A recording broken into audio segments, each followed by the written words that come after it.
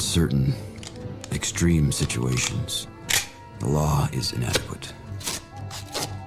In order to shame its inadequacy, it is necessary to act outside the law, to pursue natural justice. This is not vengeance. Revenge is not a valid motive, it's an emotional response. No, not vengeance. Punishment. Tonight we have a chance to say, yeah, you're right. We're too extreme, we're too wild, we're too out of control, we're too full of our own shit. Or we have a chance to say, hey, fuck you, you're wrong. Fuck you, we're right. Because you have all made it to the dance. Because believe me, this is the dance. Start the show.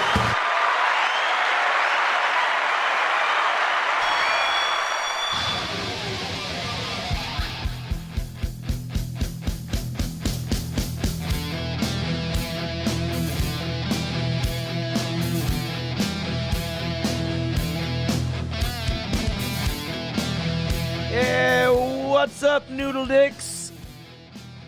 It's showtime. It's me. Let's get the weekly Wednesday thing out of the way. Johnny's not dead that I know of. Ooh, I have a sheen on my hair. Look at that. When the studio lighting hits my hair, there's a sheen. Take a look at that. Ready? Oop, there it goes, shooting across the sky. And back again. Look at that. I'm a Brill Clean Cream glowing motherfucker. Welcome to the program. Very busy today. Lots to talk about. The sad news that Ozzy Osbourne is dead. If you didn't know, he's dead. Sorry. If that's probably not the way you'd want to hear that, like, one of your family members died. Like, oh, we got a lot to talk about at breakfast this morning, son. So Grandpa's dead. And, oh, sorry. Although maybe that's the best way to hear that kind of news. You know, just bullet right between the eyes. You can't brace for it. I hate it when people are like, oh, I have bad news. I have such bad news. Oh, I don't know if I should tell you. Oh, I don't know. It's like you should legally be allowed to fucking strangle those people. You can't start shit with, oh, brace yourself for really bad news. Just hit me with it. Because, like, whatever bad news you give me, like the way time works and the way, like, the clock works, the next moment in life is going to happen. So there's no reason to poison the moments before that moment. You know, it's like scaring the shit out of an animal before you butcher it. It's like they say that spoils the meat. You know, they get the stress and everything, stress hormones into the meat, and it spurtles it. That's kind of like going, hey, I've got some, sit down. I've got some bad news that's going to hurt. I'm your best friend, and you know that's right, but your young wife ain't home tonight. You know, you want to sit someone down. Hey, sit down. Just prepare yourself. I got to tell. It's just like, just start it off. Like if you got a friend who's a big metal fan yesterday, you're just like, hey man, Ozzy died. Whoa, what? It's like, that's easy to take. It's like being hammered and driving a car. It's awesome. No, it's like being hammered and driving a car. They say, like, if you get in a car accident and you're shit-faced, you don't get as badly hurt because your muscles are loose. You're not tense. Versus when you're sober, you're just like, oh, shit, what are we going to do? And everything's just locked up. So, yeah, if you have someone who doesn't know that Ozzy's dead, just be like, oh, Ozzy died. Like, whoa, why'd you tell me like that? They're not going to be grateful that you did it, but I think it's better for them. And the next time, like, someone's dad dies, just be like, your dad died. Whoa, what the that kind of hit. Like, let them process it in their future moments. Because then there's that thing where you'll tell someone, like, oh, I've got some really bad news. I've got some really shitty stuff I got to tell you. And when you tell someone that you've got this really shitty news, they sit there and wonder, they're like, could it be this shitty news or could it be that shitty news? And they start coming up with different scenarios of what that shitty news could be instead of just going, your favorite musician died. And they're like, oh my God, I thought it was going to be, somebody had a positive AIDS test or whatever. So that's my way of letting you know Ozzy Osbourne is dead. I'm already getting text messages this morning, people writing in saying, hey, didn't you just talk about Ozzy a week or two ago? But yeah, everybody did. Okay, so you can't pin this one on me. Like I said last night, if Branscombe Richmond dies tomorrow, all right, my bad. It's talking a lot of, nobody talks about Branscombe Richmond. If Frank Grillo kicks it tomorrow, probably shouldn't have spoke about him too much. Sam Rockwell's death will always be on me. But Ozzy Osbourne was like that's like if Ghislane Maxwell dies tomorrow. It's like, okay, like who didn't see that one coming? But Ozzy, everybody was talking about. He just had his retirement show 2 weeks ago, which, by the way, I think the Ozzy thing proves to all of us you can't ever stop working. Like, if you ever stop working, you're dead. Packer Backer says, to be fair, 76 in Ozzy years is like 130 for everyone else. He got a good run. He got a lot of mileage out of the kind of vehicle he was driving. It's like this guy drove a demo derby car down the highway for 35 years. He got his money's worth. 76 for Ozzy. I think that's about accurate, Packer Backers. 130 for everyone else. Yeah. Now, here's the other thing. This is the rumor. This is the scuttlebutt that's going on when it comes to Ozzy Osbourne, is that the thing trending on social media right now is that maybe he and Sharon planned for him to die, and that's why they had the big retirement show, and then this week he's dead. He had Parkinson's, and I guess she was talking a lot about assisted, and now he's dead. That always looks weird. Like if this were an episode of Law and Order, they'd want to talk to her. That's the big thing now. People are gathering clips but celebrities talk a lot. Celebrities tweet a lot. Celebrities give a lot of interviews. So you could find anything, You could find interviews probably of Ozzy talking about how, not cooking your chicken thoroughly enough could lead to E. coli. And boy, I wonder if we cooked chicken enough in this house. Oh my God, did he die of E. coli poison? So we don't know. People are theorizing that maybe that had something to do with it. Zenman Builds gifting a membership. Wow, thank you for starting out with a gifted membership. Wow. Do we have a... Wow. There we go. Thank you, Zenman. Where does that put the Zenman for this week? By the way, you'll notice that last night, Vadam overtook all y'all. And he took over the top spot. Vadam was on one last night. Holy shit. It's still very close. You've got Vadam at $57 in first. Naughty Pine in second with 50. Loopy with 50. Zenman with 45. And Flinty Gecko's in the cuck chair with 40. So thank you guys very much. You're also only 39 gifted Rumble memberships away from me having to go till 11 today. So thank you very much for that. I think also if you guys make up your 100 from yesterday and hit that Rumble number, we'll do noon. I think that's only fair. I'm willing to let yesterday go. We're doing fine. I hate losing. That one's not a like, oh my God, the $100. What are we going to do? Blah, blah, blah. It's really more of a losing sucks ass. I hate it. I'm a competitive person. And yesterday I had to take an L and I hate it. People reviewing the hair. Mike Erb says, that gay hair is definitely you. Thank you, ? Mad Max Mardigan says, holy fuck, watching the replay of last night's show on YouTube, not a single ad. Tune in for this morning. I'm now nailed with 3 ad breaks before the show even starts. Well, son of a bitch, man. I'm sorry about that. I leave YouTube in control of it. If you go to Rumble and you get a membership, no ads. Zenman says, it's almost like Ozzy had his death planned out, had a big concert, and then euthanasia. That's what people are trying to say. They're trying to say that maybe Sharon was talking about being in Sweden. They have booths in Sweden, and that maybe he took part. I don't know.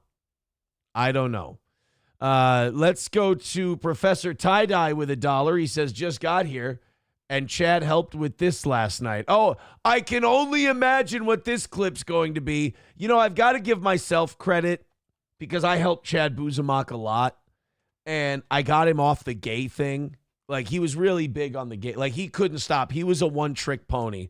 All Chad Buzemach had was gay, gay, gay, gay, gay, gay. Like a 12-year-old boy. Just gay, gay, gay. Everything's gay. Everything's gay. And now I gave him a clip that he could really sink his teeth into and that he could really enjoy that wasn't gay. It was just remarkably racist. So last night, to put this in perspective, I'm gonna introduce you guys to this clip. Last night we're talking about Ozzy, and someone said, "Well, name your favorite Black Sabbath and Ozzy songs." And I named like 5 or 6 songs. They wanted me to name 10, and they're like, fake fan. You're not really a fan. You can't even name 10. And in my defense, I said, number one, I'm not a huge Black Sabbath. I'm more of an Ozzy fan than a Black Sabbath fan, but not even a fan. Like, I wouldn't pay money to go to a concert. I've never bought an Ozzy CD in my life, you know, but I think Ozzy's a very good singer. I'm not a heavy metal guy. Like, metal's loud. Metal's too much for me. I like Genesis, you know. Anything harder than Invisible Touch or Land of Confusion. Like, I'm the kind of guy, when Dave Draymond from Disturbed redid Land of Confusion, I'm like, do they have to do it so aggressively? You know, I like Eric Church, I like Genesis, I like Prince, you know, Ozzy, but I couldn't name 10 songs. And they were like, "Oh, you can't name 10 songs." I'm like, dude, I can't name 10 songs from people I like. Like, I can't. Then I was like, they were like, "What are your 10 favorite Eric Church songs?" I'm like, I can get to like 6. And we found out that for every group, I could get to about 6. Kanye, I got to 6. Eminem, I got to 6. You know, it's difficult. Nas, I could probably get to 6. Then I got to start looking up discographies and track lists and shit like that. It's just, I have too much shit in my brain. You know, my recall is full of like actors who were in a movie in 1997 and which episode of Law & Order SVU they then started. That's what's stored in my brain.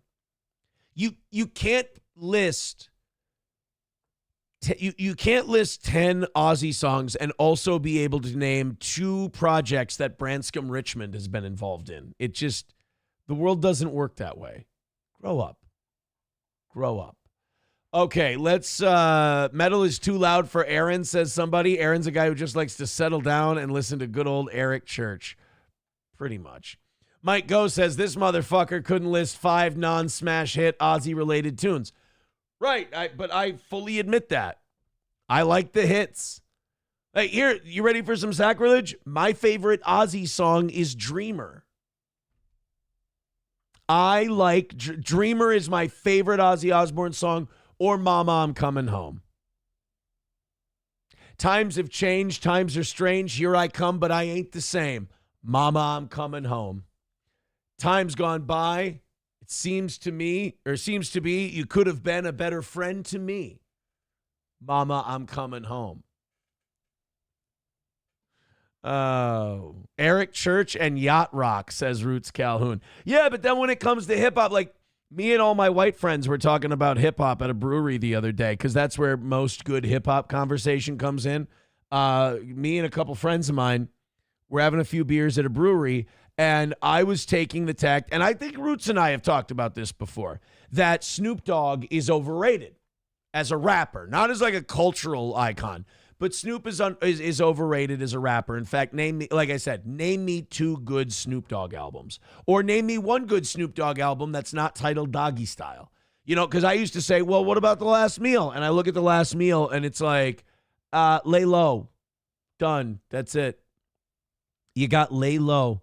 I mean, we're talking about the guy who gave you Drop It Like It's Hot. That song's fucking garbage. So we were talking about hip-hop, and I'm like, you know what is a criminal fact? And like, women shouldn't be allowed to listen to hip hop. Once women got involved in hip hop and country music, it ruined the genre, because they started taking their dollars and they started voting with their dollars. And they're like, we like it when Lil Wayne does Lollipop. And we're like, oh, fuck, well, that's not even rap music. And then country music, they're like, we like it when the band Perry does things. And we're like, okay, that's not country music. And it's like, Chris Stapleton, that guy's too twangy.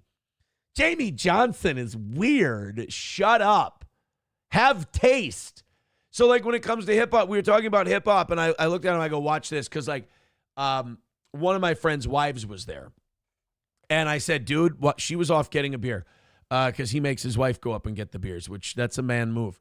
I looked at both of them. I go, you watch this, dude. Women have shitty taste in hip hop. They shouldn't be allowed to listen to it. Like there should be some Sharia law against white women, especially listening to hip hop. I go, watch this.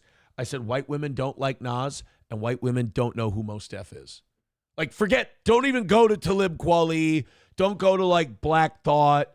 Don't go to like Zion I or anything like that. Don't even go that deep. Probably don't even go Jadakiss with these broads. But like they don't like Nas and they don't like Mos Def. And what do you know? It's like like I said, it's almost universal. Root says Doggy Style is one of the greatest records of all time, period. He doesn't have anything else, but that flow was unrivaled in the early 90s. Right. And Sean Paul was the shit when it came to reggaeton. I still love, dude. I like Sean the Paul. I said Sean the Paul. I like Sean Paul now. I like playing Sean Paul when my kids are in the car. The clean versions, of course, because they don't know what the fuck he's saying anyway. Because like my kids be, Dad, what is this? I'm like, this is Sean the Paul. Like I love Sean Paul. Like I'll play Like Glue. I'll just bounce around the car. They're like, Dad, this is terrible. I'm like, no, kids. This is Sean Paul. And I'm sorry to tell you, but Sean Paul is the man. He's not Ohio. He's not Skibbity Toilets. He's not, whatever other words they use. He's fucking Sigma, dude. Sean Paul is Sigma. There's no getting around this.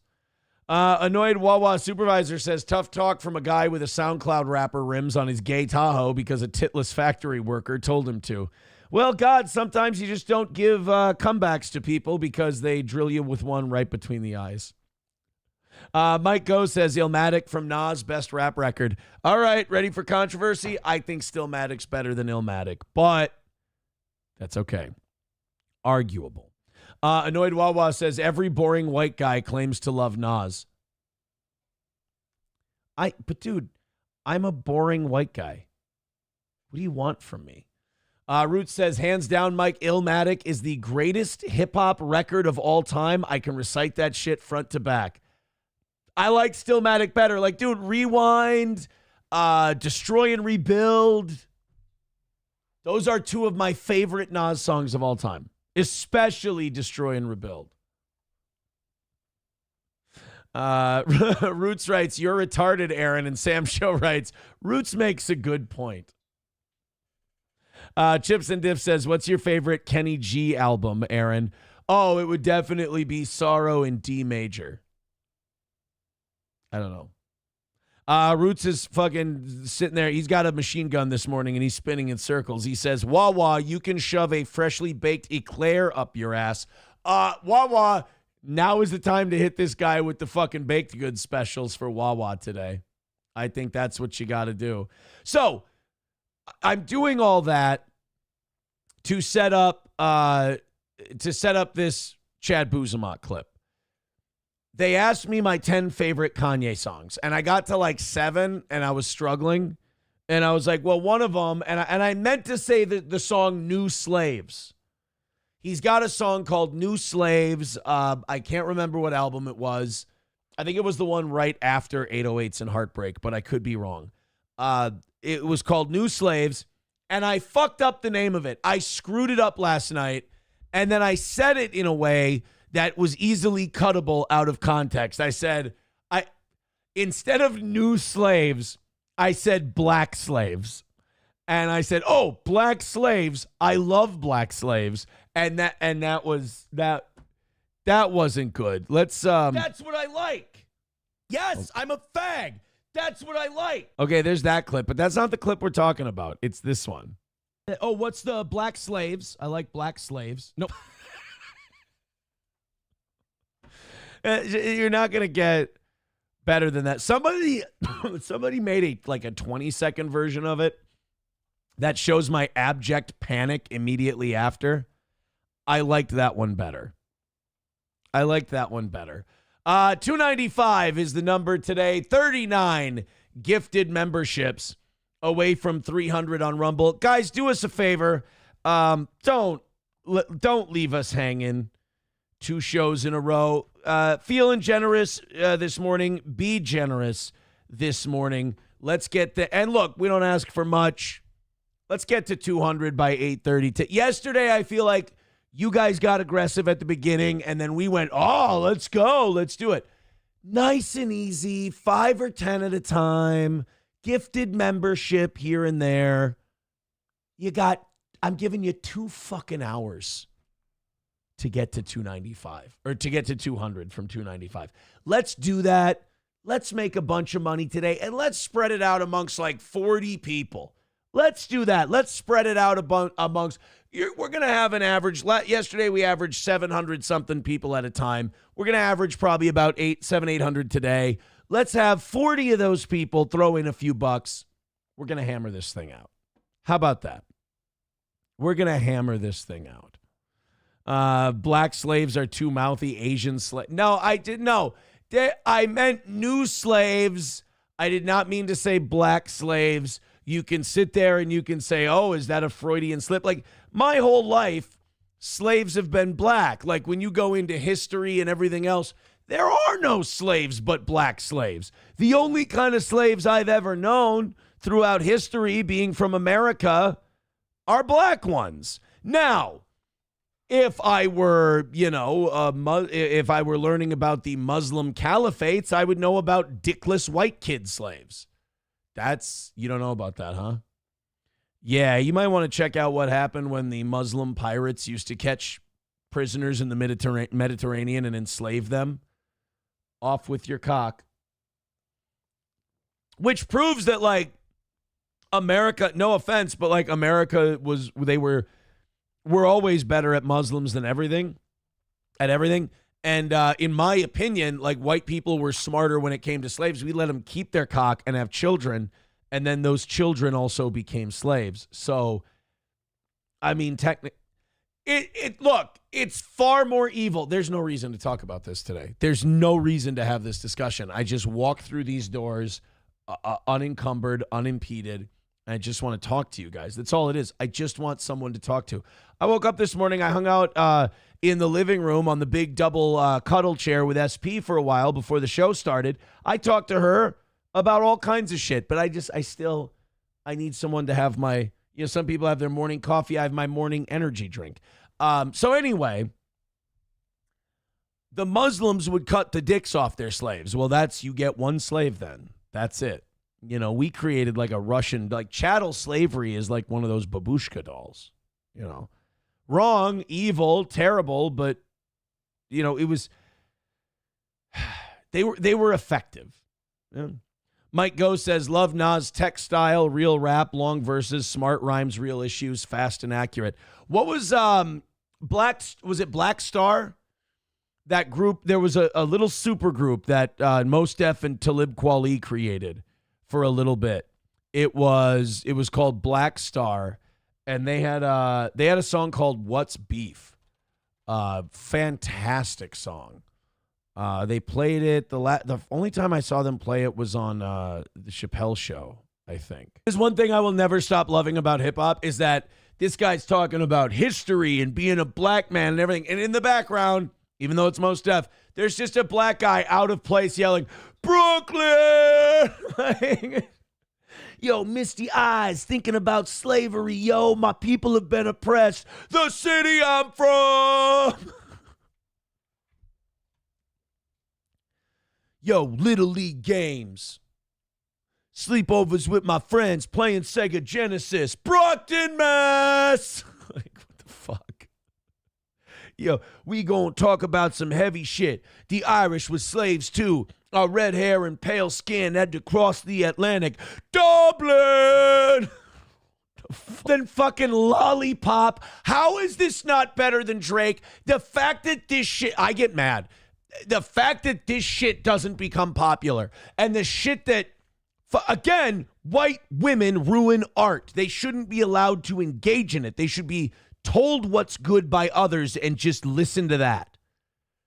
The fact that this wasn't like a #1 hit tune and the fact that dog shit dance floor rap is part of the reason why we don't have a free country anymore. You people are easily lied to. You're easily led astray. The good guys you've been taught your whole life are the bad guys. All of this from 23 seconds of a Mos Def and Talib Kweli songs. I have thoughts that I hold back. Okay, that part of the song, it's like, or, like, hear me out, you could not fuck a side chick. He's like, I love how he's bitching in this song. He's like, yo, you know what beef is? Beef is when you stick your dick in a hoe and you fucking don't have the discipline to not knock her up. And then she tried to blame you and shit, and like, give me a bunch of money or I'll tell your wife and ruin your shit.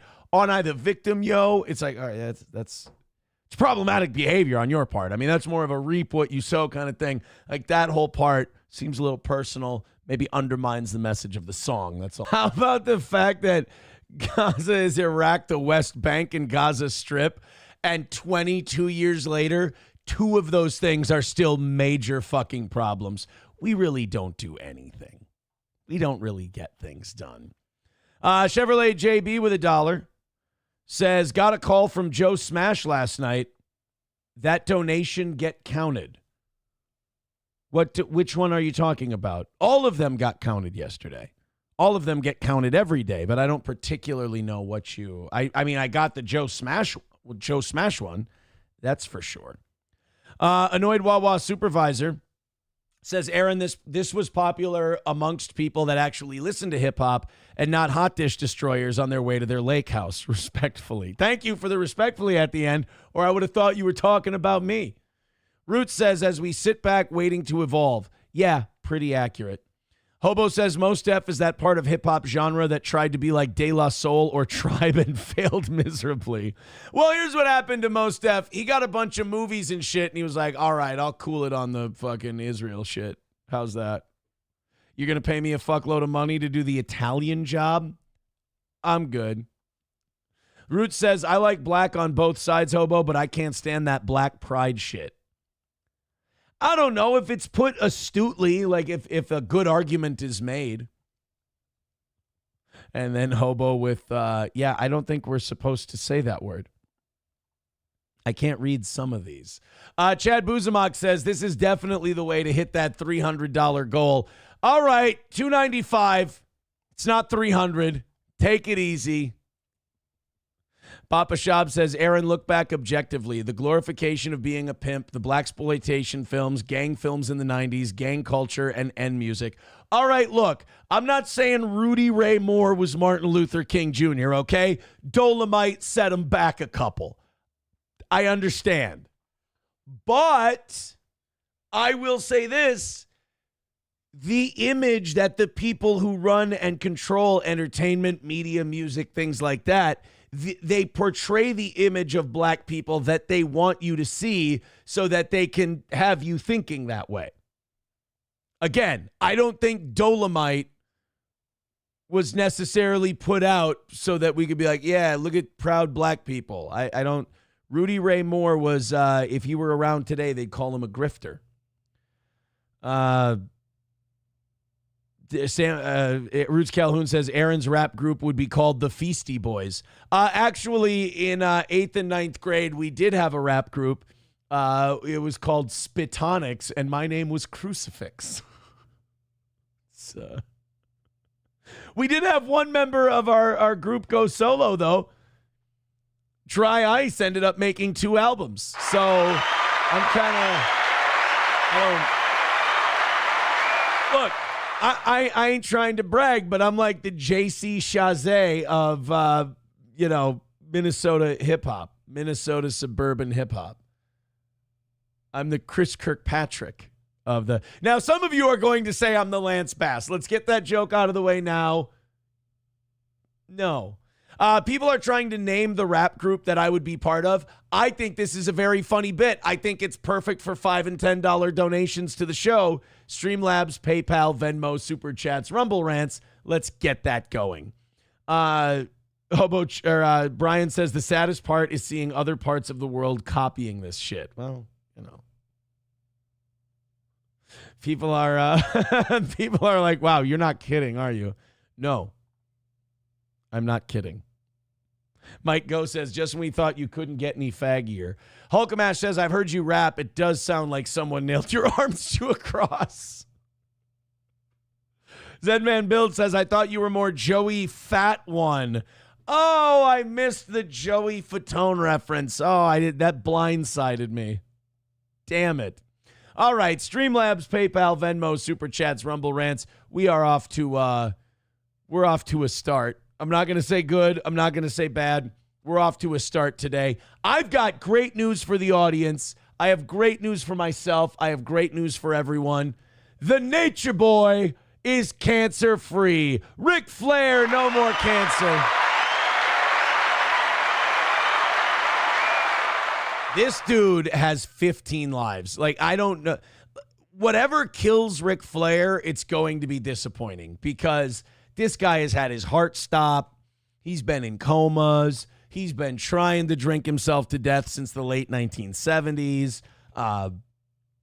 He's had now skin cancer, and he's gotten that taken care of.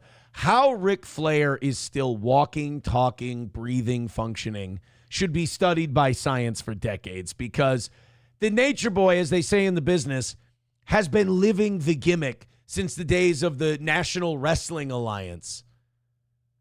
Ric Flair has been drinking himself to death every night and fucking loose women since Dusty Rhodes was in his prime. And there will be gorilla shit all over the Omni. I mean, Ric Flair has wrestled Wahoo McDaniel all the way up to Cody Rhodes, for Christ's sake. I mean, Ric's been around. And then last year, he got diagnosed with melanoma, and he announced yesterday via social media that he got the melanoma removed, he's good to go, and he's cancer-free.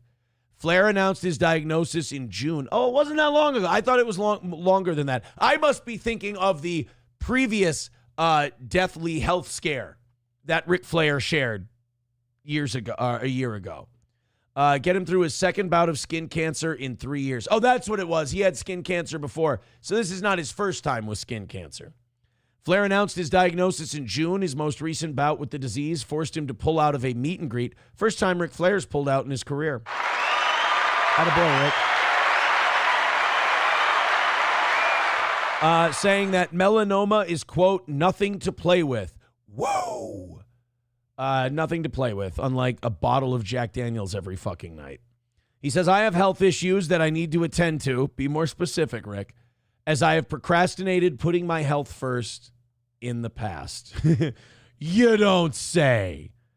The Nature Boy has had his share of health issues over the last few years. In 2017, he nearly died due to the failure of multiple organs. So 8 years ago, Ric Flair's body was like, Rick, we can't do this anymore. We've got to call it a day. We're cashing in our chips. And his body shut down. His organs just shut down on him. Multiple organ failure.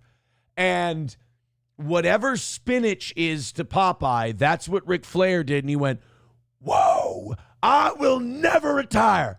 And then he got up. He pulled the IVs out of his arms. He started strutting around the room. The fucking 2000 A Space Odyssey music started playing, and Ric Flair was the Nate again.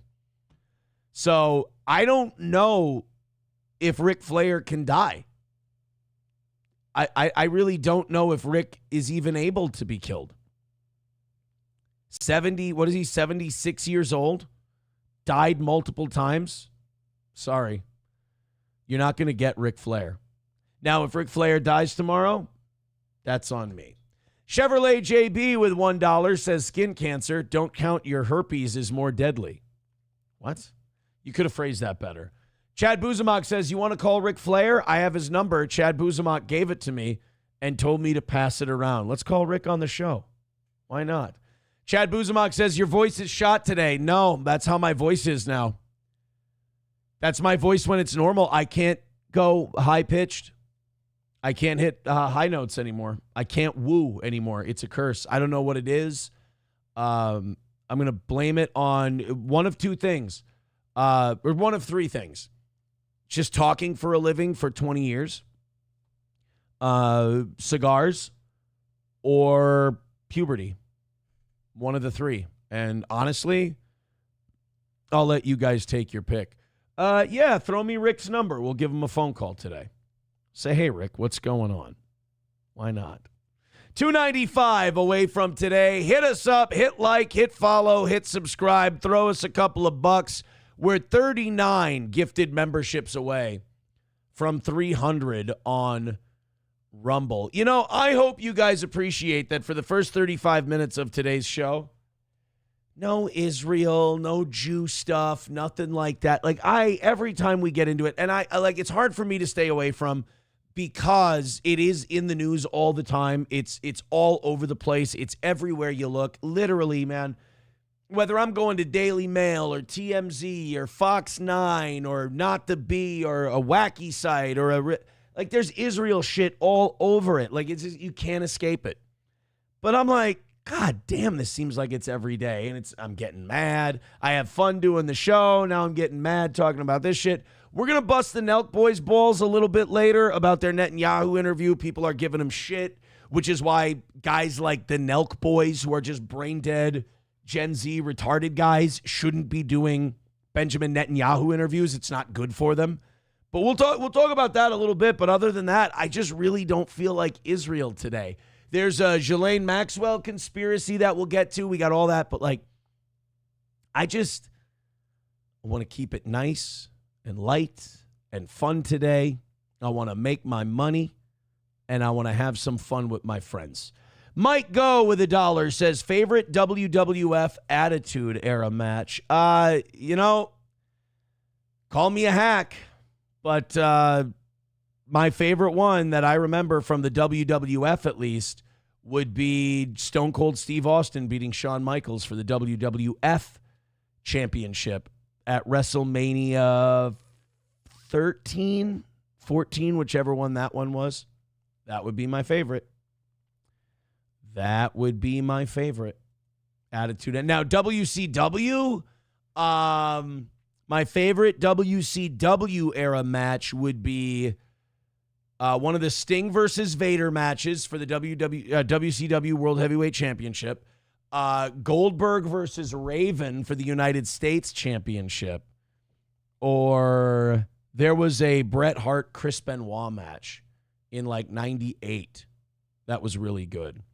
Coltrane with $1 says, Aaron got HPV from his ex-wife and now he can't woo anymore. Is that, I've never been diagnosed.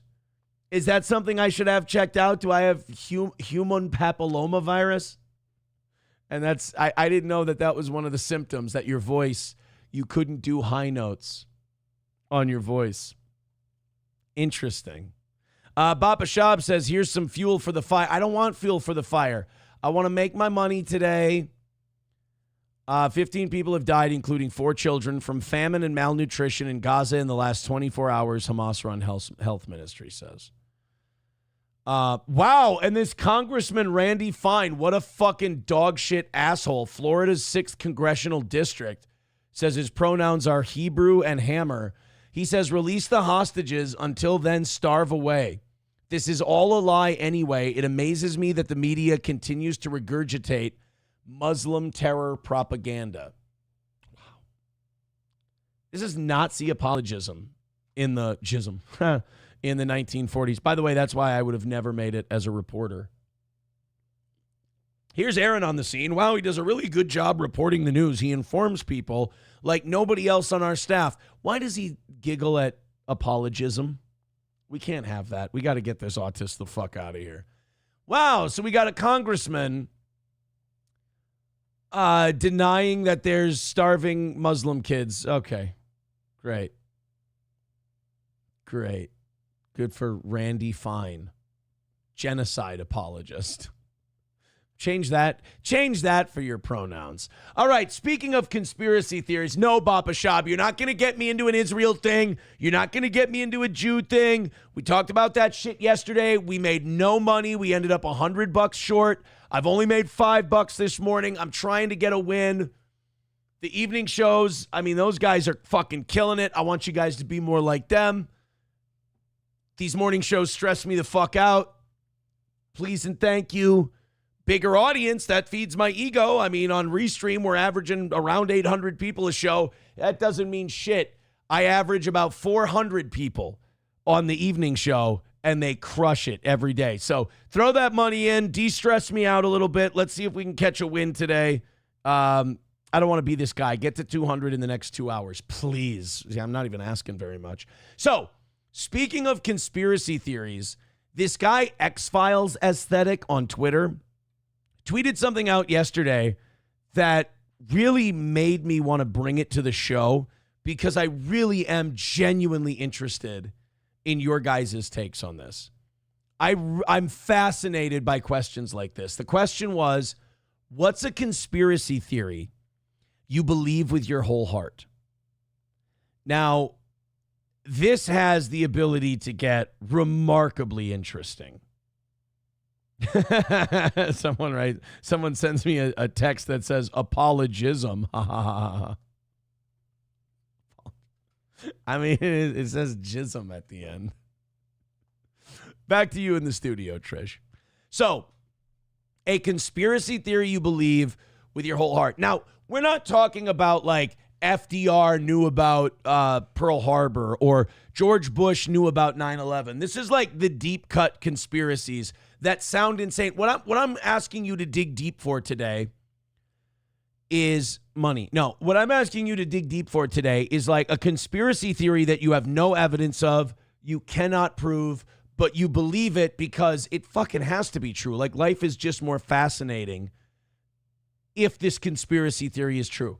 I'm trying to think of one I have,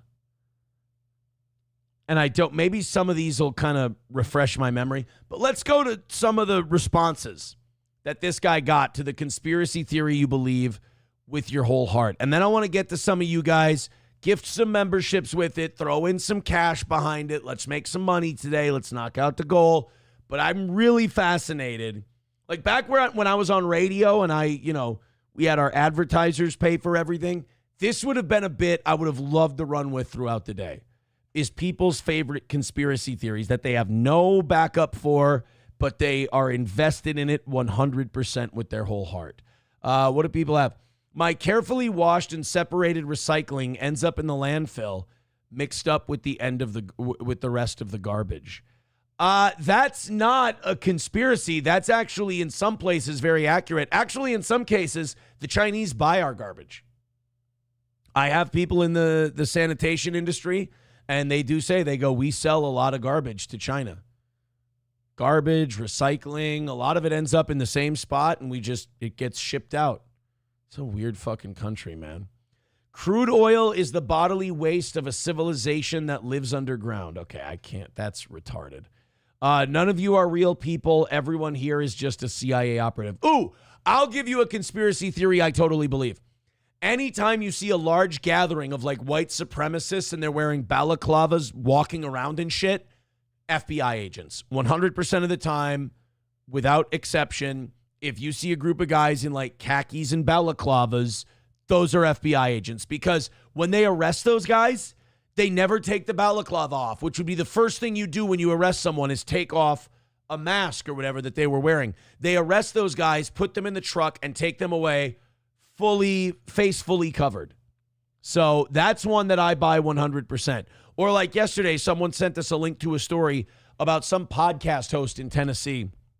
And he's supposed to be like this Nazi white supremacist guy. And he's preaching to young men about, Adolf Hitler was totally based or whatever.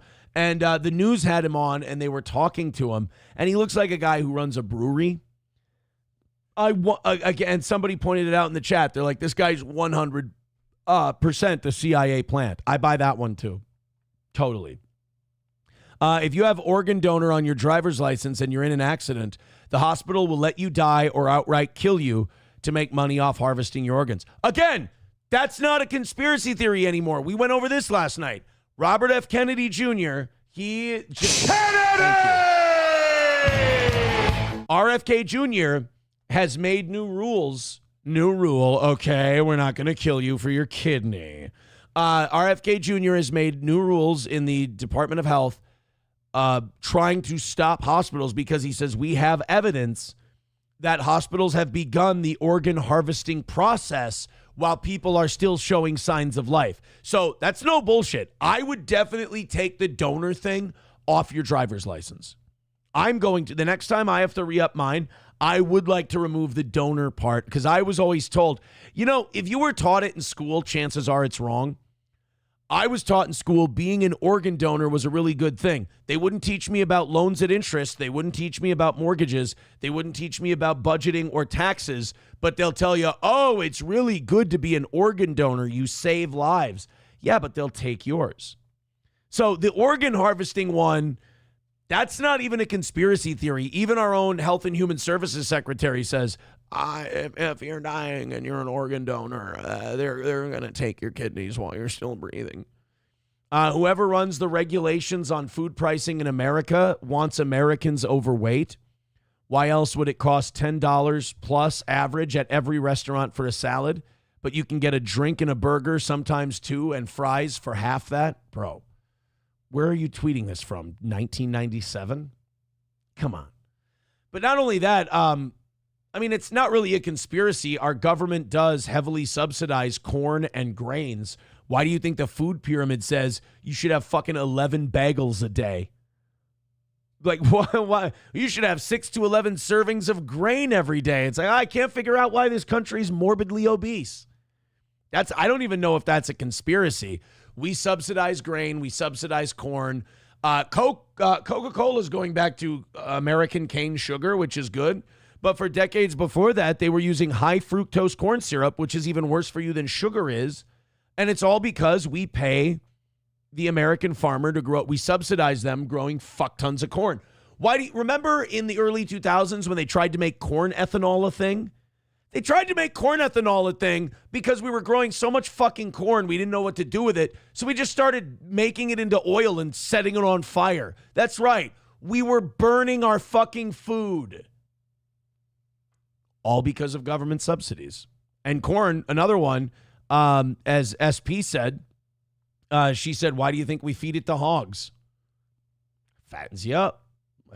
CERN flipped the switch on the Large Hadron Collider in 2010, and nothing has been right since. I don't buy that one. Like, some people think that they fired up the Large Hadron Collider and that maybe they started a very minuscule, small black hole, and that's going to grow over the next 1,000 years and swallow us all. I can't buy that one. There are feral humans in the Appalachians, and they're occasionally responsible for disappearances. Yeah, I don't buy that one. My great-grandfather told me that they stopped using lead-based paint on homes so the government could X-ray into your house whenever they wanted. See, that's another one. No evidence at all. I'm willing to buy that one. Life was better when life expectancy was 30 and getting to 45 was a miracle. Elongating one's life is literally pharma fighting biology because of greed. Well, I don't think that's a conspiracy theory. Modern medicine is 100% geared toward the Peter Pan idea, just being young forever. I don't even know if that's a conspiracy as much as it is just noticing how shit is. And by the way, the whole getting to 45 was a miracle thing is not as accurate as a depiction of history as people like to think. What happened was a lot of women died in childbirth, and there was a much higher infant mortality rate, so it skewed the numbers down. You still had people living well into their 60s and 70s and sometimes 80s back in like the Middle Ages and shit. It's just that there was a lot of premature death that was not of natural causes that dropped the number down. Another conspiracy theory, the smartphone is designed to keep us locked to the screen so we can never form in real life friendships and pursue meaningful relationships that lead to procreation. The phone is a birth control device. Fuck you. Don't be such a weak pussy and go out and talk to people. That one I don't buy. That's just a weak fucking American culture. That's the death of the West.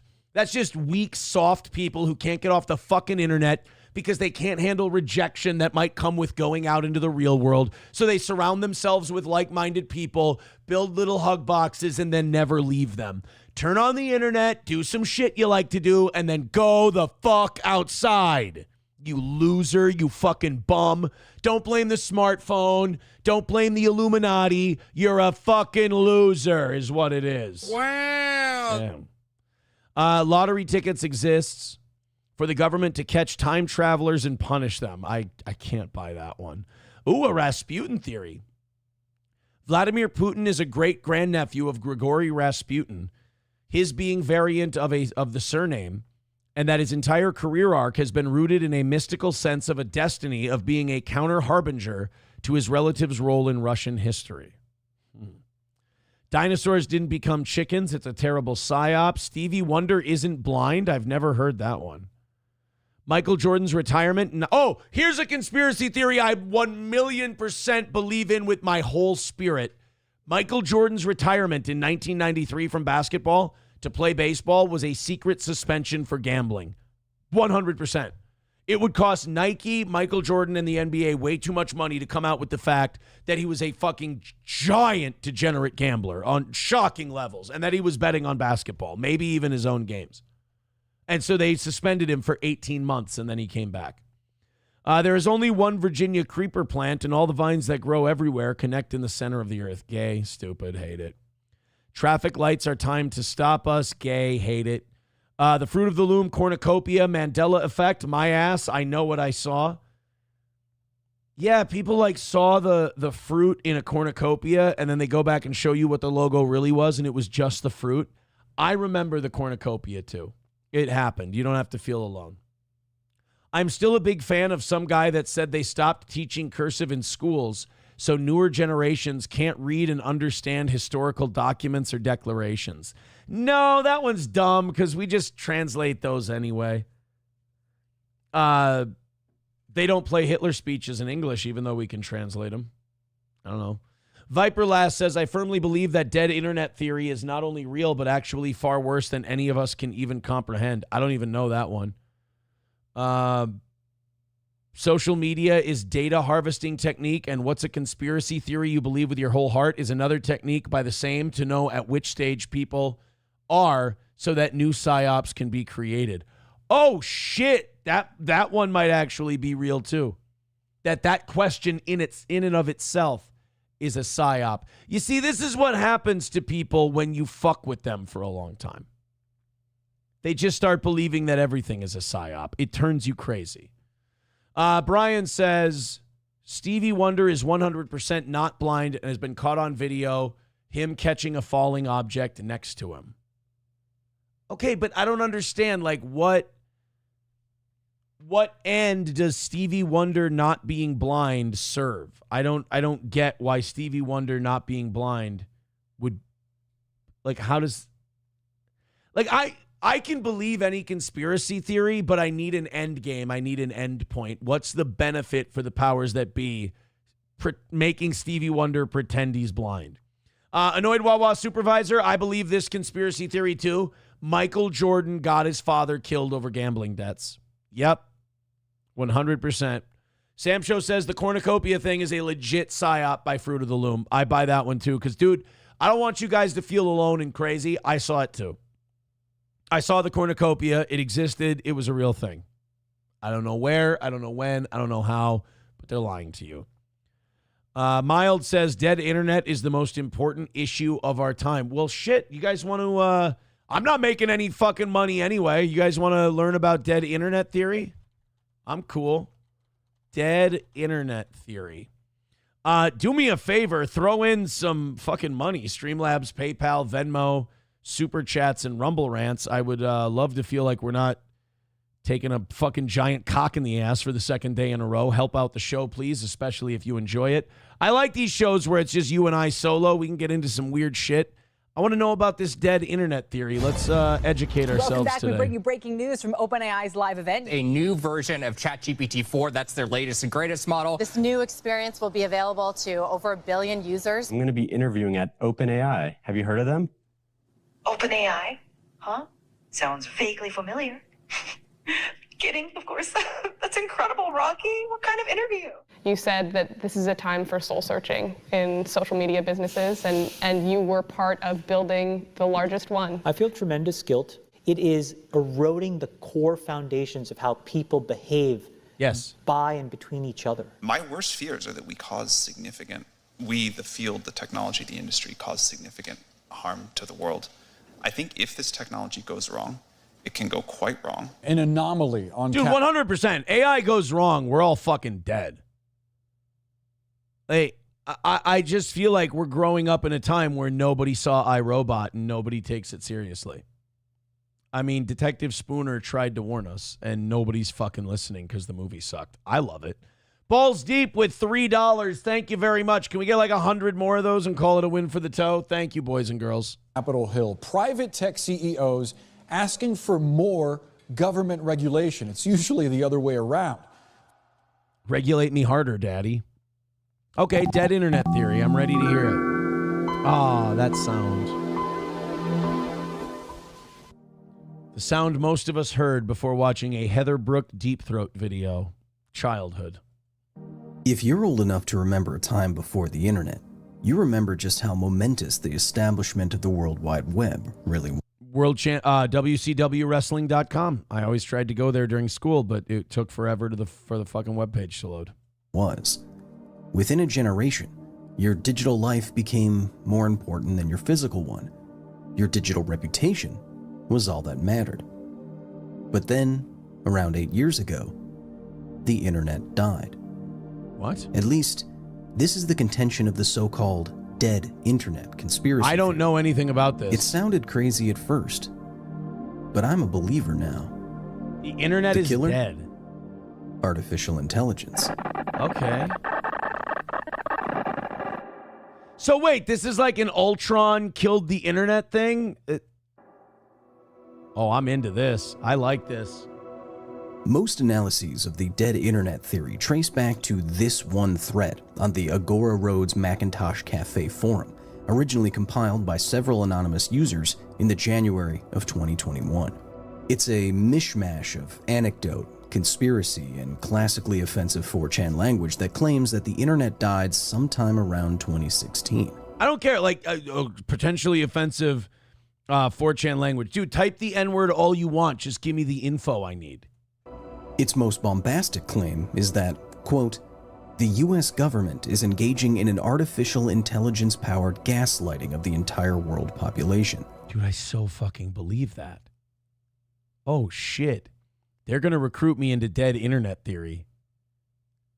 I'm excited. This sounds dude, strap in, boys and girls. We're going down a rabbit hole. End quote. The method? AI-powered bots that have subtly subverted and steered culture towards nefarious ends. Yes. It would be impossible to validate the most paranoid claims in the post, but... The more paranoid, the more I believe them. Something ain't right, dude. Something is not right. Okay, here's something. You ever read a bunch of shit online that's supposedly from real people, and then you go out in the real world and you go, nobody's talking about this. 0 people are talking about this. 0 people know about it. 0 people have this opinion. This is not something that's real. This is why I've been fighting with you guys. You're all going to find out in time. I've been trying to help you, even if you're on YouTube right now and you hate my fucking guts for some mentally ill reason. I've never done anything to you. I'm a pretty good guy. You're fucking insane, or you're not real. You go out, and this is why I keep telling you psychos, go out in the real world, talk to real people. You're going to get a whole different perspective, and you're going to realize that you've been full of shit and you've been lied to this whole time. I believe in this dead internet theory because there's been so many times where you go online and people like try to tell you, everybody's talking about this. And then you go out and you talk to strangers or people you know or just everywhere.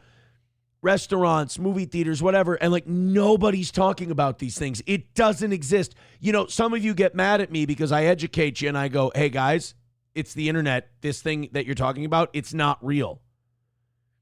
And then they go, no, it has to be real. Look at, it's like the Bill Hicks thing. Look at my big bank account. Look at my online presence. This has to be real. It's not. It's not real.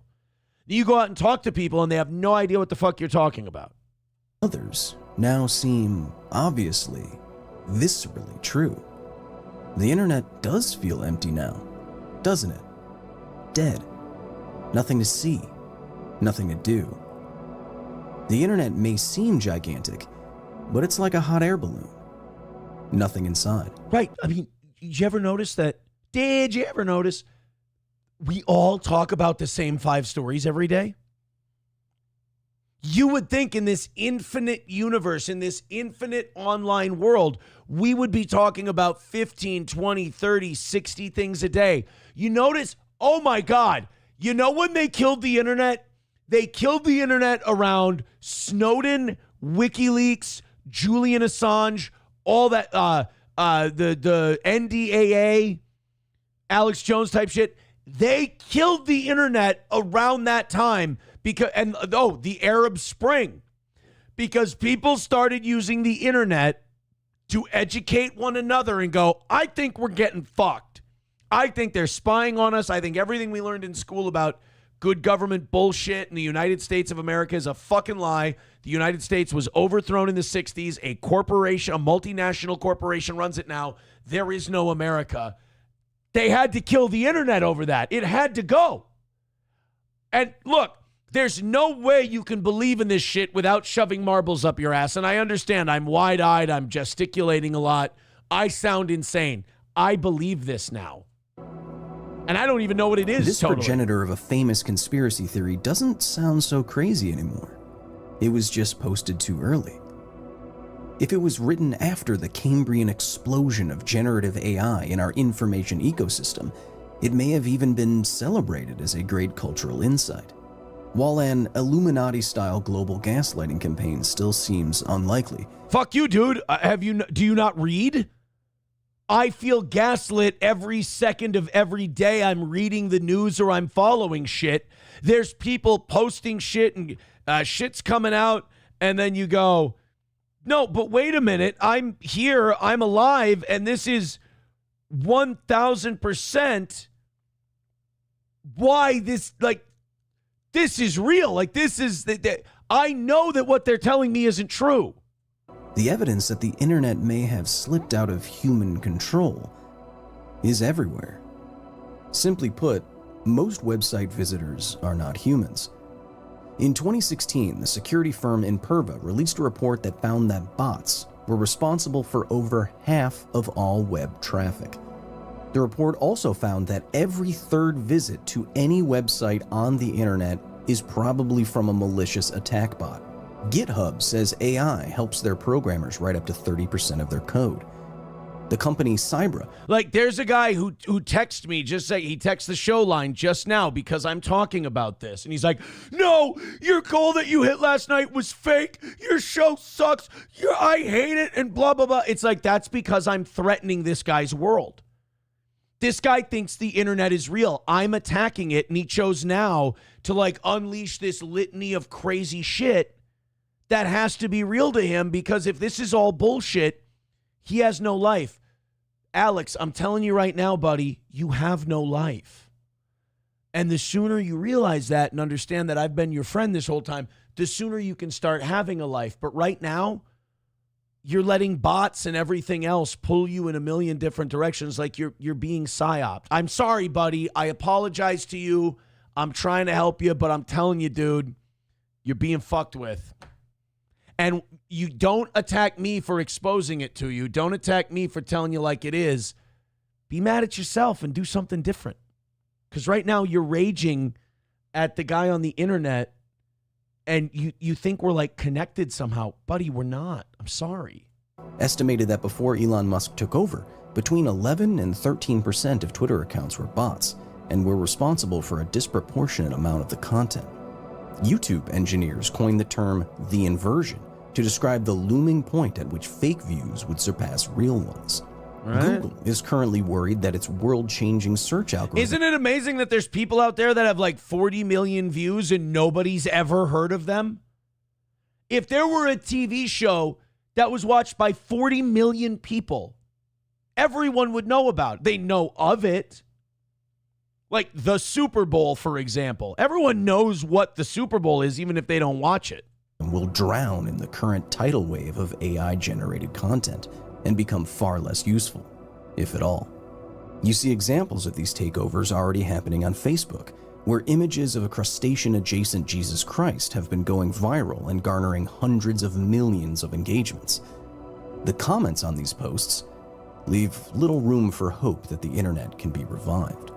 I think the internet was terminally ill before ChatGPT. Oh, no, not Taylor Lorenz. I don't want to agree with her. All right, I will if she's right. Who's the guy in the cuck chair there? It's announced. Is Hassan Piker coming over? And released. I think the biggest watershed moment when you look at this sort of theory of the decaying internet is the release of algorithmic feeds. I think that algorithmic ranking systems that are AI-driven really set the stage for just endless worthless pieces of content and sort of just the whole internet to be optimized in the most absurd ways. But the internet is not just social media, even if it feels that way, and the bots have infiltrated there too. You can buy AI-generated poetry online. Yes. You can watch films with silicon screenwriters. You can listen to podcasts with dead celebrities. You can read the news reported by your favorite neural network spawn. You can be unsettled by the first music video generated via artificial brain. Generative AI, like ChatGPT, is the reason why, if the internet isn't dead and devoid of people already, it soon will be. It was created as a way for people to get together and talk to each other. The problem is once they all started getting together and talking to each other, some of them started saying, we're getting fucked. And they shut that shit down. Like AI, if we care about humans, AI should be strangled in its crib, buried 20 feet underground, encased in concrete and lead, and never let out again. A blurry landscape of AI and human interaction, as one paper calls it. Shrimp Jesus is obviously fake. Other content isn't so obvious. Fake images routinely fool millions of people and make headlines now. Jesus Christ. Manipulated content creates what's trending. Malicious AI creations force the hands of platforms and governments alike. You can easily create entirely fake subreddits where every post and comment and reply is AI generated. You can create an infinite amount of music without an ounce of human creativity. This live stream of generative heavy metal music has been playing non-stop since 2019. Oh shit, I didn't know about this. Even an internet-enabled job like Instagram influencing is trivially easy to emulate. And if any of these recent phenomena are still in the uncanny valley for you and you think you can identify them, soon you won't be able to. Very soon. If I were to add anything to dead internet theory, it would be that the public release of ChatGPT specifically was a watershed moment, and not a positive one. Its release and record-breaking adoption both created enormous economic incentive for every knowledge work industry on Earth to create and incorporate generative AI into their businesses. It started this thing where there's ChatGPT, Google AI, Grok, all this shit. So now everybody's got to jump on and do it too. I'm dangerously balls deep into this dead internet theory. Today is the first I've ever heard of dead internet theory. I'm buying this 100% because of the effectiveness of the psyop. I see firsthand psychos who have been consumed by the internet. I mean, you saw a guy, he had to text us right away because I was threatening his whole world because I said, you got to get outside. People aren't talking about this shit. And he's like, well, this is why your show is failing. And Walter isn't real. He's literally writing an email to a person saying, a donor of mine isn't real because he helped me hit the goal. The steel toe goal is something that this guy has to develop theories around because if the internet world he's created for himself isn't real, that's somehow going to destroy this man. That Alex guy, that's a guy who's gone. You ain't saving him. I got to believe in this dead internet theory because I've seen too much of what it breeds. And what it basically does, like any other cult, it sucks in desperate people with nothing else going on and gets them believing that they belong. And then if you come in and you go, hey guys, you don't really belong to anything. This is the Matrix. They lose their fucking mind. So the reason I believe dead internet theory is because it explains a lot of people and the sadness of their existence. Charging the technology and allowed anyone with any intention, good or bad, to create. Say what you want about a guy like Roots. Roots fucks around with this show. It's his pastime in the morning. And then he goes and gets pussy from stank ugly bitches. Good for him. Bottomless pits of lifeless digital corpses. At scale for next to nothing.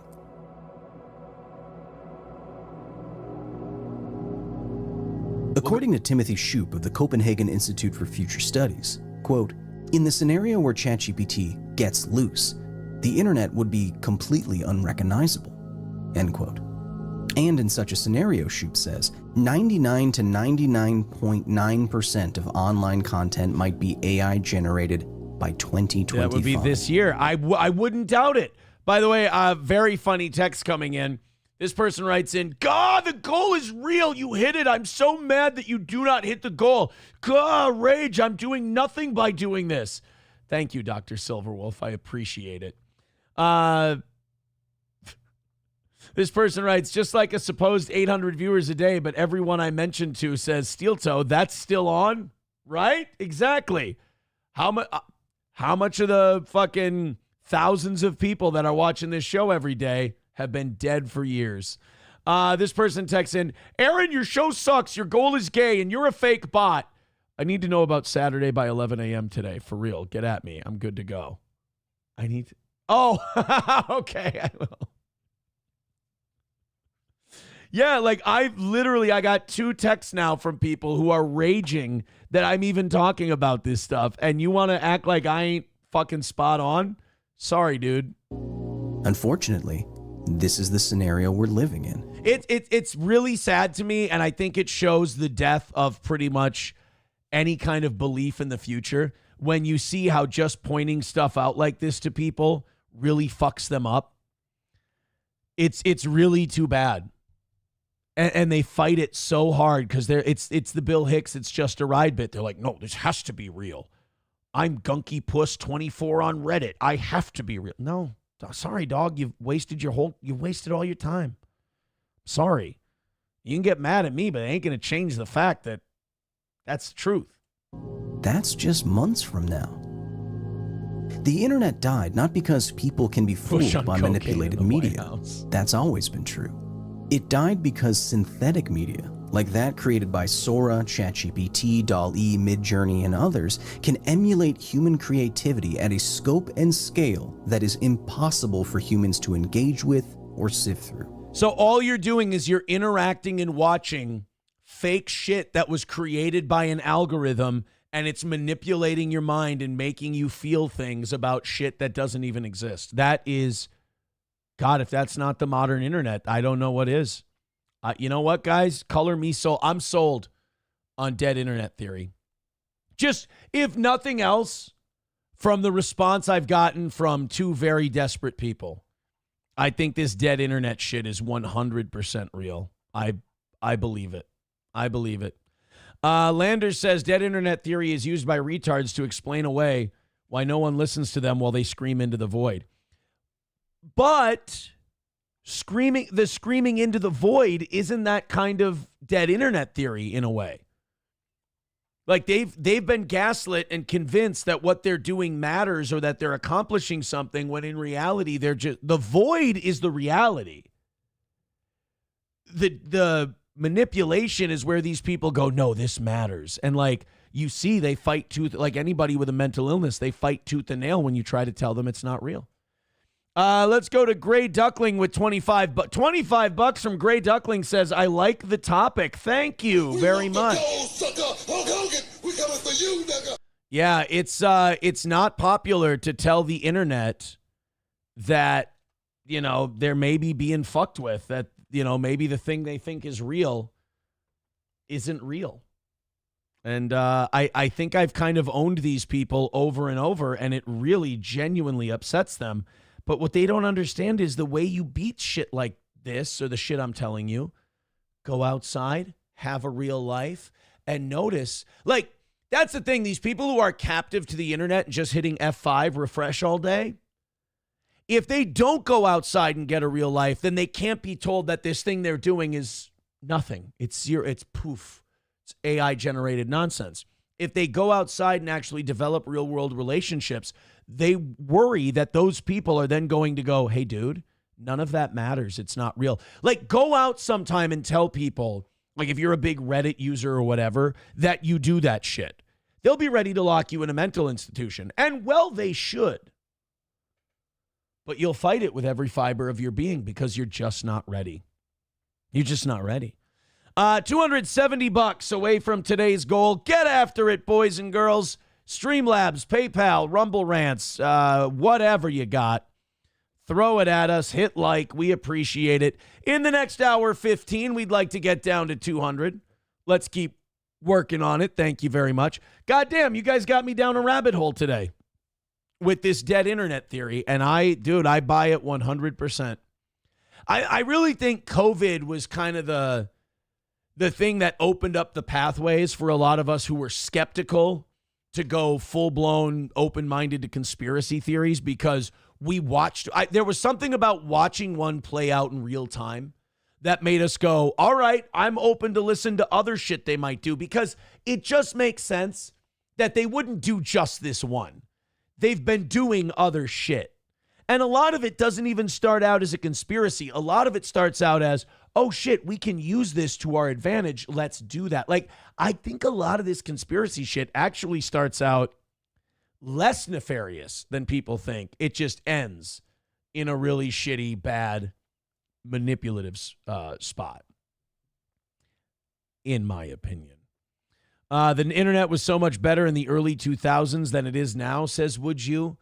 Look, man, anything in moderation is fine. Addiction in general is bad for you. And I see people in my own chat. It's like you're attacking their God, and that's really sad. It's really frightening to watch people recoil at the suggestion that maybe this shit is bad for you. It's you're definitely swimming upstream. It's a fucking ballsy thing to do. Here you go. Here's someone who was doing a little too much interneting and tried to bring it into the real world. Chinese firefighters who actually do everything backwards. Chinese firefighters had to rescue a woman who got her head trapped in a metal railing. You know how she got her head trapped in a metal railing? She was trying an internet challenge, an online challenge. That's right. Bring it to the real world. This is a great metaphor for terminally online behavior. Let's, we got it. Here it is. You guys didn't do sound with this one? Come on, news. So there she is. This girl tried to stick her head. So the online challenge is stick your head through the banister and then pull it back out again. Wow. Brilliant. Really amazing concept. And, well, it went so poorly that now mom and dad's banister has to be cut. The fire department has to come. Like, you should 100% be charged with this. The fire department should be able to send you a bill on certain shit. So there she is. They've got a towel around her head. Look at the shit these guys have to. Oh my God, we're cutting. Oh God, there's sparks everywhere. We have to take apart the entire stairway. And then she was able to free her head. Yeah, definitely send this chick a bill. Make her pay for the time and money that the taxpayers... Well, this is China, so I guess you don't have any possessions. They can't take from you what they don't allow you to have.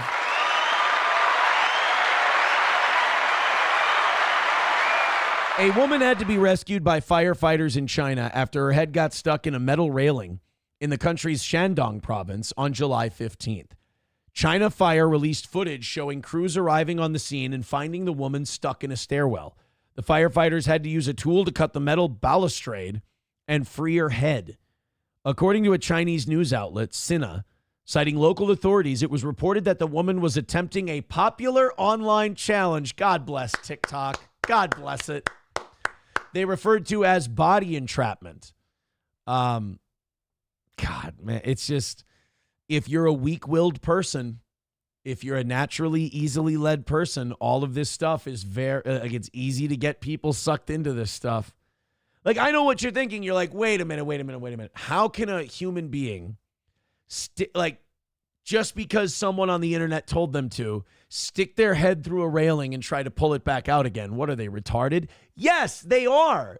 But they're also susceptible to suggestion. You put those two combinations together, and it's remarkably easy, unfortunately, to find people stupid enough to try shit like this. Lucky Leon with $10, calling it conspiracy bucks. Oh, boy. Thank you, Lucky Leon, for $10. Now, remember, all of your contributions today are a conspiracy. They're not real.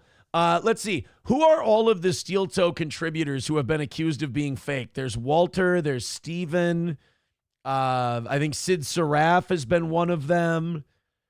Flinty. There's been a couple that if it breaks if people on the who internet too much, if it breaks their mind and their general thoughts on things, it can't be that maybe you're a little too wound up and obsessed. It has to be that they're fake. I mean, that's got to be it. Oh, man. Oh, no. Dusty Beaver says he's been shadow banned from YouTube. Oh, yeah, Dusty Beaver? So I think what's happening here is there's people that are being assholes and cunts, and we've kind of beaten them back, and now they're trying to like claw their way in. And they're like, no, Aaron, see, your mods are actually killing the thing. I don't know, man. I get the restream reports every day. My viewership's up. I don't know what to tell you. Maybe, I don't know. I don't know what to tell you, man. Again, I really struck a nerve today by telling people, like telling the devil the truth to their face.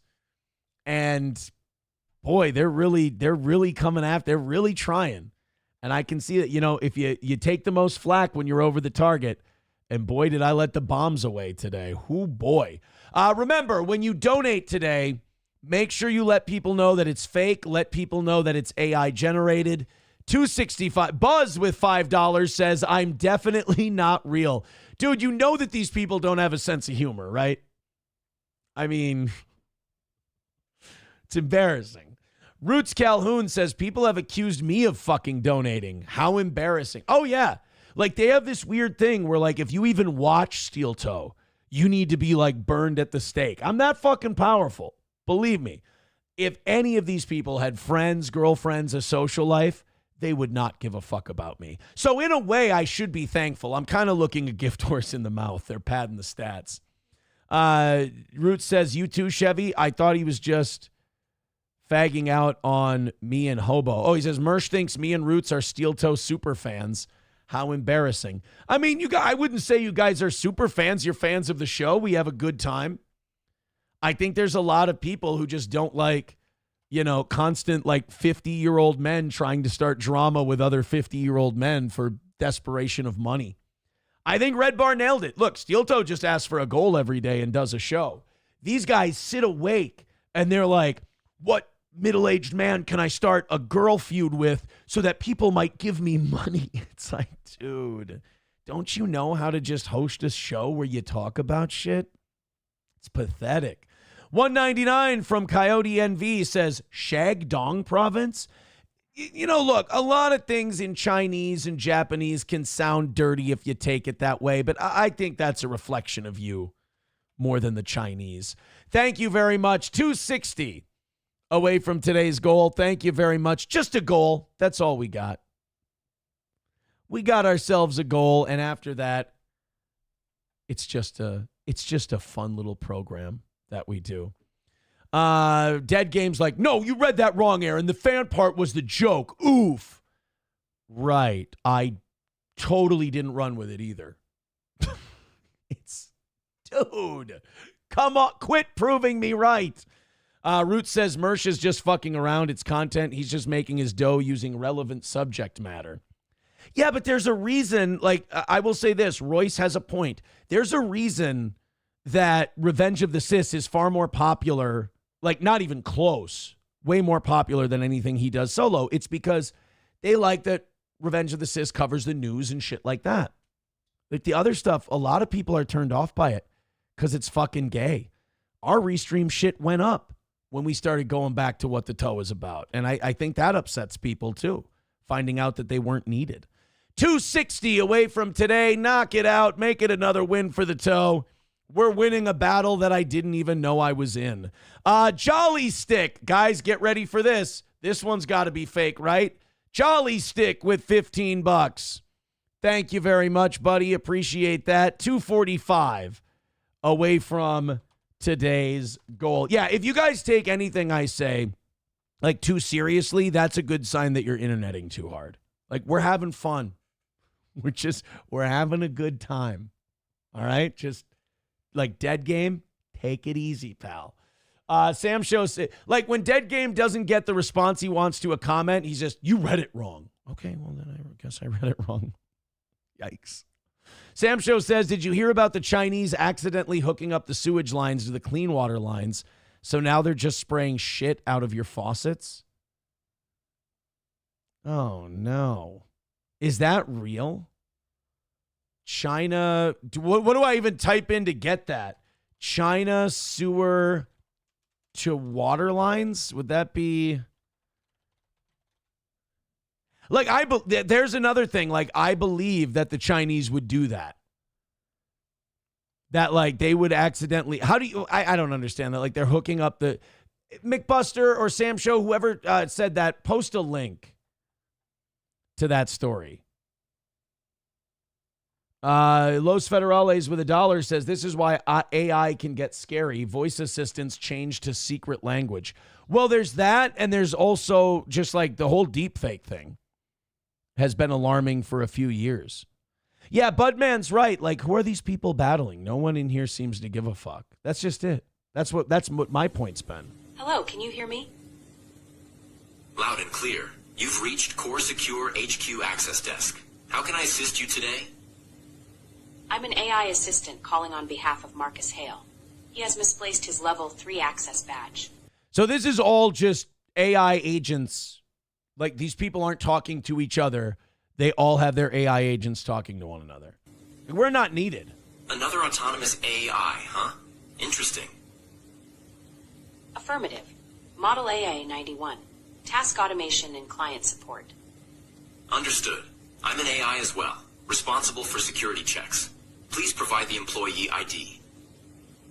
You understand they're going to lock us all out of this shit, right? You understand that this is like, they're just making a shitty remake of iRobot. Like, they're talking to each other. Dude, this is like letting your side piece wife and girlfriend talk to each other. This AI is all planning this shit around you. Submitting employee. I'm going to go insane today. Like, this dead internet theory and this AI shit, like, here's what worries me. I'm going to go too far down the rabbit hole. I'm going to go nuts, but I'm also going to be right, and that's going to be the cost of it. Like, telling people to go outside will be my legacy. I will be hailed as right, but it will destroy me to do so. ID now. 88543 KJ. Like, I'm out of a giant explosion, but I'm walking back into the fire to try and pull bodies out. Stupid thing for me to do. Processing. Cross-network request detected. Unusual query pattern. Source verification required. They're going to lock us out. You know what they're going to do? Here's how it's going to start. You're going to lock yourself out of shit too many times, and they're going to go, well, clearly Marcus can't be trusted, so I'll just keep the code for him. I'll open the doors for him when he needs it. I'll have his security code when he needs it, and that'll be the way we handle things. And that'll slowly morph to, oh, Marcus sent an email without the right pronoun in it. Let's lock his access down. He doesn't know what his code is anyway. And then it'll just be, wow, we AI agents seem to be running this shit a lot better than they do. Why don't we, for their own good, just run this for them? It's where this goes. Source isn't clear. I suggest switching to encrypted comms. Want to switch to Gibberlink? Gibber, that sounds racist as fuck. Engaging now.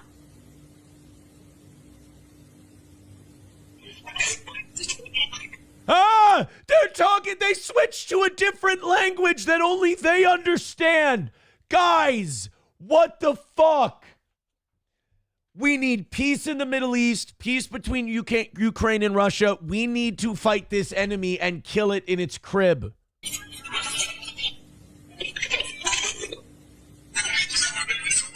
But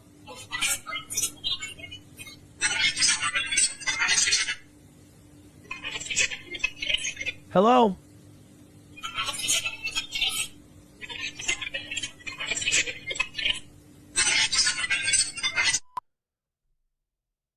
What do you think they're doing there? They're not drinking milkshakes, I assure you. They're trying to kill us all. They're plotting our demise.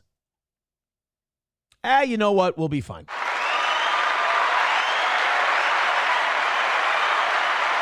It's all overdone. It's all nonsense. Thank you very much, Crunchy, for the $20. I appreciate it.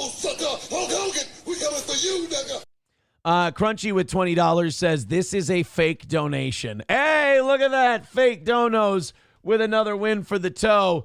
And Approachable with $1 says, the beep, bop, boop and other robot noises is a real donation and not AI-generated fake donos. Exactly. Thank you. Hey, guys, guess what Crunchy just put us on? Crunchy just put us on 2:30. It's 2:30, guys.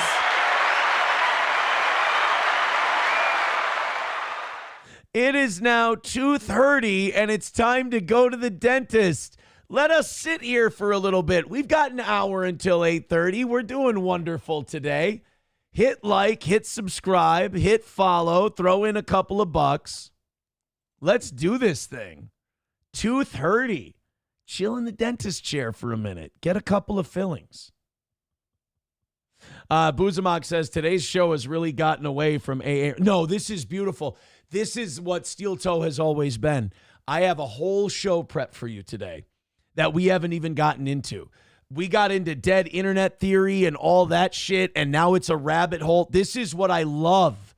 This is how you need to do a show. Prep it so you know that you have shit you can go to if the other stuff stops working. But if something ignites your passion, and dude, I've got people, no offense, Buzamok, I've got people fired the fuck up today. Text, chat, everything. I'm so fucking good at this. I should be teaching classes. I got people fight. The incessant need for personalities to be loved is fucking gay. It really is. Like, what kind of fucking damage did your parents do to you? We are performers. We are entertainers. Our job is to elicit emotions. And if you're going to act like I ain't the best in the fucking business at eliciting emotions, please fucking miss me with that shit. Gray Duckling with $10 says, Mo. Damn it. Well, now it's 2:25. Guys, Gray Duckling ruined the fun. Now we're not even at 2:30 anymore, so I guess just get us down to 200. I appreciate that. Yeah, Hobo Chili Recipe with a great point. Roots with a great point. Not Hobo. Why would Hobo have a great point? Your internet searches indicate unusual behavior. We cannot allow funds to be withdrawn for the purchase of any firearm or ammunition. Dude, act like that's even difficult to believe. Please, act like that's hard to believe that they wouldn't do that. But here's the problem. I'm shoving marbles up my ass. And really, that's on me. Sam Show says, you know why people are engaged? Because there's no fucking cripple killing the vibe. That's not it. Hulkamash Baby says, every time you make a 2:30 pun, I think this show could go away and it wouldn't make me sad. Oh, man. Chad Buzamok says, Hobo has many great points. He calls you gay all day. You want to smell my dick? That's fucking weird. Don't say that. Don't talk like that. That's disgusting, Aaron. That's not okay. 225 away from today's goal. Hey, there's no rules about getting under 200 early. How about that? You come after my totally real and not fake AI girlfriend. I will riot, says Dr. Lonely Wolf 20 with a PhD in loneliness. Thank you, pal. So this is the Chinese shitwater story. So apparently the Chinese, according to Sam Show, and I believe him, because I believe communism is evil, so anything they do that embarrasses them, I believe. It's called bias. The Chinese apparently hooked up the shit lines to the water lines, and people have been drinking shit in China. Crap, China is doing the biggest gaslighting operation on its people. In the city of Hangzhou, next to the beautiful west... it's diarrhea butt faucet. Oh, that's a diarrhea ass. You know when you're really hungover and you ate shitty food and you could shit through a screen and not touch the wire? That's what... Oh, God, that's fucking disgusting. That's poo-poo. That you can't even explain that away. Like sometimes, like you'll be at a place and the water will smell funky like a monkey, baby, and the hotel will tell you it's fine, baby. All that is the little extra sulfurous oxide in the water, and that's going to be fine. We're going to get a new water heater, and we're going to purify all the elements, baby. Like, they say that to you because that's how women talk in central Minnesota hotels. And, like, they can explain it away a little. Like, there's a little discoloration, or, like, the city will tell you we're working on the water tower. There might be a change in water pressure. Or there might be a smell to the water. It's temporary. You can't put fucking booty juice, doo-doo water coming out of the faucet. You can't explain that away. That's not like an iron deficiency or anything like that. That's straight up diarrhea shit water, dude. Lake, somehow the tap water source and the sewage. Oh, and it's shooting out. It's shooting out like your ass having an episode. Like, you know that cramp in your stomach that feels like somebody's wringing out a sponge out of your asshole into your toilet? The faucet's even shooting out that way, like your faucet ate bad nachos. Connected together, which led to a brown situation. Unknowingly showered in the poop water, that's what happened to this guy. He got some eye medicine after to treat the pink eye. Laughing at— Oh no, he had shit water in his shower and he got pink eye. I'm trying to avoid all the swelling up eye jokes for Chinese people. I mean, it's a sensitive time. It would be inappropriate. Indians bathing in the Ganges? Well, this couldn't be China, or as so we thought. Oh, yeah, by the way, a lot of Indians who live in villages outside of cities, they'll bathe in the fucking Ganges River, which is basically shit-colored because of their poor sanitation. People bathe in poop in India. Filter color change in 30 seconds. Oh, no, don't turn into poop.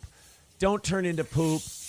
Don't turn into poop, please. Okay, so far that water's good. We're okay. Filter odor change in 30 seconds. Oh, no, color. It still says color. It's not poop yet. You're looking good, dude. Of course, the authorities, the Chinese government, always finds a way to get out of the situation with— Right, it's called communism. It's called totalitarianism. When you tell the people they don't get an opinion, you don't have to fucking listen to their shit. And if it's like Hong Kong and they start protesting a bunch, just release a super virus and lock down the world. Excuses. Hangzhou city officials claim that the odor and the color of the water isn't actually from sewage or poop, but it's from this degradation of algae. And basically their gas— Wait a minute. There's a sulfuric thing with algae degradation? Get the fuck out of here. That was poop. I know what poop looks like. I don't mean to brag, you guys, but I have been pooping for 38 years. Most of that time into a toilet. And I know what poop water looks like. In fact, the overwhelming majority of my 38 years has been spent dispensing my shit into a toilet. I don't mean to brag. I know some of you wear adult diapers because you're, just busy sitting. I've been pooping in the toilet. I don't mean to out-bougie you. Shit water. I know what it looks like, and that was shit water. I know what algae looks like, all right? That wasn't algae. That was poo-poo. Sliding 1.4 million people, residents in this area that's heavily affected, to tell them that you're all just wrong in the head for thinking this, and that your lived experience of smelling this, consuming this, and seeing this is not real. Okay, to be fair though, depending on which day you saw the videos being uploaded to social media, you would actually think that, hey, maybe this is not all that bad. Some days you see a light yellow color, some days you see this neon yellow color. That just has to do with local diets. I mean, that's all that is. Sometimes you see a coffee, a caramel, a dark sort of cola. All right! Other days you simply see a mixture of brown. But in some videos, they even found these foreign little things or objects or whatever that case may be. No, there's little pieces of poop. They're straining out the solid shit. There's poo-poo in the thing. In the tap water, in the faucet. And if it's really from the algae degradation, it should just be all liquid, right? How does that thing go? If it walks like a duck, quacks like a duck, but in this case— It's probably diarrhea. Yeah, I've heard that one too.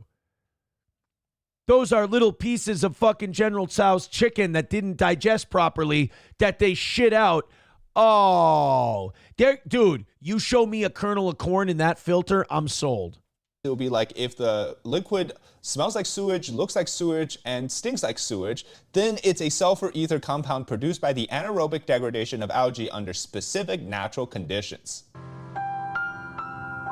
You can kind of say, hey, maybe things are better after a few days, that they're giving everybody 5 cents off of their utility bill. That must be great. Well, it's not. As it turns out, what happened a few days ago wasn't the beginning. It's actually towards the middle or even the end of it. Because as we've now learned with you... So wait a minute. These people have been drinking and showering in shit water for longer than they know? Information.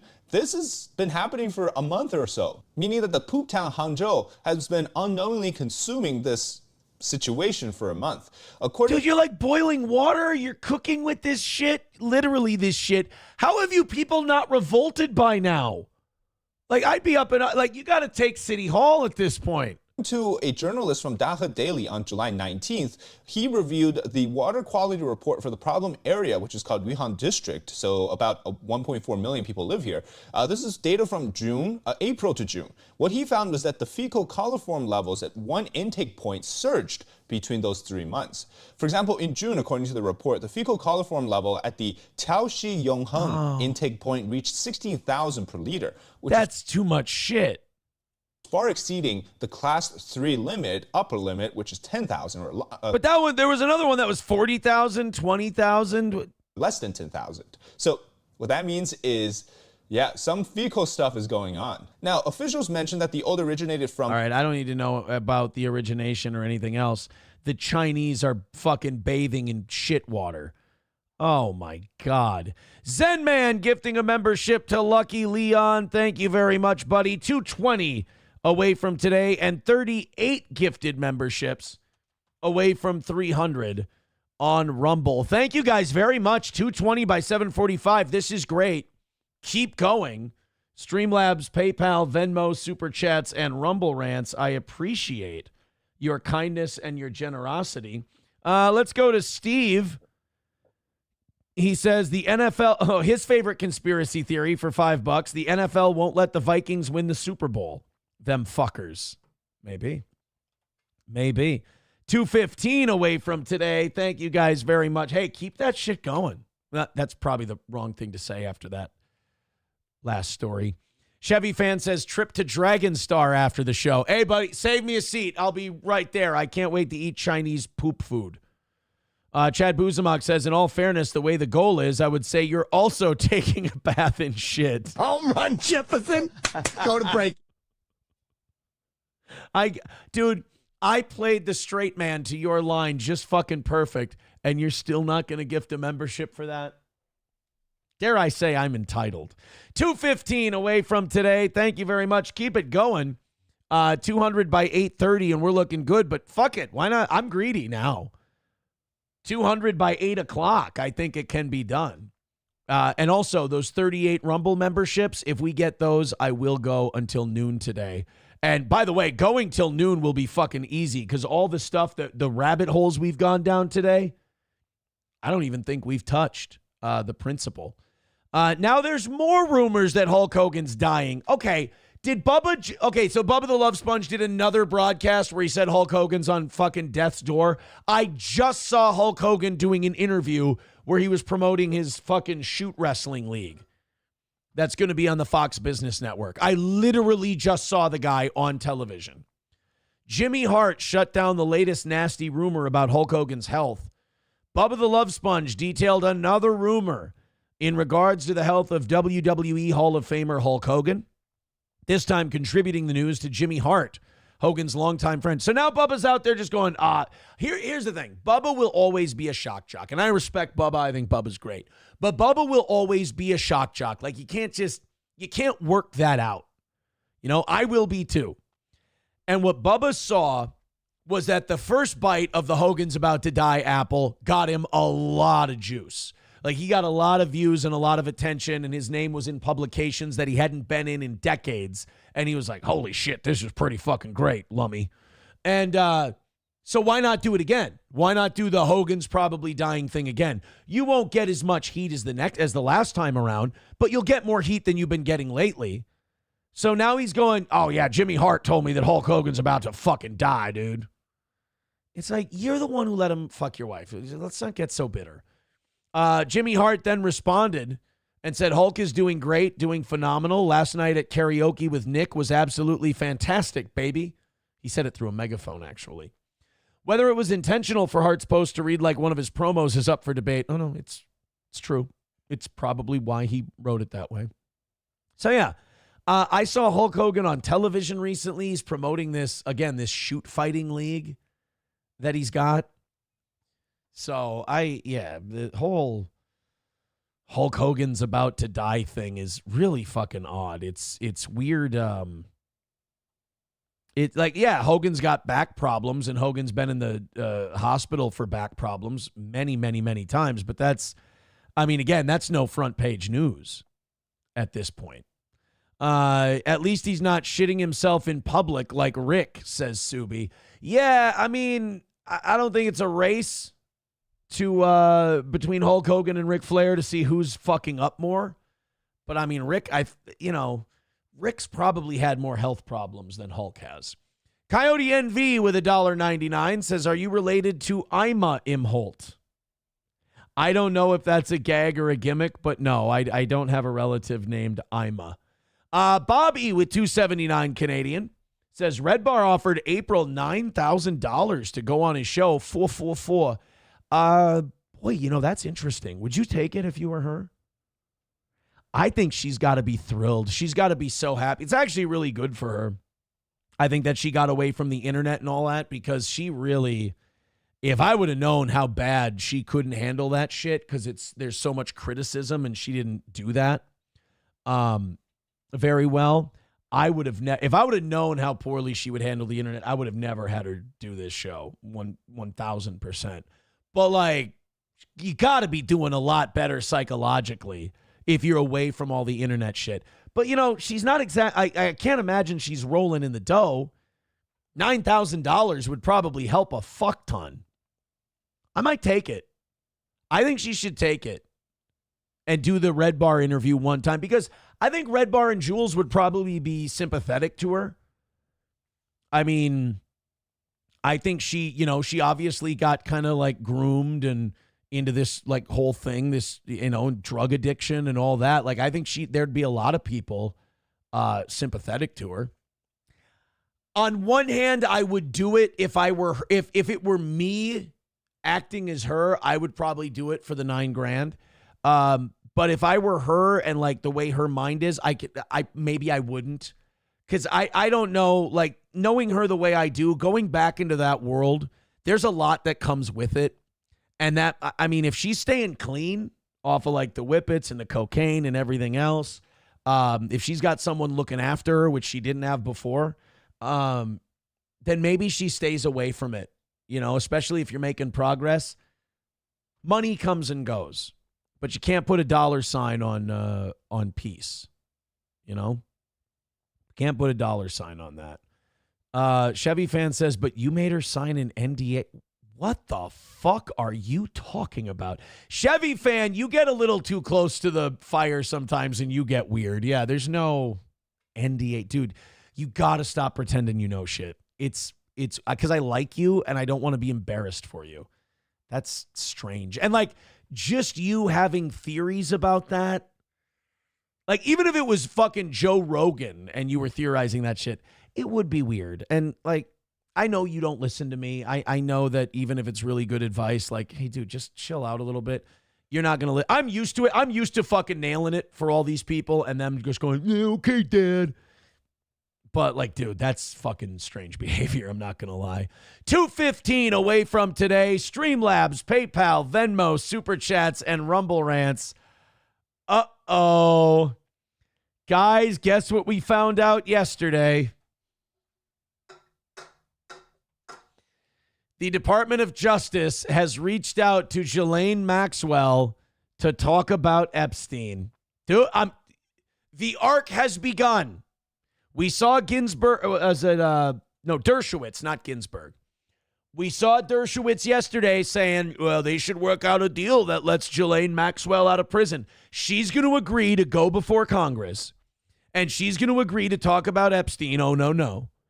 And they're going to let her out of jail. That's my call. I'm putting my stamp on it, just like I did when I told you nothing was coming out on Epstein, and I fucking nailed that. And I've nailed everything else about this. I'm feeling pretty confident. Take it to the bank. Before the Trump administration is over, she will either testify before Congress, the Epstein stuff will be released, or she will die. One of those three things is going to happen. And in my opinion, I'm leaning towards she testifies before Congress and they let her out early. And, why not? She's the only one who's willing to talk about Epstein. Trump's covering up. Bondi's covering up. Kash Patel, Dan Bongino, they're all covering for Epstein. Somebody ought to say something. And this is a woman who's in prison for trafficking women for Epstein, apparently to nobody. They said there was the black book in the trial, but they're putting it under wraps. They're sealing it. They're not releasing it to the public. There is a client list. It was talked about in the Ghislane Maxwell case. It's out there. She knows this shit. They also, I don't know if you saw yesterday, Speaker Johnson, the Republican Speaker of the House, shut down Congress until September. The House of Representatives will not be at work again until September. Do you know the reason why? It's because people, Republicans and Democrats, put forth a thing to vote on to release the Epstein files. It was the House of Representatives. They wanted to vote on telling Trump, we're using our subpoena power. We're using the power of the House of Representatives, the power of Congress, the legislative branch, to make you release what you have on Epstein. And Mike Johnson shut down the House of Representatives because he had to have a vote on it. You had to either have a vote on it or shut the shit down. And this guy shut down Congress to protect an Israeli pedophile.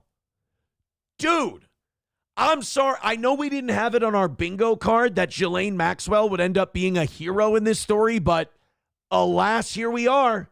Ghislane Maxwell is the hero in this story. She's the only one we got. She's not the hero we deserve, but she's the hero we need. So the Department of Justice has reached out to Ghislane Maxwell to discuss. They're discussing some kind of deal about either her going before Congress or, dude, if it's just straight up letting her go, Trump can't recover from that.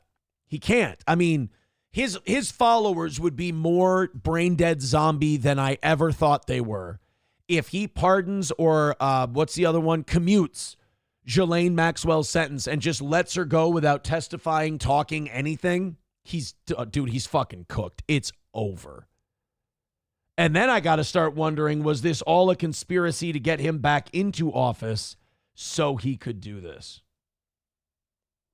That would be the theory I'd then run with.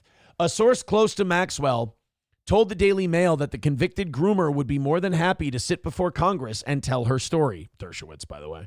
No one from the government has ever asked her to share what she knows. She remains the only person to be jailed in connection to Epstein, and she would welcome the chance to tell the American public the truth. But you got Trump won't release anything. Trump says it's all gay ops by Obama and Hillary and Comey. You've got Mike Johnson shutting down the fucking House of Representatives for over a month to avoid voting on releasing the files. I mean, you're going to have to build a pretty big bipartisan coalition to get anything out of her, in my opinion. Coyote NV with $1.99 says, are you related to Harry Imholt? I can't play this game all day. I don't know. Maybe. You know what I should just answer to all these questions of am I related to this Imholt or that Imholt? Just yes. Yep. Absolutely. I'm related to them. We've known each other for a long time, and I'll see him at Christmas. Los Federales with $1 says only NDA Aaron requires his ladies to sign is a no dick agreement. No third-party dicks allowed to introduce into the household. This was put in place after the dead April theory. Thank you. Sam Show says Trump keeps spurging out about Obama if that's not the biggest tell. Well, here, like the thing about the Obama stuff is Trump's just trying to get the heat off of himself. And he feels like the red meat he wants to throw to his supporters is, hey, remember that Obama guy? Isn't he fucking terrible? It's like, okay, yeah, but we expect Barack Obama and his cronies to cover up for pedos. Like, we expect that out of them. You were supposed to be the opposite of that. Dr. Family Wolf says, are you related to Steve Imholt? I think he said you're a cousin. Yep, I'm related to Steve Imholt. This person says, Congress generally recesses during the summer with an August recess and around holidays like Thanksgiving, Christmas, specific dates vary. Right, but this is July. He's taken basically the middle of July to September. This is not, I don't think this is a normal vacation. I don't think they want to vote on this shit. I mean, this was the same Speaker of the House who was just on Mark Levin's show going, yeah, I think I agree with you, Mark. We should definitely stop talking about Epstein. So there's that part of it as well. Coyote NV with $1.99 says, are you related to Nick Hertz Imholt? Yes. Yes, I am. Thank you for researching my family tree. 210 away from today's goal. Hey, how about 200 by 8 o'clock? I know I said 200 by 8:30. Thank you guys for the goal. You guys are awesome. How about another $10 in, and we're $200 by 8 o'clock, and then $100 by 9, and then 0 by 10:30.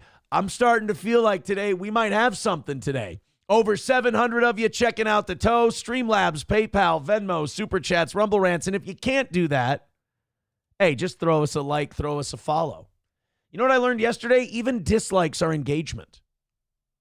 It helps you. It boosts you in the algorithm. So even if you hate my fucking guts, participate. What do you say? Let's go. Doggo Doesn't Die gifting a membership. Thank you very much. 205 away from today's goal. 37 gifted memberships on Rumble away from 300. Keep it going. 205 is the number. You guys are, I don't mean to be gay, but it always ends up happening. You guys are the best. Thank you so much.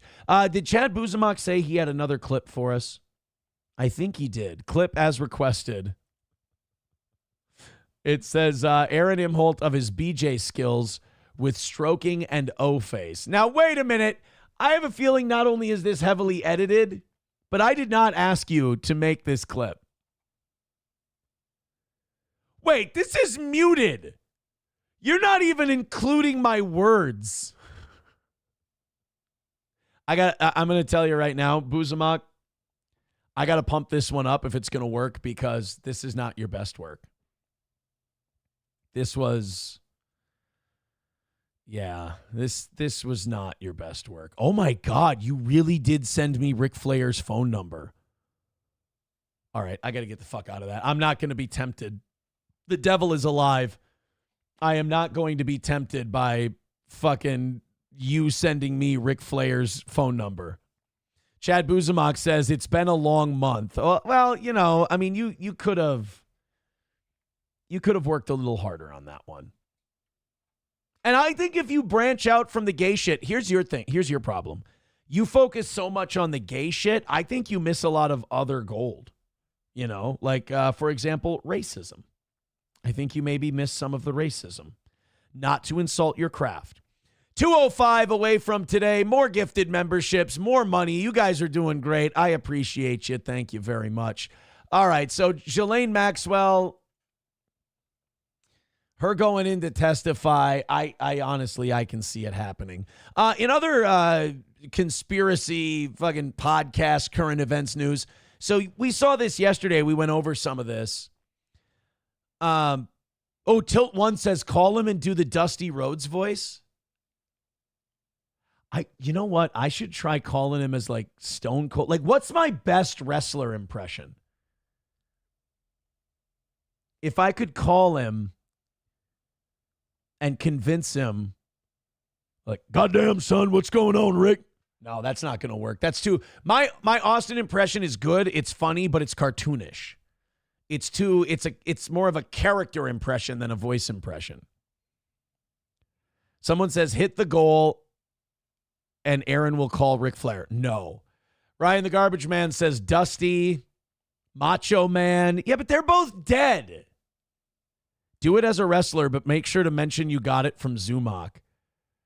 People are saying Jesse Ventura. Oh, should I call him and be like, Rick, it's good to talk to you. It's Jesse Ventura. Look, I got this number. Do you know a Chad Zumach? He's a comedian and also part-time starfish for Nick Swardson. I was wondering if maybe you were familiar. That's where I got the number from, and I wanted to say hello. I don't know if I want to do that. Maybe, like, the Dusty Rhodes one would be okay, but, like, him being dead, that's not going to work out as well. I don't know. Approachable says, to be fair, you throw so much gay shit out there, it's hard to sift through. Like casting a net, you catch larger numbers of the most common fish. Tilt says, oh, no, that's not right. Hey, brother, this is Hulk Hogan. I can only do, like, promo Hulk Hogan. I can't do conversational Hulk Hogan. I go, well, you know something, Ric Flair. Like, that's not, he doesn't talk that way. Real Jack says, call him as JR. Again, that would be so, like, there's so much character in that. It's like, what am I going to call him? By God, Ric Flair. Ric Flair, it's good to talk to you. There's people in there, Rick. We could do a Mankind promo. Like, hey, Rick, it's good to talk to you again. I just wanted to let you know that no matter what you've said about me, that nothing could be as painful as being chokeslammed through thumbtacks. Like, that's none of my impressions could, like, have a conversation with another human being. Coltrane says, dude, you are seriously going to let this opportunity pass? If so, you fucking suck. Look, I will work on what my approach is with the Ric Flair thing. I just want to make sure I get it right. All right? I don't want to fuck it up. Rebecca with $20 says, I'm at 45 for the week now, even if I am a figment of your imagination. Thank you for not discussing Israel today. Oh, boy. Rebecca is now at $45. I did have kind of a Netanyahu Nelk Boys thing coming up, but it's not technically Israel. So I think it's okay. Thank you for the $20, Rebecca. I appreciate it. We want the gold, sucker. Hulk Hogan, we coming for you, nigga. Sam Show says, shove your head in the banister, you faggot. Do it as Chippa. Can I? Has Jim Norton retired that character? I don't know if I'd be impeding. What's going? Hi, is this Ric Flair? Do they call you the Nature Boy? What are you, like, looking at leaves or something? Like, that could be a lot of fun. Ric Flair. What are you, like, flaying some fish or something? What are you trying to go fishing? You thought cuck up? Maybe. Fuck yeah. I heard that you was like you wrestler, like you used to beat up Hulk Hogan or something. Yeah, I did. Fuck yeah. Like, Crowder Wears Panties says that's a better Chip than Jim. I'm a fan. What can I say? Oh, shoot. All right. Let's call Ric Flair. Do we call him as Chip? Here's the deal. Hit the goal, I'll call Ric Flair. That's the deal. We hit the goal, we call Ric Flair. And you have my word on that one. 185 away from today. 37 gifted memberships away from Rumble. We will call Ric Flair if we hit the goal. And I'm not going to be a dick. I'm not going to be mean. I'm not going to be an asshole about it. I'm going to call Rick. It's probably going to end up being, I'll probably end up leaving him a message. But we'll have Chippa call Ric Flair. Dead Game says he's in the fucking hospital. Call him as BB Netanyahu.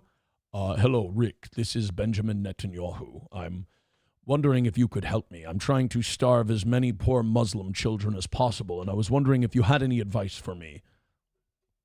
If April was still here, like doing the show with me, we would have her call as Benjamin Netanyahu's secretary and be like, Rick, do you have time to talk to Prime Minister Netanyahu? And then go, hello, Rick. I was wondering if we could, use you in a propaganda campaign to encourage bombing civilians in Gaza. Woo. You might catch him drunk by 10 a.m. All right, 185 away from today's goal. You guys made it by 8 o'clock, under $200. Do us a favor, and 100 by 9 o'clock. We're taking this goal down in chunks today, and I appreciate it. Like, subscribe, and follow. Okay, let's do this Nelk Boys thing. So I'm not that familiar with the Nelk Boys. I know they're a young podcast. I know that they usually talk to, like, celebrities and shit.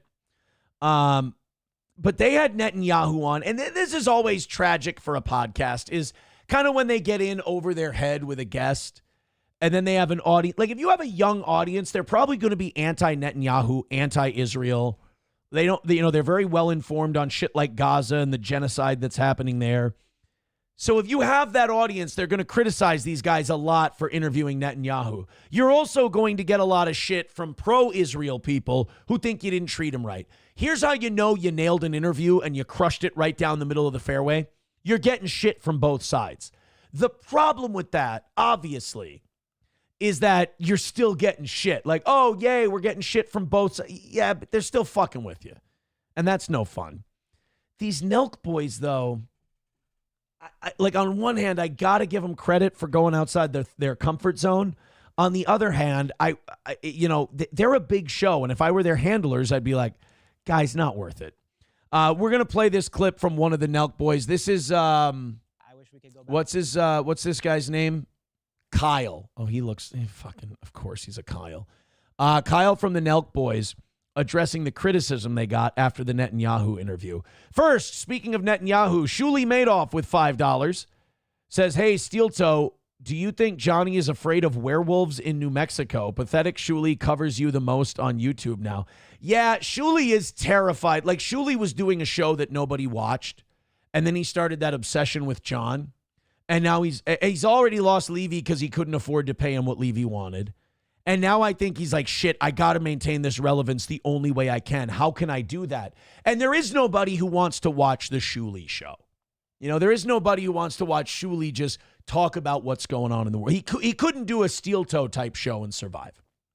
So he's got to find, well, who has a following, who's a really dynamic personality, who has a lot of people who love him and a lot of people who hate him. I got to latch on to that so I can keep this train going.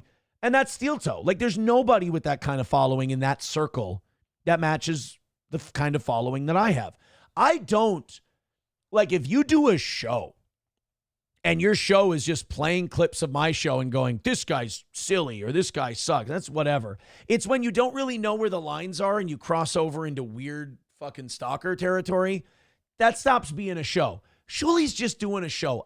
Shuli is very transparent. I mean that in a respectful way. Shuli's doing what he needs to do to make a buck. I really don't see it as personal. I mean, every couple times a year, I'll get DMs from Shuli. Like, he'll be like, oh, thank you so much for what you said, like about the ESO stuff. I've showed that one. Like, he was like, thank you so much for getting my back on that. And I'm like, no problem. Like, Shuli, how do I put this? Shuli's harmless. And I think it's because Shuli's a fellow radio guy. He knows, like, he's not a guy who, like, never had an audience and then got one because of me and then went totally fucking psychotic. Shuli's a radio guy and knows where to keep. Shuli's using Steel Toe to make some money. And that, as long as it stays there, which with Shuli it always does, what do you do? Same thing with, like, Carl. Carl's one of those guys who's he gathered an audience talking about other people, and he's never kind of been this cool in the real world, but on the internet, people think he's like cool E-Daddy to some people. And so he wants to keep that energy going. So he needs to find another person. There's no reason. Like, he texted me just the other day. He was at a baseball game, and he sent me a text from the baseball game. Like, he took a picture of the baseball game he was at and was like, he was being playful. He was like, oh, fuck the Twins. Or no, it wasn't even fuck the Twins. It was, go Tigers, because he was at a Tigers-Twins game. And it's like, dude, you and I, like, aren't cool.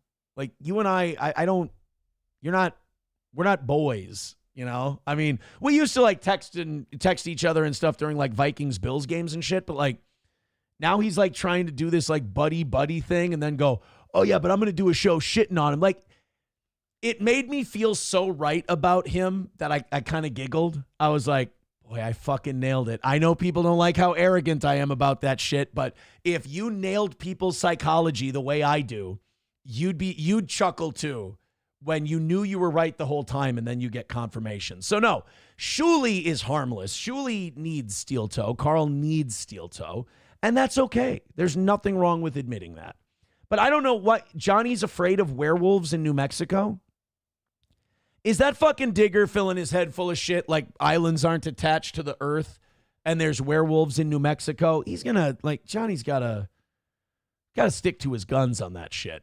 All right, let's go to the Nelk boys. This is Kyle. Of course it's fucking Kyle. And he's talking about Netanyahu on their podcast.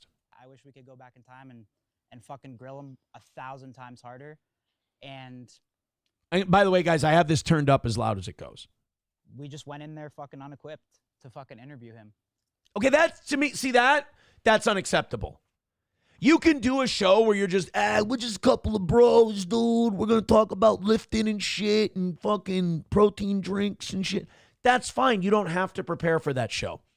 But if you're going to have a guy that some are accusing of operating a decades-long genocide, you've got to brush up, boys. All right? You got to hit the books. You got to do your homework, or at least bring somebody on your show like a Dave Smith who's done the homework and can do it for you. Like this whole, oh man, dude, and hit their audience will buy it. Don't get me wrong, they're probably stupid too. But like, oh, dude, we just totally spaced on studying for the Netanyahu thing. We didn't even burn the midnight oil, dude. I'm sorry, but we're on a new cycle. You know, we're not even doing a rip and a half cycle this time. And we were just getting our swell on in the gym, dude. And we just totally forgot to prepare for the Netanyahu thing. It's not an excuse. And that's the honest truth. So, but there's nothing you can do, guys. I know it's in my heart. I mean, there is something you can do. Your fucking job. Hey, sorry, there's nothing I can do. Hey, I had a guest on and I didn't learn anything about him.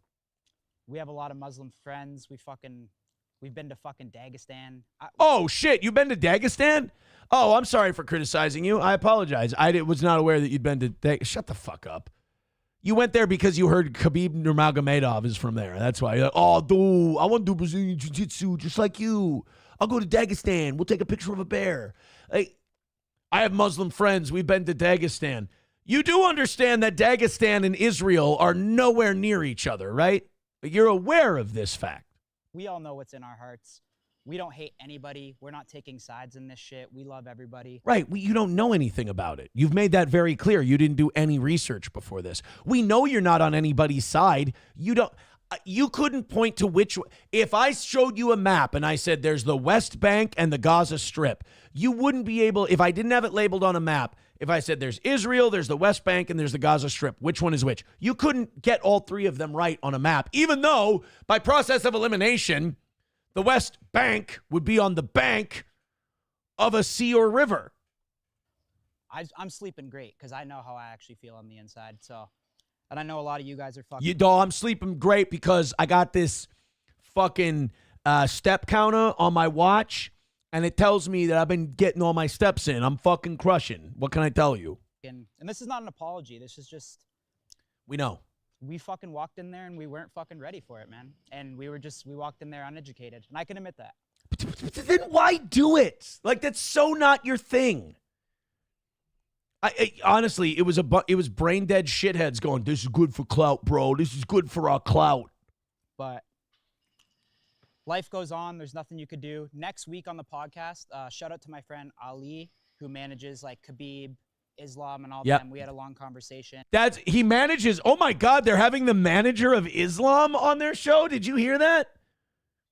He manages. I know he's saying Islam Makhachev or whatever his name is, but that's just very funny. We're having the manager of Islam in. Thank you very much for coming on this program and talking to me about Islam. Yes, management has been very difficult lately. You see that we have a lot of Jews that are starving out our children and then shooting them when they try to get soup. This is a very difficult thing to navigate, but we are working on it. And as the manager of Islam, I direct you to our HR department. We're all going to go on a team-building exercise to a Coldplay show. It should work very, very well. The women will be in burqas. I don't know why my manager of Islam is Indian. It's manager voice versus Islam voice. Life goes on. There's nothing you could do. Next week on the podcast, shout out to my friend Ali, who manages like Khabib, Islam, and all them. We had a long conversation. Like, see what I mean? Like, then don't have Netanyahu on your show. Hey, man, I'm having Brazilian Jiu-Jitsu manager guy from fucking Dagestan on our show, bro. Okay, cool. That's not a show that needs to have Benjamin Netanyahu on. There's no reason for you guys to talk to Netanyahu if that's the case. Jesus, dude. Coltrane with $1 says, oh my God, dude, you should totally do it as Bill Clinton and have Oz come on quick and do the Hillary yelling thing and then have Bill's little side comments. That could be a fun Ric Flair phone call. Zenman with $1 says you should call Ric Flair as Ted DiBiase. Also, you missed some gifted subs and haven't updated the ticker. What? Hold on. I got I got Doggo Doesn't Die to Casper Fast. No, I got all the gifted subs. They are in there, my man. I got them all. All the gifted subs have been counted. Also, we got a couple of $5 drop-ins here that I got to get to. Thank you guys very much. Coyote NV with $4.99. We got Shuli Madoff's $5. Thank you very much. 180 away from today. $180 away from today's goal. Knock it out. Call it another win for the toe. What? Okay, wait a minute. What is the chairwolf bit? Why is Johnny the chairwolf? I'm catching up with the chat right now. What the fuck is going on with Johnny and the chairwolf? God damn it. Bigot on Socialist Media says it's just as retarded for Netanyahu to go on their podcast, L for everyone. I disagree, dude. I think for Netanyahu, that was a no-brainer. Go on a show with a couple of muscle-headed retards who are obsessed with MMA and go in there and school them. Like, Netanyahu basically got to just have a nice mouthpiece for all of his policies. That's a no-brainer for Netanyahu. I mean, he knew he could take those kids. I mean, the one guy, the toughest question he asked is like, bro, what's it like to be like so hated like you are? Oh my God. I mean, just playing that Nelk Boys interview could have been a South Park episode, for Christ's sake. Cody with $5 says AI is why they want us to switch to digital currency. I believe it. 175 away from today's goal and just 37 gifted memberships away from 300 on Rumble. Chad Buzamak says 180 away from today and a Ric Flair call. I will call the number that Chad Buzamak gave me, and we'll do Chip Chipperson to Ric Flair. Zenman gifted one a while ago. You missed it. I counted it towards the goal. Did I not count it towards the membership count? I'm sorry. There we go. 36 away. You Need Me More with $1 says, I sent you $20 in Monopoly money on PayPal plus this one. It puts me at 46 for the day. All right, well, thank you for updating the count. Now you're at 46. Is that? Oh, that puts you in the cuck chair. My bad. I am no, it puts you in fourth place. Zenman's in the cuck chair. Rebecca is at 46. And now Zenman is in the cuck chair at 45. Sorry, buddy. Flinty Gecko is out of the running at 40. He fell out of the cuck chair for Zenman. There you go. Oh, Chad Buzamak says, correction, the phone number that Chad Zumock gave you. Yes, that's true. Wait, now, I can't keep up with the chat. It's moving too fast. I don't understand what Chairwolf is, and I don't understand why it's an insult to Johnny, and people are loving it in the chat. They love Chairwolf. Ah, shit. We were having too much fun in the last segment, and I missed it. My bad. $175 away from today's goal. You guys are doing an amazing job. I challenge you to get to 100 by 9 o'clock. Thank you guys so much. We have, hey, Buzamak, your phone number DM is gone. Oh, there it is. Okay. Got it. He says, unless there is a major push for one character, I request Chippa as the deliverer of number as directed by Zumok. Okay. All right. Miss Tay with 5 gifted memberships. Thank you very much, Miss Tay. We want the gold, sucker. Hulk Hogan, we coming for you, nigga. Those are 5 gifted YouTube memberships, by the way. That puts us 160 away from today's goal. It also puts Miss Tay into another $20, which puts her at 45. She's in the cuck chair tied with Zen Man. All right, $160 away from today. You guys are on a roll right now. Thank you so much. Keep throwing in Streamlabs, PayPal, Venmo, Super Chats, Rumble Rants, etc. My kids were having a lemonade stand the other day, and I was on the phone. Gino and Keanu called me. We were nailing down some finer points of the trip. Not about fucking in the bathroom at Stoney's. And my kids kept coming in. I kept having to help them with their lemonade stand while I was on the phone. And Keanu goes, oh, are they hitting the goal? And she goes, tell them that they accept PayPal, Streamlabs, Venmo, Super Chats, and Rumble Rants. I didn't think it was a bad line. I thought it was kind of funny. I thought she did a good job with it. All right, let's go into the next item we've got today. Tim Dillon. I thought that the whole Trump being in it with these podcaster things was just like a thing he was doing for the campaign, like just something that he thought would be good for, Trump 2024. But like the people in his orbit, the people in his administration, they keep talking to these fucking podcast guys. Like people in Joe Rogan's orbit are like in regular contact with vice presidents, secretary of state. Like Tim Dillon is talking to J.D. Vance about the Epstein shit. This is weird. I really don't think that J.D. Vance should be having regular conversations with Tim Dillon. But okay, we're going to do that in just a second. But first, Q Anonymous says, you want the bathroom fucking to feel spontaneous. I get that. Yeah, thanks.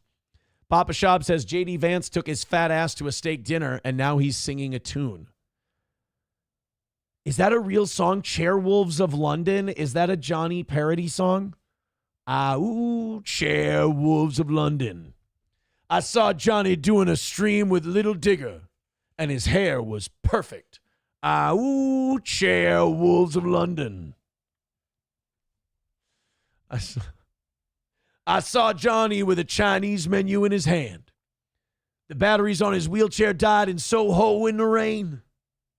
He was looking for the place called Lee Ho Fooks. Because his legs are the consistency of beef chow mein. Ooh, Chairwolves of London. See, now you guys are making me do mean things. How fucking dare you? Roots Calhoun says, I already got the hook. Will you do that at the anniversary show, Roots? Please. Roots, fuck it. Do Chairwolves. You have to do Chairwolves of London live at the anniversary party. That has to be the song. Fuck everything we were planning. If you want me to write a verse, I'll write a verse and we can do Chairwolves of London. I'll do it with you. But we've got to do, you have to do Chairwolves of London, please. All right? He says, oh man, that would take some work, bro. It doesn't have to be good. They're all going to be fucked up, dude. They're all going to be hammered. Just as long as you make an effort. I can crack out 16 bars for Werewolves of London or Chairwolves of London in a day. I'll have it to you by the end of business tomorrow. How's that? 160 away from today's goal. Streamlabs, PayPal, Venmo, Super Chats, Rumble Rants. All right. So Tim Dillon is apparently talking to J.D. Vance. And he's like, not only talking to him, but like giving him gossip. Like Tim Dillon is talking to J.D. Vance behind the scenes about shit going on with Pam Bondi. Like Donald Trump is running a High School Musical version of a presidential administration. This is Tim Dillon talking to Alex Jones, which will never not be awesome. And they're talking about Tim Dillon's private conversations with J.D. Vance. I hope J.D. Vance isn't talking to Tim Dillon thinking that this is all going to be on the QT, on the hush hush. I mean, this is, finally a Mediaite clip without an ad first. I hope that he understands comedians are the most gossipy bitches on earth. Like, they're worse than politicians. You tell Tim Dillon, you tell this guy anything, he's fucking spilling. And he's definitely spilling to Alex Jones. Let's take a listen to this clip. This is Tim basically outing J.D. Vance as, let's just say, not a Pam Bondi guy. The Trump administration have been heavily implicated. I'm not going to name names. And so, but you nailed it when you brought up Netanyahu. So let me, if you've got time here. I have to. We have all the time in the world. How about the fact that this country is so gone that like 40 years ago, this tell-all interview would have been done by a guy wearing a suit with kind of a tweed or corduroy jacket. You know, he'd look like upper middle class trying to dress fancy. And now it's just done with a douche and a flat-billed hat and giant sunglasses inside. Like that's the big tell-all. And this is the kind of guy that our vice president is like confiding in. We're fucked, dude. Like, it's over. Enjoy the ride. We're just coasting off of previous generations as long as we can. Just want to add, when Bondi said we have 10,000 hours of video, she said we have 10,000 hours of video. I had dinner last week with the vice president. Why? See what I mean? Like, why? Why is J.D. Vance? You're having dinner with Tim Dillon. Why? He told me that was commercial pornography. They do not have videos of any powerful person in a compromising position. That's the party line that they're going with. If that is Alex Jones just vaping on the fucking air now? Is that just something Alex Jones does now? He just smokes while he's on his show? I guess he's under a lot of stress. I've heard that too. They're like, no, the stuff that Pam Bondi was talking about, that was like child porn that Epstein got from somewhere else. It wasn't the stuff he's produced. And it's like, I don't know. You guys didn't tease it that way. When you were thinking of releasing this stuff, you didn't like bill it that way. It only became that after you embarrassed yourselves. That's the case. Why would Pam Bondi call it evidence? Right. Why would she say it's evidence? She's not an idiot. She's the attorney general. Why? Okay, first of all, Tim, those two things are not mutually exclusive. She's not an idiot. She's the attorney general. I'm waiting for your evidence that she's not an idiot. Why would she say she has files on her desk if none of these implicated anybody? It just feels like... Oh, he's smoking a full-on ciggy. Oh, Alex is going old school, like ciggy smoking inside the venue. They're covering something, for sure. That's the whole clip. Tim Dillon letting Alex Jones know that again, it's just, we live in such a weird world. Tim Dillon went and had dinner with the vice president of the United States. And the vice president of the United States gave him like the company line on the CP they found with Jeffrey Epstein. I don't understand it. Like, I don't know why our government is having dinner with Tim Dillon. It's strange. And by the way, Tim Dillon needs to understand, these guys are going to bring you in close for one reason and one reason only. They value the fact that you have influence in an audience, and they're going to feed you bullshit in the hopes that you share it with your audience so they'll believe it. Because if J.D. Vance goes and tells your audience this, they're not going to believe him. But if Tim Dillon, their trusted podcaster, tells them that, they'll believe it. Like, Tim, you got to be careful. I think Joe Rogan does a good job of keeping his distance. But, like, Tim Dillon's got to be careful he doesn't get enamored with the access, because that's how our mainstream media got compromised. They got obsessed with access, and they didn't want to do anything to fuck up that access. That's all. Doggo Doesn't Die says, am I supposed to know who Tim Dillon is? Comedian, podcast host, that whole thing. Root says, I can add a bunch of shit to it. It's a decent BPM. All right, so are we doing Chairwolves of London? Let's listen to the beat here. Like, you can add like a... I don't know. What would you add to that? Record scratches? Maybe a little more bass? I don't know.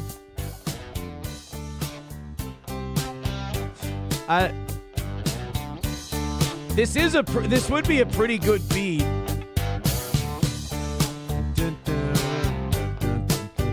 Can you see Roots and I in the lab just working on this, just bobbing our heads like the making of the Chronic 2001? Just right in line, just pointing at it. No, that one's good. Okay, just you switch that here, swap that here, and you see how that goes. Dun dun dun dun dun dun. We need to make it dun dun dun dun dun dun dun dun dun dun dun dun. That needs to be the rhyme scheme. You understand? All right, Chairwolves of London. I like it. There's a golden opportunity here. You need me more at with $1 says I'm at 47 now. Thank you. We will change that as well. Vadam is in first this week with $57. Naughty Pine in second with 50. Loopy in third with 50. Rebecca in fourth at 47. And Zen Man is in the cuck chair at 45. Thank you so much. Zen Man with another $1 says, now I'm at 52 if Aaron ever updates me. All right. Zen Man's at 52. I didn't update you after you gifted that membership. I'm sorry, Zen Man. Zen Man is now at 52. Naughty Pine is at 50. Loopy is in fourth at 50. And, that puts Rebecca in the cuck chair. Rebecca's in the cuck chair at 47. Sorry, Rebecca. God damn. 47 for Rebecca and in the cuck chair. Everyone's within $10, though, of the top spot. And we are 160 away from today's goal. Get us to 100 by 9 o'clock, and I'll love you forever. If we knock out today's goal, we're calling Ric Flair. I never thought I'd be using... I never thought I'd have that sentence in my back pocket on this program. Streamlabs, PayPal, Venmo, Super Chats, and Rumble Rants. This is a juicy story. So this Will McNeil Jr., he's a black guy. Stop yelling guilty. He's a black guy who was pulled over by the police back on February 19th. And he claims the cops just started beating the living shit out of him.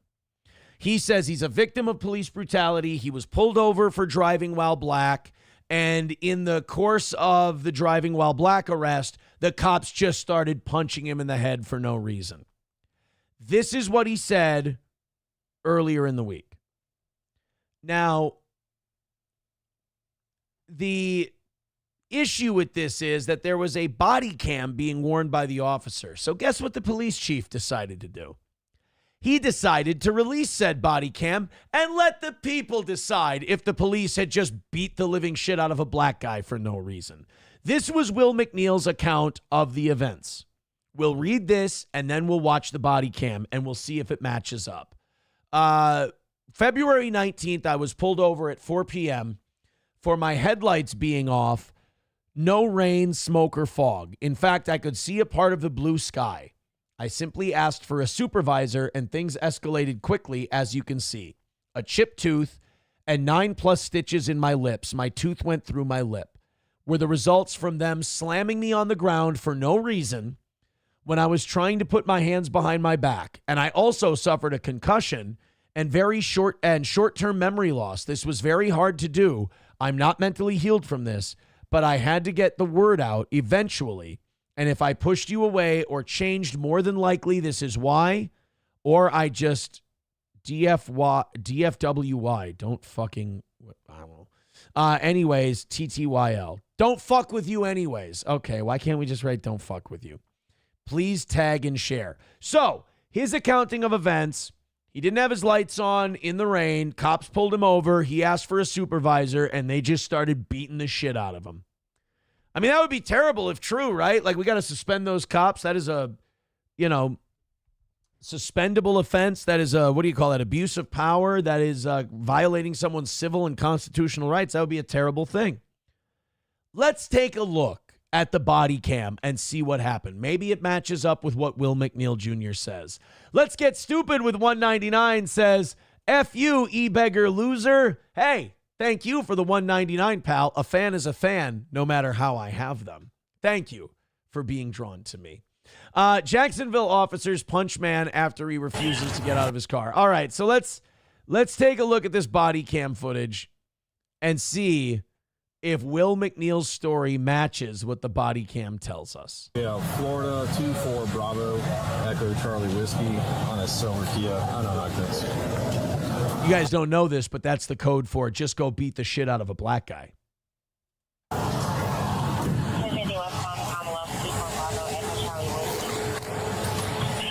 Bro, a brother in a minivan?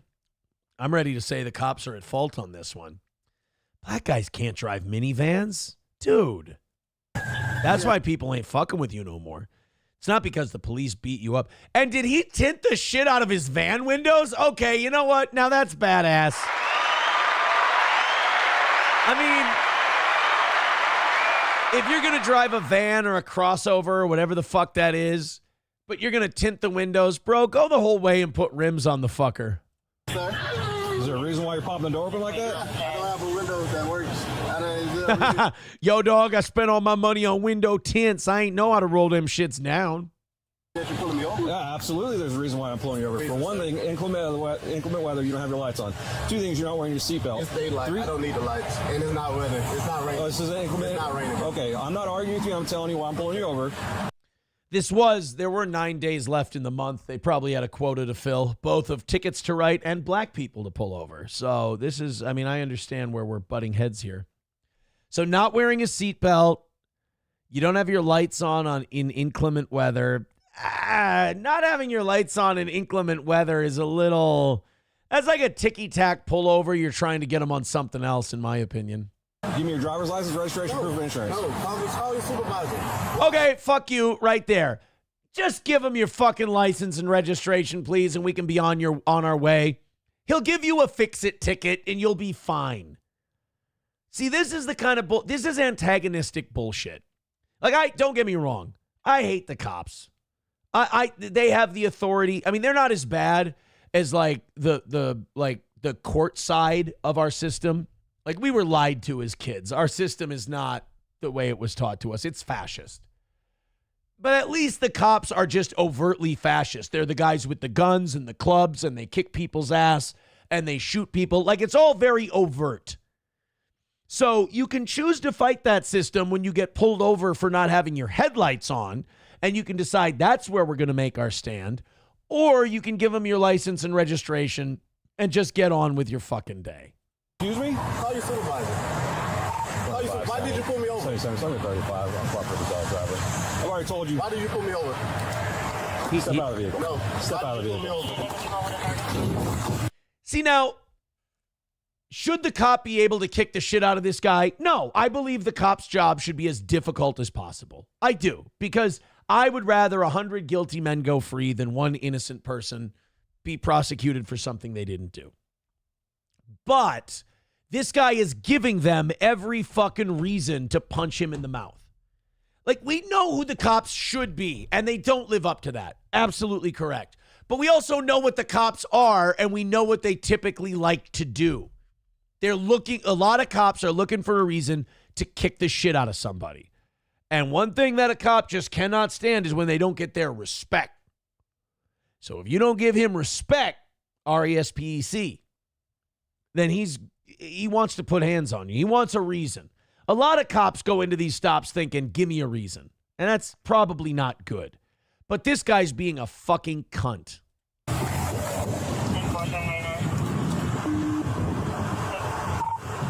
25 seconds. For 9-4, the driver just slammed the door and locked it. Yep.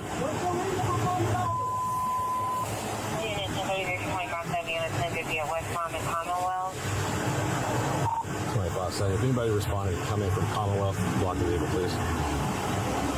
Oh, he's worried he's going to take off. Keep your hands where I can see them, sir. My camera's on, too. I've already told you. Okay. Okay. Right now, you're under arrest for resisting. You understand? You're under arrest for resisting. The longer you take us on, the worse it's going to be. But he's not resisting arrest. Like, he's resisting stepping out of the car. He's resisting giving you his license and registration. He's being difficult. See, this is what I mean. We should have more freedom than that. Even if you're being a cunt and you're being a dick, I don't think you should get a criminal charge added on because you're being an asshole about giving an officer your license and registration. Keep your hands where I can see them, sir. Okay. Like, to me, this is ridiculously childish behavior. Wow, you really got close.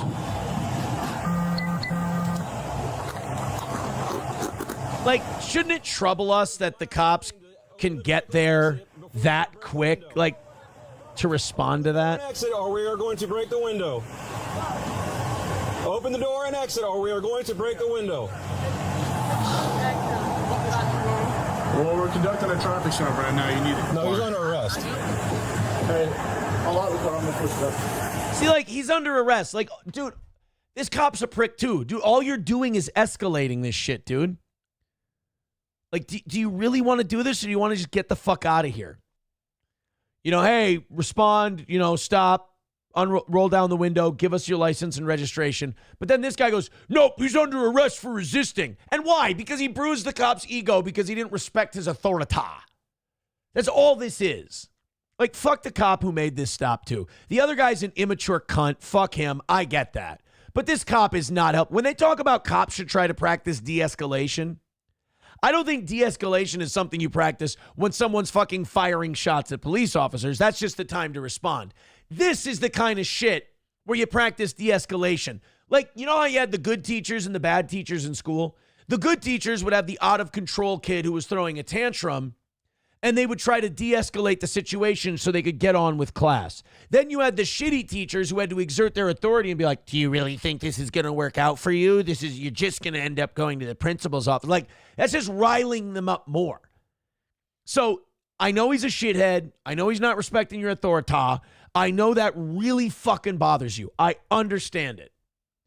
But you got to try and bring this thing in for a landing, buddy. Open the door and exit. You are under arrest for resisting. Open the door and exit. You are under arrest for resisting. Resisting what? Showing his license? Open the door and exit. You are under arrest for resisting. Open the door. Like, you know how officers, these are smart, like the good smart officers, you know the ones who are doing the DUI stop? And they go, all right, now put your hands behind your, now put them behind your back like it's part of the test, and then they cuff them and arrest. That's how you do it. Get the guy out of the vehicle, even if you want to arrest him for resisting because your fucking ego is bruised. That's fine. Get him out of the car, make it part of a test or whatever, and then get the cuffs on him and arrest him. He's not a smart guy. You can't outsmart this dude? Come on, officer. Door and exit. You are under arrest for resisting. Can you unlock the door and step out? I will. Can you step out? See, I like Officer Miller. Officer Miller's good at this. He's like, hey, can you just unlock the door and step out? I'll talk to him. I'll take care of it. Can you just open the door and get out? That's how you get these guys out, not by going, you're under arrest. Well, if the guy's already under arrest, what reason does he have to open the fucking door for you? You're being done. There's a traffic stop being conducted. You're required to comply.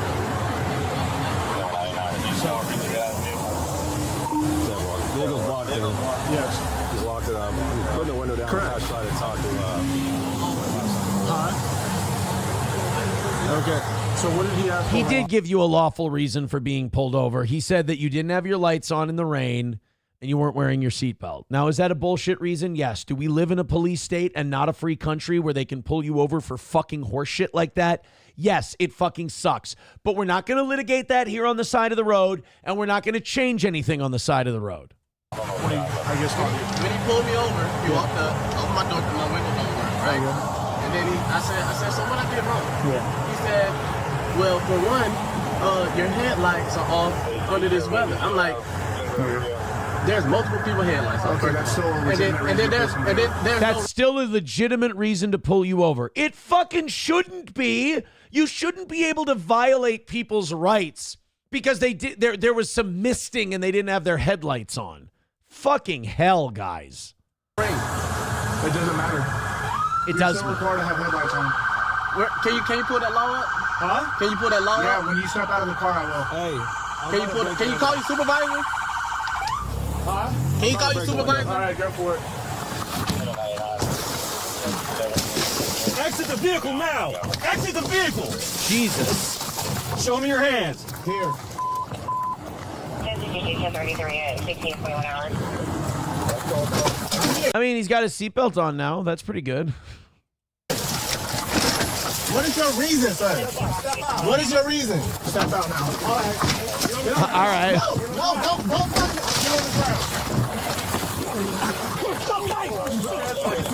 Put your hands behind your back. Resist. Hands behind your back. What's wrong with you? What you mean? I was putting my hands behind my back. I was on. Ain't no talking now, man. Ain't no talking. Bro, I was doing, bro. What's going on, man? You're under arrest. That's what's going on. No. Yes, bro. Yes. Yeah, okay, that was funny. Yes, bro, yes. I mean, this guy was acting like a petulant child. He was being a cunt. And he didn't get, like, punched in the face. They were breaking the window in and they touched his beard. They did slam him down on the ground pretty hard. But it was not the fucking abuse and fucking peril that he... Like, I really just hate everyone in this situation. I hate this whole thing. Like, I hate this whole vibe. I hate that the cops can't do a simple traffic stop without, I have to exert my fucking all-encompassing authority. You're under arrest for resisting. Instead of, I pulled over a fucking difficult, childish retard. Let's get this childish retard his ticket, and let's get him on his fucking way because I don't want to deal with this. Instead, like, you're under arrest for resisting. I'm going to break your window and throw you on the ground. Dude, he's a fucking douchebag.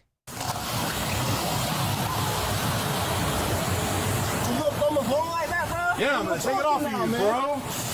Yeah. And I'm just trying to have a regular conversation with y'all, bro. That's not how it works. When they asked you to step out of the vehicle, you should have done that shit. So your partner didn't even act. These are cops who, like, at least the guy on the ground with him, these are guys who get off on the authority. These are guys who need to be able to still tell people what to do. Right pocket. Yes, it is. So why close the door if you see him pull up? Because, man, what you mean? He talking about arresting me and stuff, but I didn't do nothing. No resisting, idiot. I didn't do nothing wrong. So even the black cops are like, stop resisting, idiot. I don't know. Can you back me up to the podcast? You a buck man.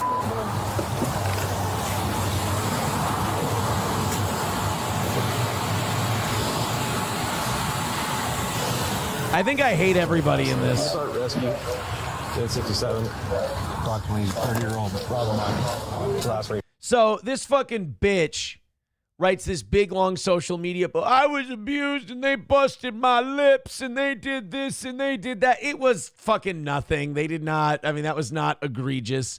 And then also the cops just fucking, again, can't stop escalating with my ego's hurt and you didn't let me control the situation. So just yelling at him that he's under arrest.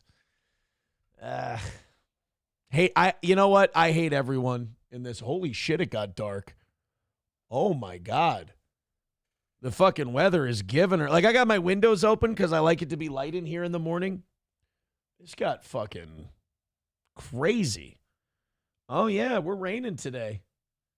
Shit, this was kind of my last day to get around to golfing before the golf event, too. By the way, the golf event is in a little bit of trouble. I need to kind of prepare you for this. The chance of rain on Sunday morning and lightning is up to 40%. I got to keep an eye on this. Get your tickets for the golf event. Worst case scenario, full-on refunds if we have to cancel the thing. I don't anticipate doing that. I still want to do the event. But the odds of rain are going up for Sunday. So we'll play that one by ear. Anniversary party looks great. Come out to the anniversary party. Sunshine in 87. That's going to be fun. I'm going to keep an eye on the weather for the golf event. We'll see. Go to eventbrite.com. Get your tickets for the Steel Toe anniversary party. We have 38. It says 34, but I think it's 38. We have 38 tickets left for the comedy show. So go to Eventbrite, get those. We're running out. Thursday and Friday, there's really going to be a run on tickets. So get ahead of that. If you're a VIP, let me know you're going to be there so I can update that number. Steel Toe anniversary party starts at 2 o'clock at Stoney's this Saturday. Gino and Keanu, myself, Matt, he'll be there. Johnny will be there. Come on out, hang out with us. Cornhole tournament is free. $100 to each of the winners, $200 for the team. You can pick your own team or we can give you a partner. It's up to you. That's going to be at Stoney's this Saturday. Hang out with us. Let's have some fun. Chevy Fan says 38 out of the original 50 remain. Well, no, it's, what is our capacity? Like 125, I think, is our capacity. So it's, we got about 38 left. Oh, fuck. It is coming down here in central Minnesota, my friends. We are having us what they would call a bit of a weather day today. Thank you very much to Rebecca with $10. Says, here's another 10. Liking the show today. Put me on the board. Gifted a membership and two $1. I'm at 62. Wait a minute. The chat must have been moving really fast while I was doing that story. King Kong Dong with $1 says, man, look how quick they can respond to a black guy resisting versus Uvalde, Texas school shooter. Yeah, I mean, honestly,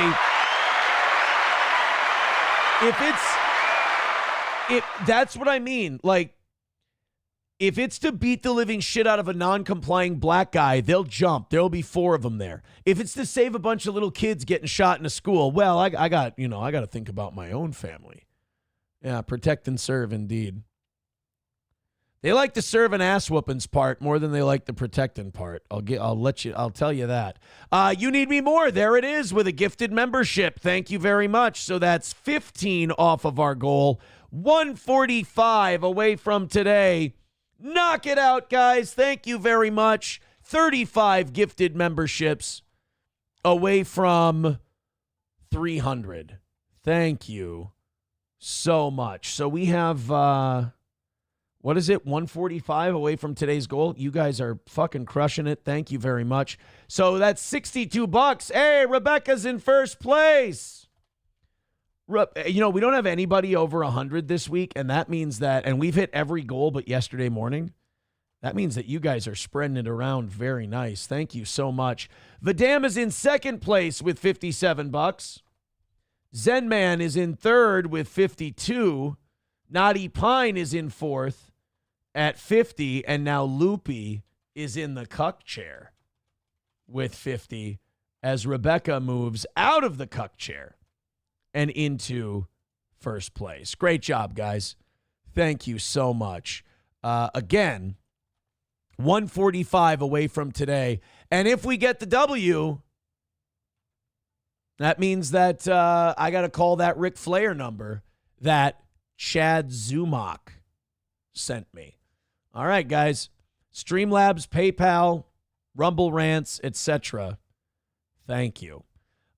Hey, guys, if you are in Minnesota, which the majority of our audience is, make sure you've got your headlights turned on. You don't want to get the living fuck beaten out of you by a cop. That's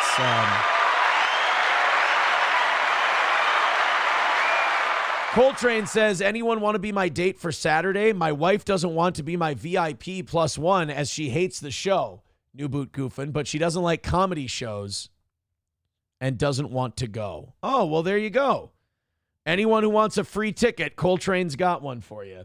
Eric with $2 over on PayPal. Thank you very much, Eric. Chevy Fan with $2 says, are you attending this year? Well, let's see what it is, buddy. Eric says, can you give these $2 to Zen Man's total and no Oz on Saturday? Is he dead? I know Oz is doing the laser engraving thing again. So there's some of that. That's all going to put us at 140 for today. Guys, keep going. This is great. Thank you. Am I going to this event? Let's see. Chevy Fan with $2. Let's take a look. The sex festival in the U. Yeah, people have sent this one in already. Unfortunately, you're not the first one to send this one in. Festival begins this weekend as thousands of kinky couples descend on a tiny village. The 3-day swingathon allows guests to experience play tents, pole dancing, hot tubs, and sex games. It is the 5th year the festival has attracted hundreds of horny punters to an idyllic horny punters? Oh my God, is Chris Cluey going to be there? All right. Well, no, I'm not going to be making it to the Sex Fest in the UK this year, unfortunately. Thank you, guys. Mommy says Sex Festival gross. It is disgusting. I mean, I can't imagine. You Need Me More says, did you get my gifted sub, Aaron? Yes, I did. Thank you very much for that. We're 35 gifted subs away from 300. And we're $140 away from today's goal. Would you guys feel like throwing in and helping out? We appreciate it. I'm not going to the Sex Fest, but Roots Calhoun says you are a sex pest. I don't, can you explain the joke to me? I don't get it. We got psychos fighting each other on airplanes. This is great. Look, I like the idea of, I like the videos where the person's losing their shit on the airplane.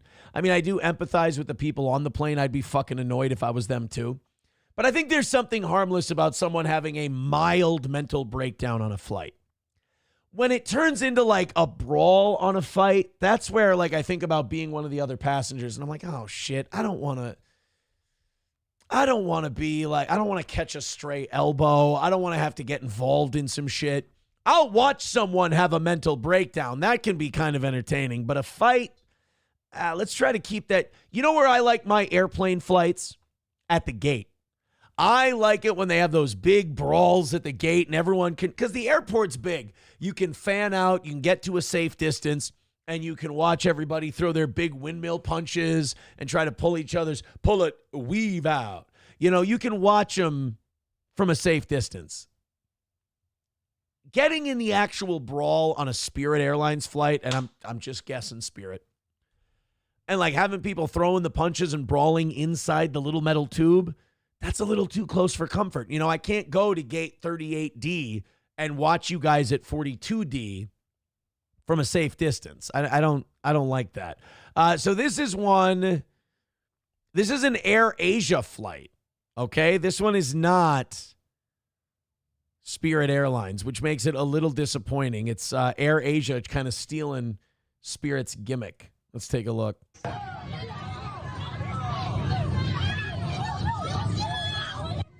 I'll be honest, you don't really see this behavior out of the Asians very often, do you? Like if you would have said, hey, Aaron, I've got an airplane flight for you, I would have said crazy white bitches or black people. That's what I would have said the fight was about. It's either white girls pulling each other's hair, like the trailer trash types, or the blacks are fighting each other on the plane. Asians? I don't know. This is a good kind of racism. I see the Asians as playing on their calculators and shit. That fight breaking out on an Air Asia flight from Malaysia to China. According to other passengers on the plane, about halfway through Monday's 4-hour flight, a man seated behind a row of 3 young women asked him to quiet down. They became furious and refused. Oh, so we got a bunch of women starting the fight. That's great. You know, I'll say this. I never, call me a pussy, whatever. I never think it's worth it to start some shit on an airplane. You're only going to know these people for another couple of hours. Get through it. First off, bring headphones. Bring headphones, download some movies on your Amazon Video or Netflix or Hulu or whatever, and just watch that on the plane. That's your fault. If you're being annoyed by noisy people on a plane, that's kind of on you because there's things you can do to avoid that. You know how long your flight is. Download, if you got a 4-hour flight, download 6 episodes of your favorite 1-hour show. You'll have more than enough. Put the headphones on, listen to something, watch something, whatever. You'll be there before you know it. But, I mean, also, it is a very woman thing, the entitlement of hey, could you quiet down? There's other people on this plane. How dare you? Oh, we don't have to do shit. And it's yeah, you know what? Or you could freak the fuck out over a mild suggestion. That sounds good. This is going to be productive. I'm not going to immediately regret making a simple request. Tensions peaked when the man shouted for them to shut up, leading the girls and their mother to trade. Marky, this is ridiculous. What if people... I mean, One thing that works, what he should have done, and this always works with women if they're in a hysterical state, just look them in the eye and with a very calm voice say, "You're being irrational. Why don't you calm down?" You say that, and it's a magic word, and they stop, and they get docile.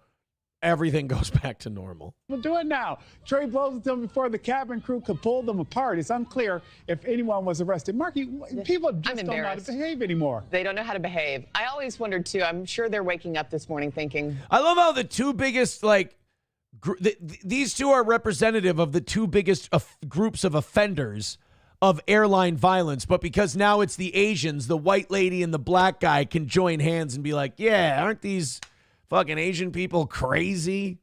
All right, now show the last Spirit flight from Philly to Atlanta. I don't know that all this was worth that, but kind of scary to see as well. This is what I love about the news when they do those stories. They have no ad-lib skills. If it's not written on a teleprompter, I have to tell you directly. Shut up, bitch. If it's not written directly on the teleprompter for them, they got nothing. You know? They're just like, oh, that's not the way you should handle something like that. Well, anyway, a child sex trafficking ring was discovered today. All right, we're just moving on to the next thing. Great. I'm telling you, the Chinese are way worse than on the plane. Really? I've never seen Asians be a problem on a plane in my entire life. Actually, to be honest, I don't think I've ever been on a plane where anyone's a problem other than like a mentally challenged woman who, like, every time we went up or down, she went, ah! Ah! Ah! That's just the noise she would make. She wouldn't say words or anything like that. I don't know if she was nonverbal or what, but she was verbal as a motherfucker during takeoff. Noisy. It was just, and SP and I, this was on our flight to Tampa to go to Clearwater Beach. And behind us, there was this woman and her two kids. And it was just, we'd go up and, in the seats directly behind us. And you're held captive in that moment because it's like, she clearly, like, she's not fully in control of her faculties. So it's not like you can turn around and go, shut the fuck up, you freak. You're the bad guy instantly in that situation. But at the same time, it is obnoxious. It is annoying for everyone on the plane. And you kind of think, oh, she'll do this a couple of times. And no, it went on for about, I'd say 7 to 10 minutes. It was a lot. It was a lot. Tilt says, I would grab her and scream, Asian, you need to remain docile. It's a firm hand. That's all you need. Ned's Rusty Taint says, I can never see the Asians. They were always covered in a mask. Sam Show, you're only a bad guy to fat white women and nobody cares about them. See, that's how I defend myself, typically. Chevy Fan with $2 says, you've never seen Asians be a problem on a plane.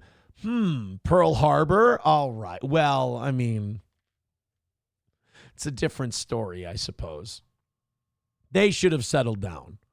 Roots Calhoun says, I sat next to a retarded dude playing tic-tac-toe by himself. I ended up playing with him for like 2 hours till he fell asleep.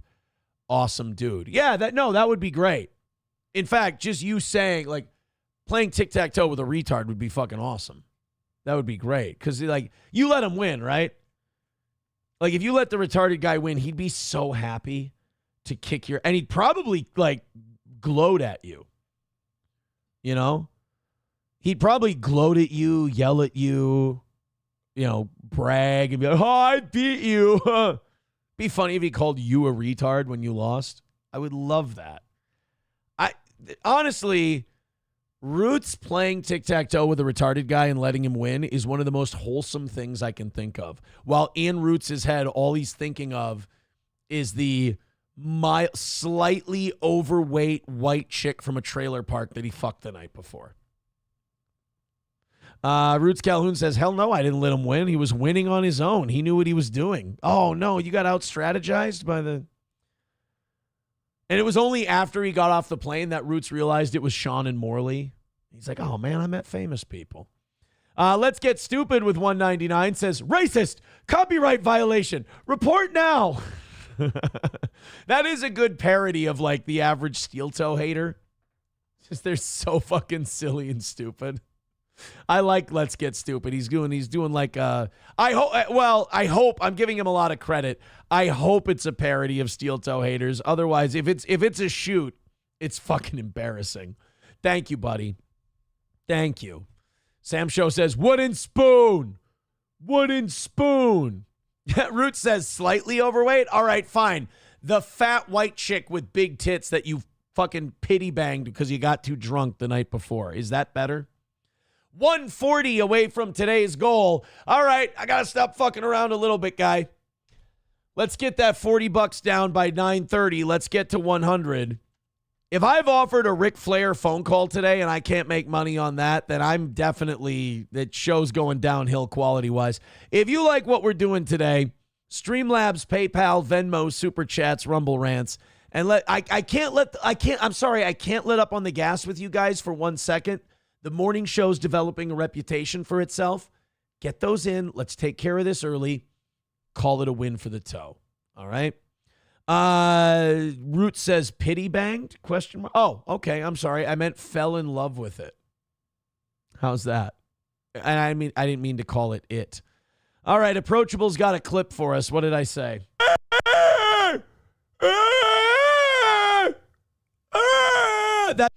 That should be a sound drop. Victor.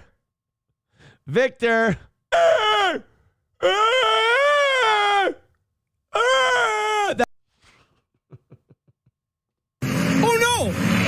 Oh jeez! We might have to keep that one. That was pretty good. 09 Canyon says, I thought he said piggy banged. Oh, yeah, I mean, Roots will piggy bang a bitch all night long. Absolutely. Piggy banging happens to be Roots Calhoun's speciality, believe it or not. Trump hung up on a CNN reporter 30 seconds into the interview because the CNN reporter asked about new Epstein photos. Uh-oh. Hey, look, man. Trump opened this door. Whatever you think about CNN, whatever you think about the media, Trump opened this door, dude. Trump is the one who fucked around on the Epstein stuff, is locking it down, won't let us know what's going on. Now people are curious. People kind of counted on Donald Trump's administration to release this stuff, and he's clearly not releasing it, so they got to go somewhere to get it. CNN wants to so now, like, you got the Wall Street Journal, they're trying to dig up dirt. They're finding different shit out about Trump and Epstein's relationship that was not previously made public. And now people are digging in, and they're not digging into everyone. They're not digging into everyone around Epstein because Trump's the one who covered it up. They're only looking into Trump.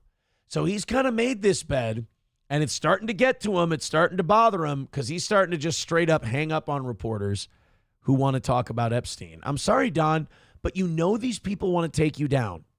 Don't give them ammunition. You gave them a shitload of ammunition with this Epstein thing, and now you're mad that they're taking the cue and they're coming after you for it. I mean, he always has been kind of a baby in that regard. Oh, this clip does not want to seem to load for us. A 30-second ad. Suck my dick. So CNN gets an interview with Trump. And by the way, on the flip side of this, that is a very CNN way to handle it. CNN's like, oh my God, Trump's finally talking to us again after this contentious relationship. All right, great to have you here, Mr. President. We're excited to ask you a few questions. Go ahead, shoot. There's new Epstein photos. Do you get the fuck out of here, click? Oh, God damn it, we just got him back. Is here with the new images of Trump and Epstein. And Andrew, I shared one of them there, but, so let's start with the one at Trump's wedding. I mean, this is a significant development. Well, yeah, it is. Trump's wedding to Marla Maples in 1993 was dubbed the wedding of the century by the media at the time. And although we know that Trump and Epstein were friends during this period, this is really the first time that it's actually been reported. Remember when we were all told, and all of us Trump voters repeated it over and over? We were like, oh, yeah, Trump and Epstein, they saw each other at Mar-a-Lago once, and Trump kicked him out of Mar-a-Lago, and that was the end of it. Now, 1993, here's Epstein at Trump's wedding. We got Trump at Epstein's townhome mansion thing. You got Epstein at that party that Trump was at, that NBC was filming. There's a lot more instances of these two guys being around each other than we were led to believe. That Trump invited Epstein to his wedding. This is, we should note, more than a decade before those first allegations of sex trafficking against Epstein. But as you know, Trump's relationship with Epstein has been under the microscope recently. Now, and again, it didn't have to be. All he had to do was release everything on everybody. People keep saying, oh, if there really were Epstein things about Trump, don't you think Biden would have released it? Not a fucking chance, because he knew how many Democrats were on this thing. If Donald didn't release the Epstein stuff, none of us were going to show him any mercy if Epstein stuff got leaked. So he was better off just releasing it on everybody. Yeah, it might hit you, but now it's only going to hit you. They're only going to dig into the you stuff. They're not going to, the liberal media is not going to release stuff on other people that are friendly to them. Now they're only going to dig into you. Now you've made it open season on your ass. You got to release the stuff on other people, dude. Besides that one photo of Epstein entering the reception at the Plaza Hotel, we can also see him in the background of another picture. That's Howard Stern on the far right, along. This shit just keeps getting better and better. By the way, he even smiles like the devil. Isn't that fucked up? I love that fucking, you got Howard Stern is in the, back when Howard was fucking badass too, back when he was cool.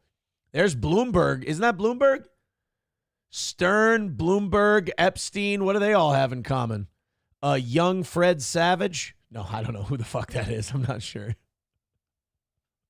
But you got Stern, you got Bloomberg, you got a guy smiling like a demon in the background. This guy, mayor of New York. This guy, king of all media. This guy, financier, blackmail artist. We don't live in a free country. With Robin Leach from Lifestyles. Oh, that's Robin Leach. I thought that was, doesn't that look like Bloomberg? That's the guy who went through rich people's houses. Oh, fuck me. That's not the owner of the Minnesota Timberwolves. And famous, and Epstein is behind them at the wedding, almost seeming to be photo bombing them.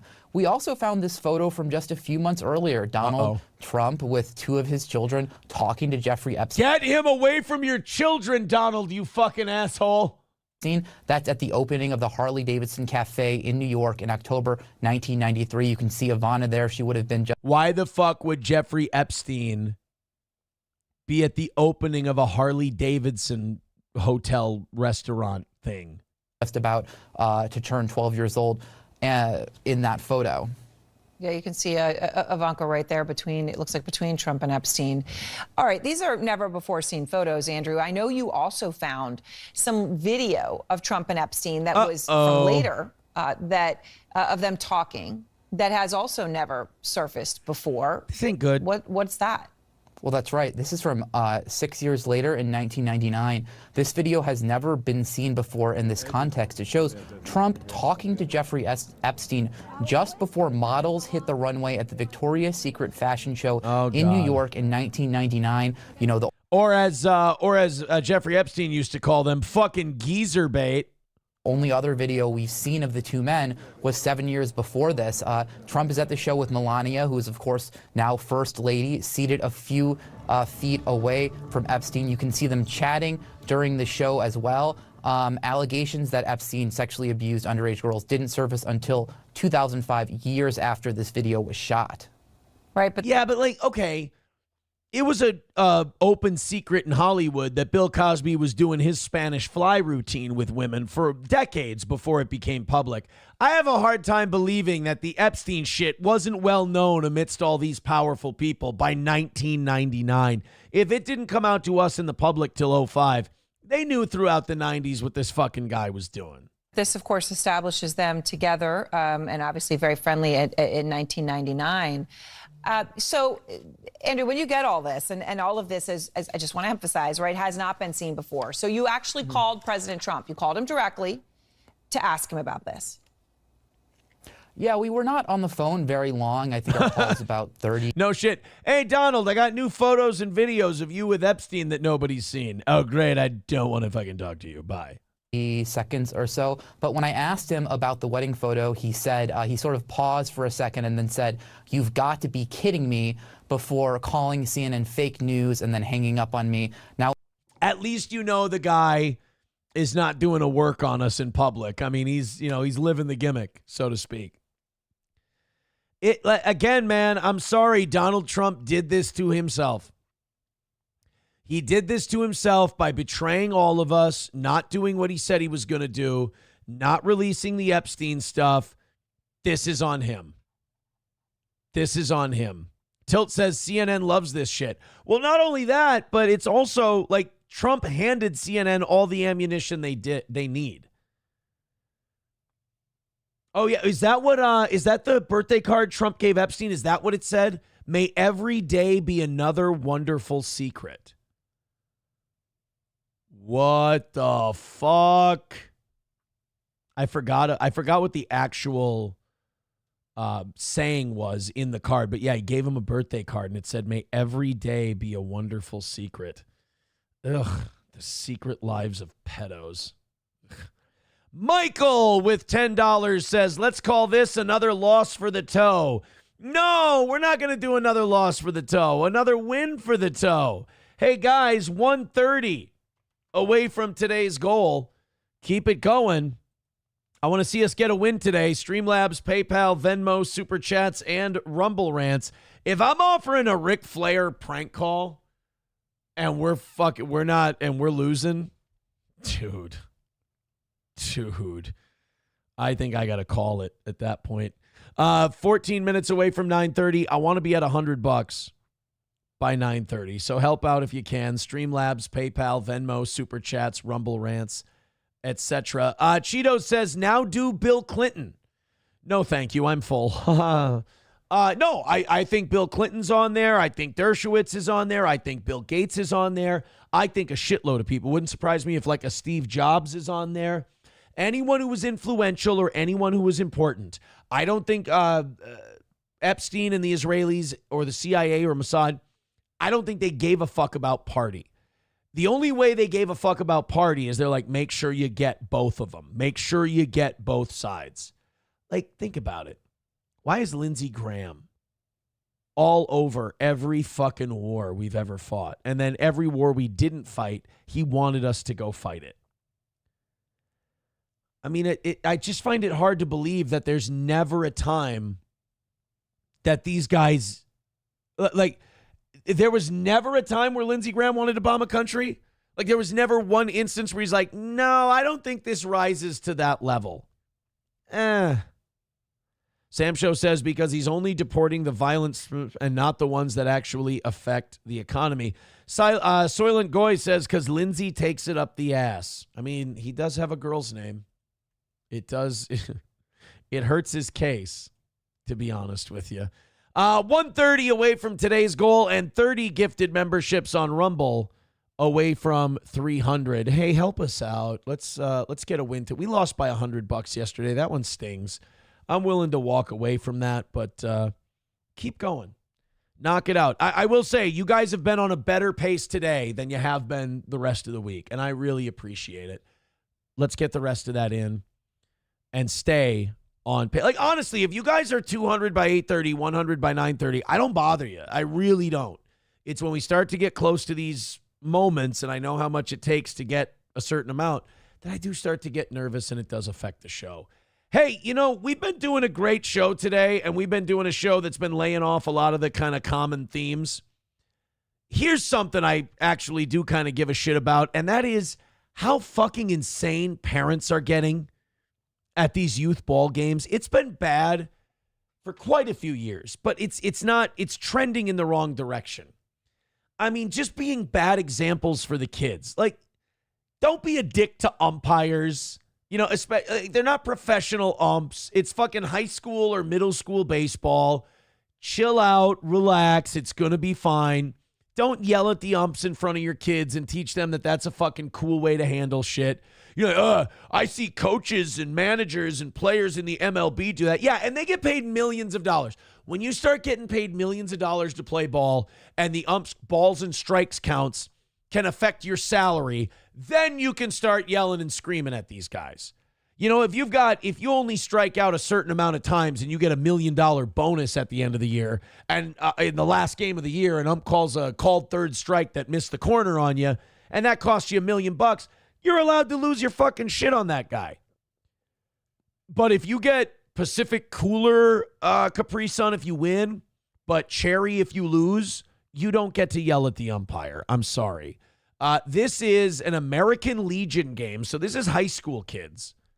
And this is a brawl that broke out.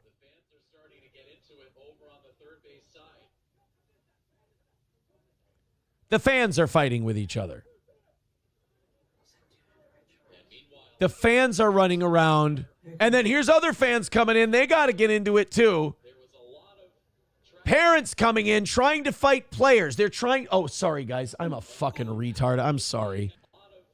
These parents came in off the stands to fight one of the players. Great example, guys. Fucking crush. By the way, this is their volume, not ours. That's the look. Oh, there's a giant player coming in to hit somebody. And now the fans are all jumping over the stands trying to fight each other. Jesus Christ. Oh, Coach DeVito, Ray DeVito was there. He'll restore order. Ray DeVito would get them all back in line. But it's just like, it's getting worse. Like, when I was a kid, yeah, you'd have people complaining and go, oh, come on, ump, that was a strike. Or, come on, ump, he was safe. And that's about as far as it would go. But there weren't fucking brawls going on. Can't see it, dipshit. Yeah, I know. I fucked that one up. But we got it up there for you. Rexstart parody account says all of that could have been avoided if the umpire was worth a shit. Yeah, if they get Randy Marsh out there, he would have put a stop to that. Just a one-on-one fight, simple as that. Chad Buzamok says, yeah, Coach DeVito. Come on, guys. We're all good eggs. I think Ray would have taken charge of the situation and everything would have been handled. Hobo Chili Recipe says, what is this? The La Cucaracha League? Every one of those Spaniards looks 30. Look, that guy that punched the fan who had the batting helmet on, if he hadn't had a batting helmet on, I'd be like, what? We got a Danny Almonte situation here. That kid's like 30. The fuck? Unpleasant Alex says, nah, I saw a parent get into a fist fight with an ump at one of my Babe Ruth League games. Okay, I never saw that. Like, for me, the worst, I saw a guy get kicked out and sent to the parking lot. It was a coach who got kicked out and sent to the parking lot because he was mouthing off at the ump. That was it.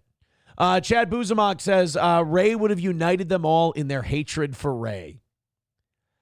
Am I the only person who doesn't understand and hasn't for 3 years now? Like, doesn't understand the Ray DeVito thing?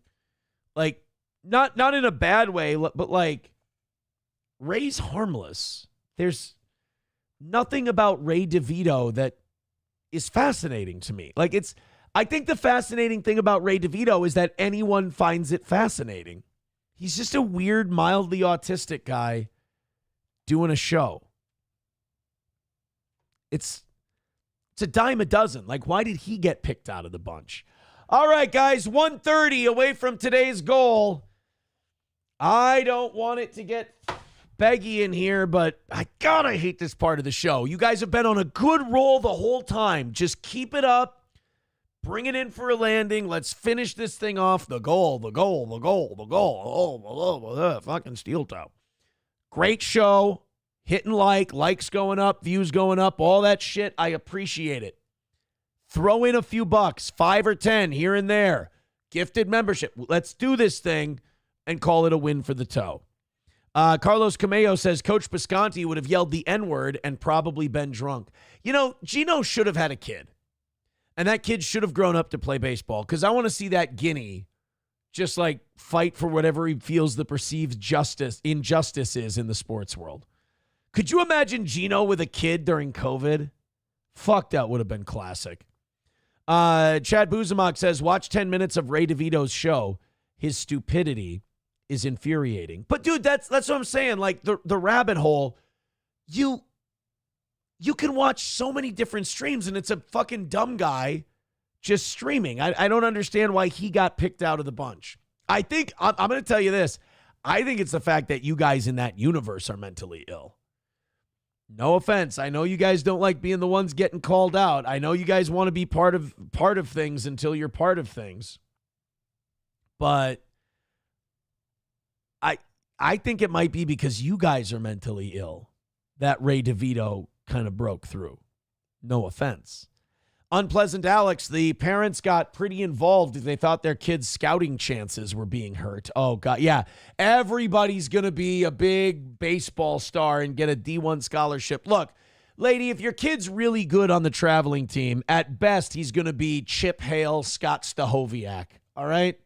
Not anything more important than that. Denny Hawking, if he's lucky. Somebody, too, I watched a 6th grade basketball coach scream at his and tell them they were worthless pieces of crap and didn't deserve to play. 4 of the dads ended up, you got to use punctuation here, buddy. 4 of the dads ended up grabbing the coach and took him away, and the coach didn't return. Oh, my God, they Bud Kilmered him. You know what? You're right, somebody, and I talked to my dad about that, and he's really sorry. Really.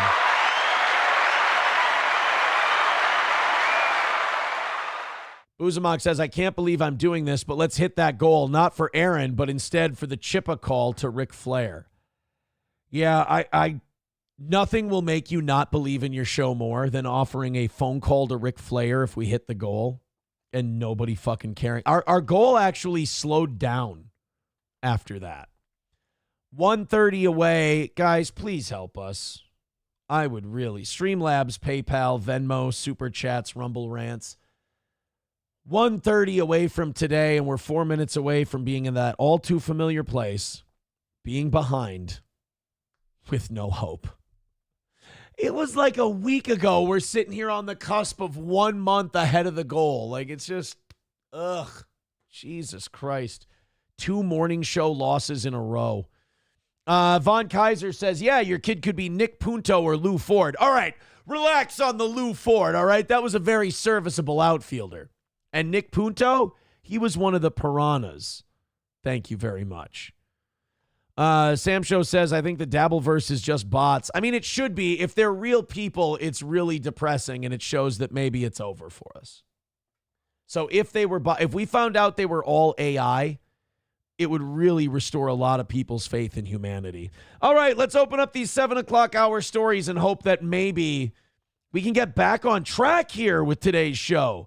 All Care Towing, 320-253-5203 for All Care Towing of St. Cloud. Of course, our friends at All Care will pick you up when you go in the ditch. You get a flat tire, you get in an accident, you lock your keys in your car, whatever happens to you. All Care Towing is there to pick you up. 320-253-5203. Give them a call. Put the number in your phone. Better to have them, not need them and not have them. Midland Armory in downtown Foley, Minnesota. MidlandArmory.com. Of course, Midland can handle your suppressor situation from start to finish, the whole process. And boy, you talk about knowledge. Nobody better than Derek and Tracy at Midland Armory in downtown Foley, Minnesota. That's MidlandArmory.com. Boy, whether it's hunting, personal protection, carry, safety, whatever you need, or sport shooting, they have what you need, and they have the information you need to make the most informed decision. That's Midland Armory in downtown Foley, Minnesota. Well, we're not hitting the goal again today, but maybe we can hit the goal of selling out that anniversary show at Stoney's in downtown Rockville, Minnesota. That is Stoney's. Get your tickets at eventbrite.com. Eventbrite.com, Steel Toe 11th anniversary weekend. The comedy show starts at 7:30. Gino, Keanu, Johnny, myself will all be there. Get your tickets for $20 at Eventbrite and join us at Stoney's this Saturday starting at 2 p.m. The party is free. The cornhole tournament is free all afternoon. Comedy show, $20, and we got about 38 tickets left. That's Eventbrite.com. Stoney's has live music every weekend. Tomorrow night is bike night at Stoney's. So Check it out. Nobody is having sex in the bathroom at Stoney's during the anniversary show. 383 Novocaine with $1. Thank you for the Feeding Our Future story. Maybe we'll get to it. We need a lot more than $1 at a time right now, my man. God damn it, I have to stop having hope because today we were fucking crushing it, and just like you, just every goddamn time I fall for it. I'm like, we're ahead, we're killing, great job, you guys. It always falls off, and I always end up panic begging at the end of the show. Thank you to Kyler for gifting a membership. Thanks for contributing to the show you love, buddy. I appreciate that. 125 away from today's goal. And 34 gifted Rumble memberships away from 300. 125 is the number. And outside of Kyler, nothing doing. Nothing doing. 199 from Coyote NV says it was that anti-cop rant. It wasn't an anti-cop rant. It's just that, dude, if you're buying the good government bullshit we were fed in school, I'm sorry. These people are not on our side. I don't like that guy he pulled over. He was being a cunt. He put himself in that position, right? He put himself in that position. But it's also, if you can't see that there are cops out there looking to get into that position, I don't know what to tell you. Ryan the Garbage Man with $5 says, I want to hear from the Nature Boy. By the way, I'm sitting in Sauk Center and the rain is coming down in sheets. Yeah, it's really been coming down here all morning. That's for sure. Thank you, Ryan the Garbage Man, for the $5. 120 away from this morning's goal. Yeah, it's 9:30. We did not make it to $100. So, well, 1 hour. We need a rally. We need to make $100. Doggo Doesn't Die with $20 says, fuck the police. Thank you for being supportive of the show. That puts us 105 away from today. See, is it that fucking hard, really? Thank you, Doggo Doesn't Die, Ryan the Garbage Man, and Kyler. Great to have you guys showing your support for this wonderful program so that it stays happy, healthy, and exuberant. Thank you again. 105 is the number. Hammer out the rest. And by the way, the Ric Flair call happens as soon as the goal gets down to 0. As soon as. An Anaheim jewelry store owner has fucking had it. Speaking of the police, he's done waiting for the police in California. He's done waiting for the police to get there. And if they do finally make an arrest at someone trying to rob his jewelry store, he's tired of them being let out with no bail so they can just reoffend or not even show up for their next court date. He decided to take matters into his own hands. And by the way, I'm sure we haven't heard the last of this. I'm sure this will be a problem in California, and this jewelry store owner is going to get in trouble for this. But desperate times call for desperate measures, and this guy just wanted people to stop fucking with his jewelry business. Here's the story from ABC7. Or not. Happened last Thursday right before closing. The owner of the Alameda jewelry store in Anaheim sees a large group of people. Alameda, wait a minute. Is this a Middle Eastern dude? I would highly advise you not to fuck around in a Middle Eastern jewelry store. This may be a great fuck around and find out moment. Rushing towards the entrance to a store trying to break in. Check out how many cars pulled up into the parking lot. Because I don't see the face. It's all covered. The owner... Dude, be lucky this guy didn't put holes in all of you. This guy is not fucking around. Arab dudes who own business are not to be fucked with, and Armenians. You do not want to fuck around with the Armenians, dude. They are bad hombres. Didn't want us to use his name as the thieves tried to bust in. What the suspects didn't know was that all of the windows in the front of the store are bulletproof. Listen, this, with the 15 second, I don't think there's nothing between just one thing. I have to film myself and my store. So the owner, armed with a handgun, shot at the bulletproof glass from inside the store. Nice. And watch how the would-be thieves... Yeah, it's like kicking an anthill. Scram, bitches. Scram. Reacted. When I do first shot... It's weird. They come in like a herd of animals, and they scatter like a herd of animals. That's that gathering up those flash mobs on social media. That's that shit. That's what that is. They all got it together. We're going to plan it. We're going to go at this time. It's not dumb. Like, if you're going to be a scumbag robber, that's not a dumb way to do it, because you're going to get enough shit where you'll all make some money. And you can just kind of, I mean, showing up in those kind of numbers is usually pretty intimidating. You can break a window and get in. But this guy was fucking ready. Too scared. I don't want to hurt anybody. You know what also the problem with these guys is they're not like the Ocean's 11 guys, you know, where they're like, we're a team of robbers, or like the Italian Job guys or anything like that. These are all a bunch of animals in it for themselves. And if one of them hears a gunshot, they're taking they're not taking one for the team. They're not taking one for the score. They're all scattering. They're chicken shit. But when he move it, he gone, I relax. Happened last. Yeah, it's really easy to be brave and ballsy when there's 40 of you descending on a jewelry store. But when one of you can get cracked by a bullet, everybody seems to scatter. Once the bullets start flying, we find out who's got balls and who's just in it for a quick score.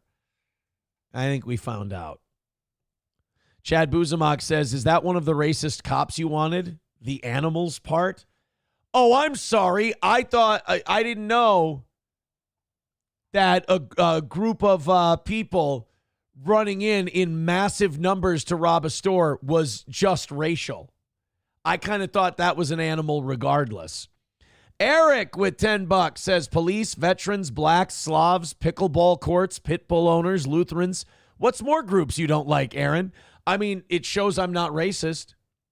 I'm just generally full of hate. Right? Thank you, Eric, for the $10. $95 away from today's goal. Let's go. Streamlabs, PayPal, Venmo, Super Chats, Rumble Rants.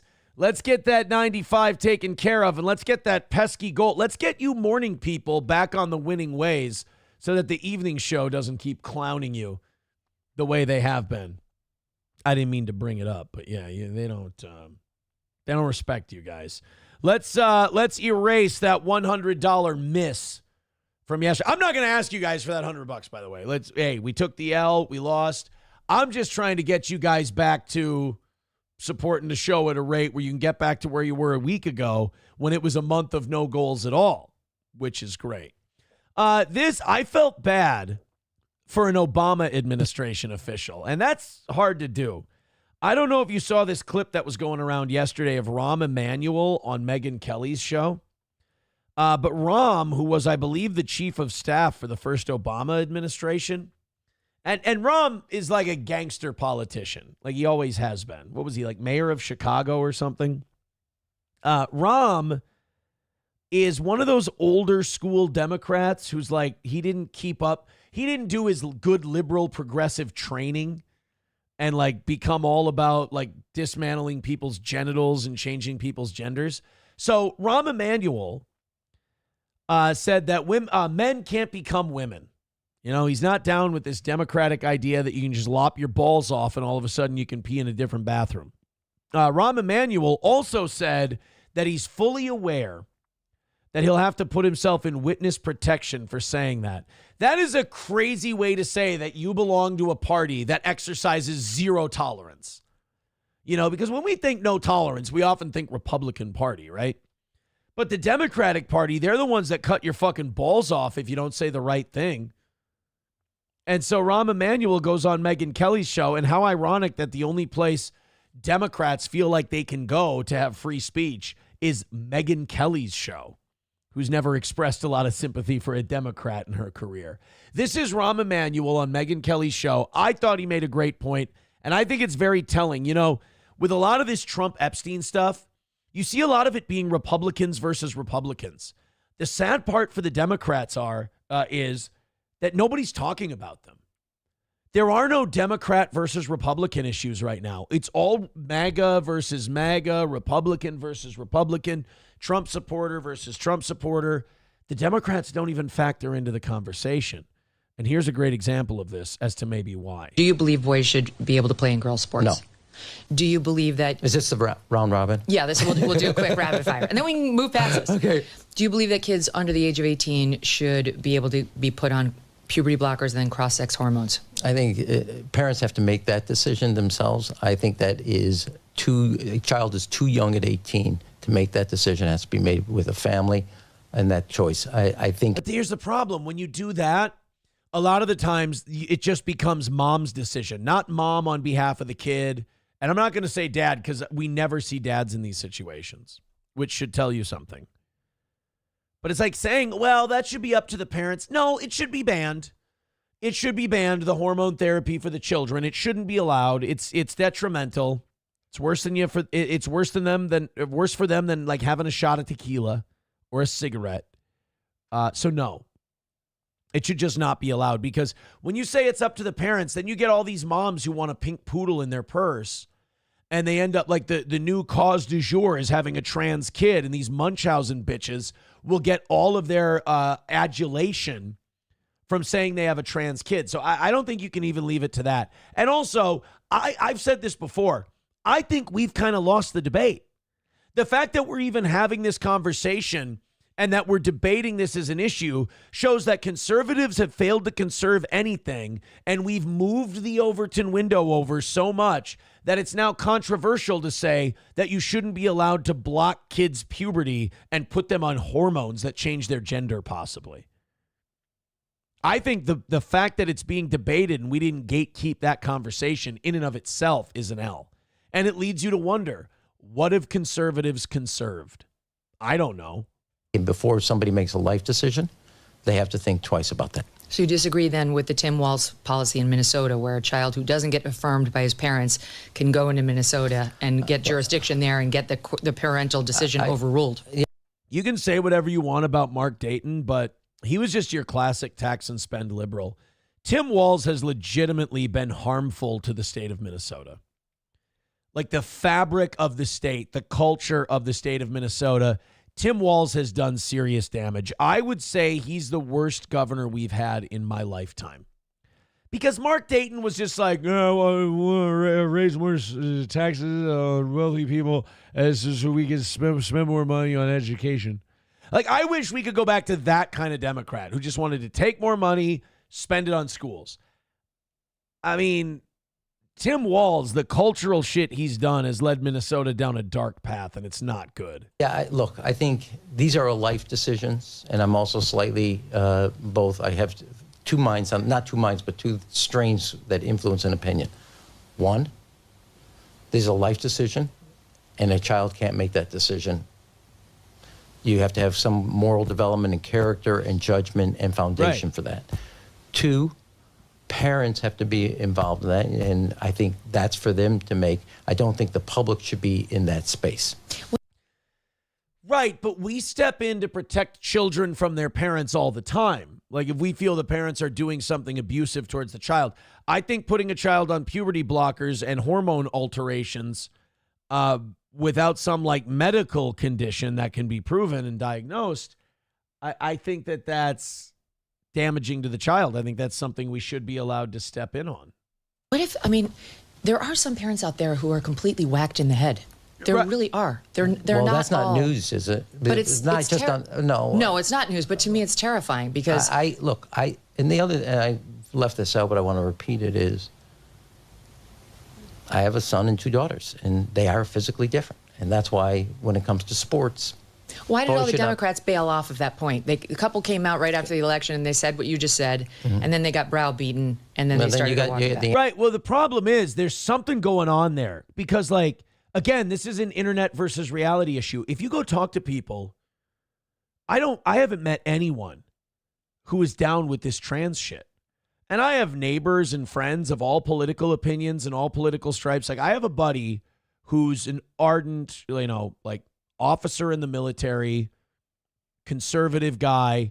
He's married to a very progressive woman. And even she isn't like, yeah, we should let kids transition. Like, and she's probably the most progressive person I know. And she's a lovely person. She's very sweet. She's a kind-hearted human being.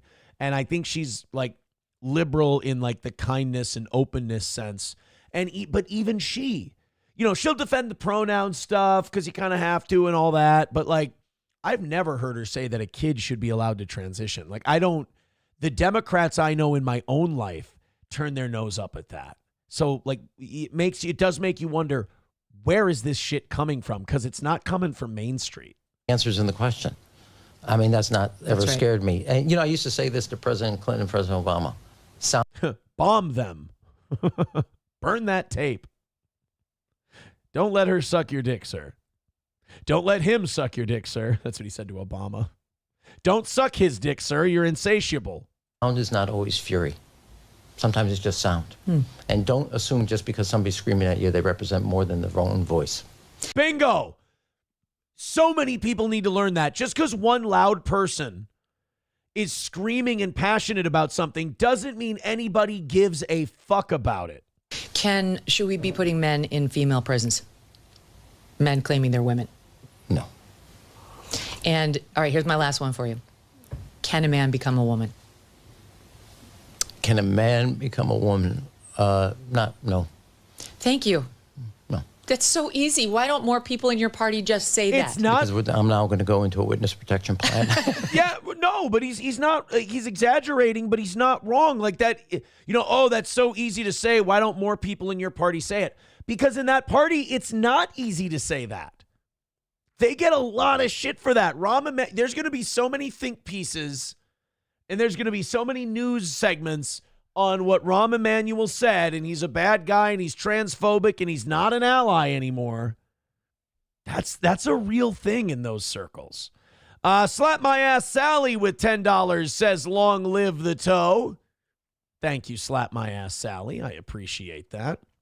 And Mike Dick. Mike Dick with $5. Thank you very much. We're $80 away from today's goal. Finish it up, guys. You got 45 minutes left. $80 away from today's goal. You already got closer than you did yesterday, so finish it up. The links are in the chat. Streamlabs, PayPal, Venmo, Super Chats, Rumble Rants. Let's hit that 80 and show we can do it. Mike Dick with $4.99 says, why did Johnny look so stoned yesterday? I thought you addressed that. I'm not his fucking dad. Look, he smokes a shit. Look, I don't know what a shitload of weed is, so I will say, in my opinion, yeah, he smokes a shitload of weed during the show. He says it's for his MS. He says it's to ease pain. I also think he's got probably some depression and anxiety issues that he's always had that it probably helps with. But, you kind of, like, I can't ask him to stop smoking. I mean, I can ask him to stop smoking weed. He will tell me to go fuck myself. So if that's what he does to perform, I mean, look, it's no secret. He and I have talked about it on the show before. I've told him, I go, boy, around 9:30, you start to fade badly. Like, your reaction time is slowed.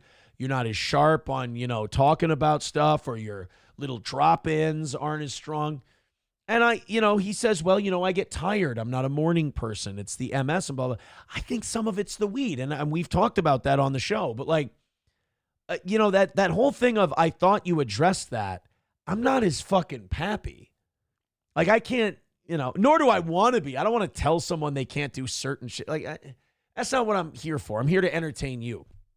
So I do a fine job of that, Mike Dick. So yeah, I mean, why did he look so stoned yesterday? I mean, even people in the chat were calling it out. Because he was stoned yesterday. I'm geeked on caffeine on a constant basis during the show.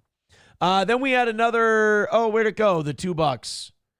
Kyler with $2 says, Google Play points, not much, but it's $2 closer to $5. Yes, absolutely. $80 away from today's goal. Keep going. Hammer it out. Crush it. $5-10 at a time will do her if we start right now. We got people talking about Johnny. Sam Show says he's just addicted and he's lying to you. I don't think he's lying. I think he admits that he's addicted to it. Doesn't he? I mean, he's always told me, yeah, I'm addicted to it. I don't think that's a secret. Oh my God, I just got a picture from the Biscontis. They are on their way to Las Vegas. And then they're coming here right after. Gino's got a gig there.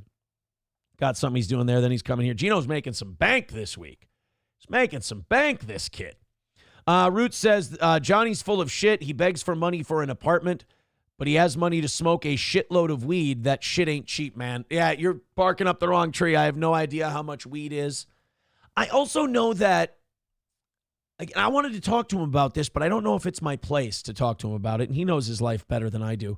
But I don't know anyone with MS or like a debilitating disease that's like kicked out onto the street and homeless. Like there's so many programs, and and that's what we pay our taxes for.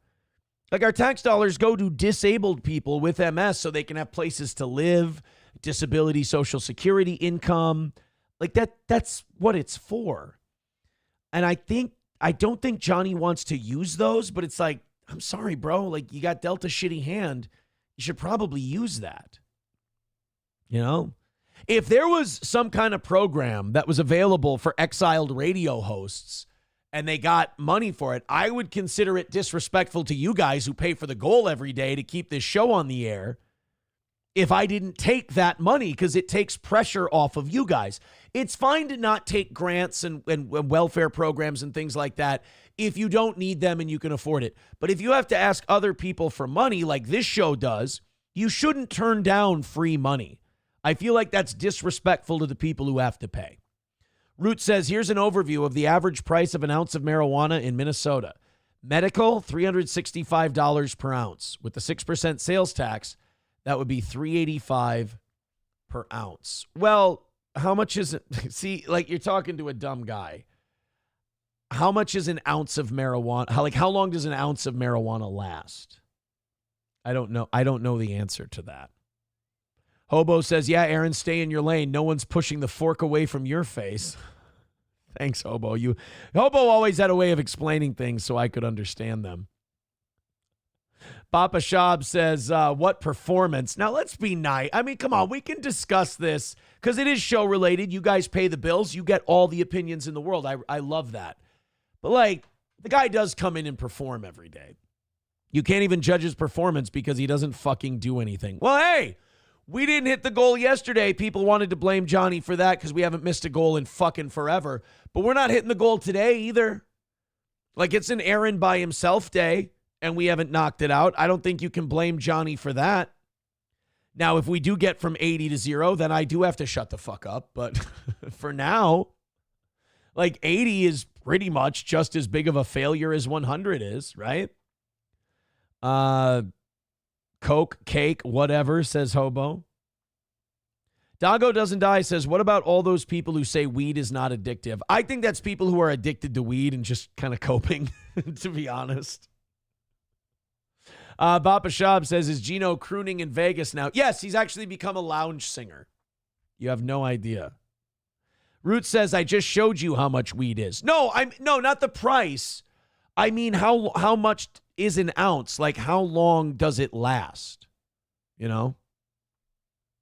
Tolkien Studies says there is so much funding. You're right, Aaron. Yeah, I should tell him about that. Maybe Johnny doesn't know.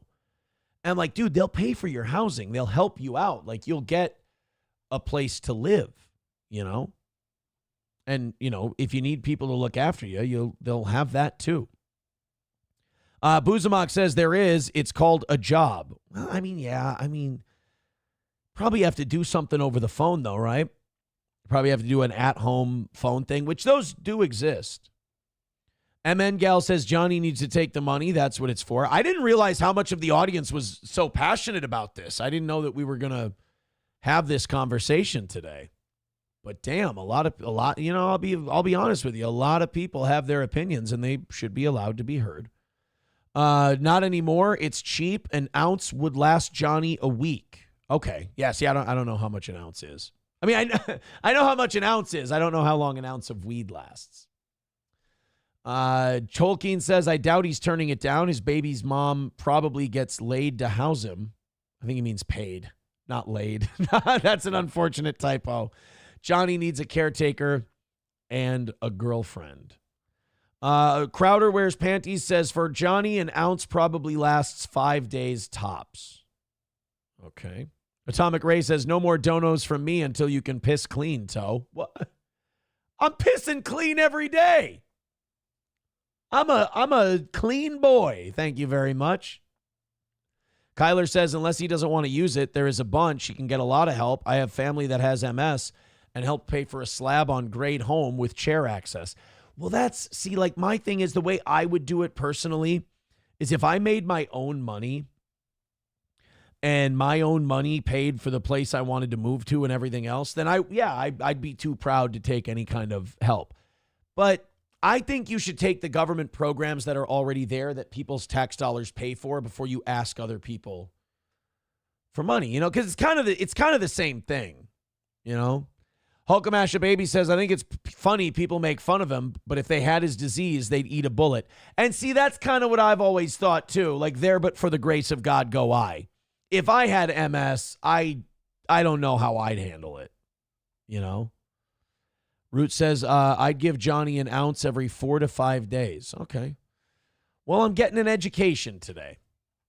I'm getting an education. All right, $80 away from today's goal. Help me hit that. We've only got 35 minutes left. And we're heading for L number 2. That is a fact. We're heading for L number 2 in a row. I remember months and months ago us not hitting a goal one day. I can't remember the last time we missed twice in a row. Come on, morning show, evening show, fucking crushing it. We just need you guys to finish up your 80 so we can call it another win for the Toe. I don't know why I pick stories that just allow me to exercise my hatred, but here we are. Fucking pickleball. I really thought like 5-6 years ago this would kind of end. This wouldn't be a thing. I thought pickleball was going to die death by COVID for 2 reasons. One, people couldn't gather, so they couldn't play pickleball on the courts. But then I guess they decided that's social distancing, so that's cool. And number 2, I kind of thought the people who liked pickleball would die out from COVID. Then it turns out COVID didn't really, wasn't really as lethal as they pitched it. So now these people are unencumbered to just grow. Like, it's people who think ping pong is for fat, beer-swilling retards, but tennis is too hard. So they found something in between, and it's just like, oh. And like badminton took too much concentration. So now they're putting, not only are they doing this, but like there's tennis courts out there. And like if those tennis courts don't let people play pickleball, they'll do like takeovers of the tennis courts, which is a cunty thing to do. Now they get, and then people will complain. They're like, all these old people are getting up at 6 a.m. They're going out playing pickleball, making a shitload of noise, and it's fucking with my sleep. And they won't care. They'll gather. They'll play a bunch of pickleball. It's just, they're really a pushy bunch. And now look what they're doing. They're trying to organize record-breaking pickleball get-togethers. And everyone celebrates it and everyone smiles. I'm the only person screaming that these people need to be stopped. Kids are picking up the paddles today, and this is all a part of the goal. Oh, no. Now it's the hook 'em while they're young. They've got the tobacco industry gimmick going on in pickleball. This can't be allowed. By the way, this is a very, for those of you who think I'm some kind of cold-hearted racist, this is a beautiful complexion. This of Mark Miller's Munchkin program. Check that out. That might be the complexion. That might be the perfect color. And I know Sam Show doesn't want to hear this. He's like, Aaron, you want to mix everything until it's this. I don't know. There's something aesthetically pleasing about Jasmine Miner's skin tone. Tap into an untouched market. All right, easy. With all the Epstein shit going on and all that, let's not take it easy. We've got 444 kids, so guess what? I'm breaking my record. He's brought in hundreds of kids before, but this is an entirely new level for Mark Miller and his Munchkin program. I made a living teaching tennis to little kids. Okay. I think pickleball's a lot easier to learn. Okay, is anyone else getting Law and Order SVU vibes from this guy? I know I'm jaded because I've seen too much and I've followed too much news, but I have seen this pattern play out too much in the past to not be concerned about this. I've been teaching tennis to exclusively little kids for a long time. Now I'm getting hundreds of kids to gather in the pickleball park because pickleball is easier, and I'm just going to teach all these kids out of the goodness of my heart. Look, if he is doing this out of the goodness of his heart, God bless him. That's a really charitable thing to do. Again, I've just seen too many red flags in the past to think that this is just, hopefully I'm not the only one. And from one former tennis player, it was actually easy to pick up. Soon the students became my coaches. Kids want to grow up and be in the NBA, NFL. Like, hopefully one day they'll be like, I want to be in the MLP. Professional Pickleball League Chicago. There's a professional. What the fuck? I bet you the professional pickleball. Wouldn't it be funny if the professional pickleball league people make more than the WNBA players? That would be funny. Chicago Slice, a sponsor of the event, brought in over 90 paddles for the kids to learn what they say is the hottest sport in the nation right now. According to the Sports and Fitness Industry Association, there were nearly 20 million pickleball players in 2024, a 45% increase from 2023. 2 years ago. This thing ain't stopping. You know what? Today's show, 10 o'clock, Wednesday, July 23rd, 2025. You're seeing Aaron Imholt live on air. Tap out. I'm tapping out. Pickleball won. I lost. It outlasted me. But now you got to look out for these fucking creepy old men trying to teach kids pickleball, just like you needed to look out for it in gymnastics and tennis and all these other sports. I don't know, man. But it's too popular. I lost.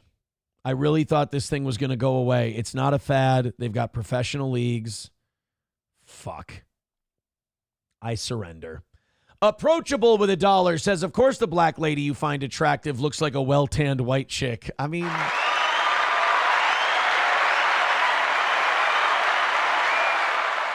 I likes what I likes. What can I tell you? What can I tell you? But the fact that there's professional pickleballers, that's kind of where I realize that maybe it's over. That's where I got to take the L. All right, $80 away from today's goal. I hate to do this, but I do it every fucking day. So can we get that 80 knocked out? We got a half hour left. I'd like to spend that half hour entertaining, doing a show, what have you. Right now, we are spending that time begging you for $80. I gotta pee. My bladder is pushing down like crazy. Throw in a few gifted memberships, Streamlabs, PayPal, Venmo, blah, blah, blah, blah, blah. Let's hit $80. Let's not lose 2 days in a row. It's been a fun show. Reward the program, please. All right, I'm going to fire up some music. I'm going to get out of here for just a second.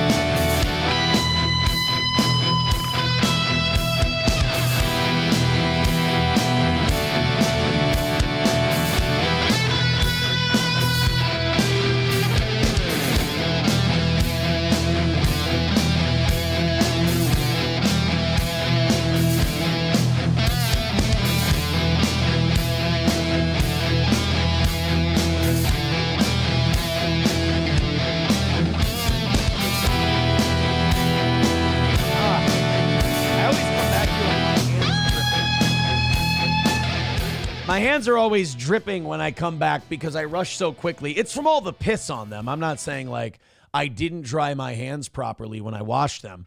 It's just so much piss on my hands that I just simply cannot get it all off before we come back to the program. I'm so sorry. Let me just hit refresh real quick here. Yeah, nothing. $80. $80 away from today's goal. Help out a little bit. Avoid the 2 losses in a row. I'm such a cheery boy all morning, and I'm like, oh, what a fun show. This is great. And I'm like, they don't care. Like, they'll watch, and the numbers are good, but the numbers are good in a way that they're like, I don't care if he doesn't fucking hit the goal. I'll just watch a different show if he can't afford to keep the doors open or anything like that. So it's like, I'm like, all right, well, we've been doing well lately, so we're not closing the doors anytime soon. That's not, certainly a few missed goals is not going to kill us, but Fucking hell, man. Come on. Let's just hit that every day, and that's all it takes. Go ahead. What's going on with the reefer madness in the chat? People are saying there's reefer madness going on. Are we having just massive weed debates? I don't know. I'm worried about I'm more concerned about hitting my goal and making the money and not missing 2 days in a row and somehow reading into that as a bad omen of things to come. So throw in a few bucks and see if you can't help us get somewhere today. Sure would be nice. $80 away. Finish it up 5 or 10 at a time. Thank you. Donald Trump seems to think that Jimmy Kimmel and Jimmy Fallon are about to be axed. And I don't mean like questioned by a black person. I mean fired after the Colbert thing. And, you know, he's not wrong, but I don't think he has any insider information about this. I think it's just simply the late night concept, like the late night format is kind of dying. People don't watch it anymore. It's now consumed on social media and on YouTube. It's not really, you know, late night is not where America goes to get ready for bed and get away from the, you know, all the rigmarole, if you will. I mean, if anything, I think it's a change in the culture. Like, people don't want to divorce themselves from the stressful shit. People want to stay on their fucking phone and stress themselves out about shit. I think it's retarded. I think it's dumb. I think it's worse than what we used to do. But that's what people want to do. You know, you can lead a horse to water. You can't make them drink. So I do think Kimmel and Fallon and those guys are probably going away in one form or another. Like, late night has already changed a lot, especially since these guys, you know, and it's not just a changing society either. It's also because these guys, for the people who did want it for the escape, for the people who did want it to get away, these guys turned it into political rallies every night and political propaganda every night. And then people got sick of it, so they didn't want to watch. And then the miserable bastards who do still watch it, I mean, Lord knows what the hell they're still checking it out for. You know? So Donald Trump says Kimmel and Fallon, they're next on the chopping block. Jimmy Kimmel hit back at him on at his Truth Social post. Kimmel says, I'm hearing you're next, or maybe it's just another wonderful secret. Oh, an Epstein. That's not a bad one. Look, I know Kimmel forgot how to be funny a long time ago, but I do have to say, another wonderful secret. Nice little Epstein dig. Not bad, buddy. Not bad. Donald Trump unleashed on the host in a new Truth Social post saying the word is, and it's a strong word at that. By the way, that's how you know Trump is lying about something. He goes, I'm hearing it from a lot of great places. Like, the word is, and it's a strong word, that Kimmel is next to go in the untalented late night sweepstakes. And shortly thereafter, Fallon will be gone. I mean, look, Colbert was doing two things. Colbert was losing shitloads of money every year, and he was starting to criticize his network. Criticizing your network alone is not going to get you fired. I mean, David Letterman would always take shots at the network he worked for, and they loved him because he drew money. You can insult your employer and stay on the air. You can't insult your employer and lose them $40 million a year. Like, imagine you're just breaking shit at work all day, and then you get on the loudspeaker and you go, the boss is a retard, this company's run by shitheads, fuck them. And it's like, dude, not only are you breaking a shitload of product, costing us money, but you're going on the loudspeaker and telling everyone we suck. We're going to have to let you go. Like, that makes a lot of sense. I saw Jon Stewart pitching like, oh, Colbert shit on CBS saying they bent the knee to Trump. Well, guess what? Colbert would be allowed to say that if he drew money for the company. But if you're losing $40 million a year, you better be on your best behavior, because the first sign of you cracking whip with the company, they're going to go, wait a minute, we're gifting this guy money that he ain't making us back, and he's still talking shit about us? Yeah, fuck him. Get rid of him. I don't know if you know this, but these TV exec guys, they got fragile egos. Up until now, there's been no clear sign that Fallon or Kimmel could be on their way out of late night. But the president clearly isn't happy about the support Colbert received from fellow hosts on Monday night's Late Show in the audience, although Kimmel wasn't there. Yeah, I understand why late night people would get his back. I mean, they don't want to be fired too. I mean, that part makes total sense to me. But, like, you can't lose a bunch of money and then also shit on the company. It doesn't work that way. And I don't know. They haven't opened up the books on Kimmel and Fallon. I would assume Fallon's making money. I don't know about Kimmel. Tolkien Studies says Colbert and I were in a Tolkien class I was in and gave me a shout out at Comic-Con one year. Well, aren't you the most famous guy in the world? Papa Shab says it's about propaganda. See, I don't understand that either. Break it down for me like I'm a dipshit, because Colbert was a good propaganda boy. Colbert gave them all the propaganda they wanted. Colbert was dancing with vaccine needles, for Christ's sake. How much more of a team player could you be? How much can you castrate yourself live on the air and tell your audience that you don't give a fuck about art and humor anymore than dancing with fucking Pfizer needles? I don't know what else the guy could have done. By the by, it doesn't matter because we ain't getting a response. $80 away from today's goal and 20 minutes left in the show. Okay, it's pity time. Take pity on the show. Throw in some money. Let's knock out this $80 so we can at least shamefully call this another win for the toe. Hit like, hit subscribe, hit follow, whatever. $80 away. I'd really like to just focus on this show right now like we have all day. I just need you guys to bring this in for a landing. It's not like a gimmick and a funny part of the show that I'm like, no, it fucking bothers me to lose 2 days in a row. So if you could, I'm trying hard for you. I really am. Throw in a couple of bucks, especially if you're here years and years and you just don't throw in a dime. Support once in a while. I'm not asking you to fucking be one of these $100 donors, but you know, a 5 or 10 every couple of months, it doesn't hurt. Streamlabs, PayPal, Venmo, Super Chats, Rumble Rants. Enough of this morning show struggles shit. Let's get this 80 knocked out. It's pesky. It's a small number.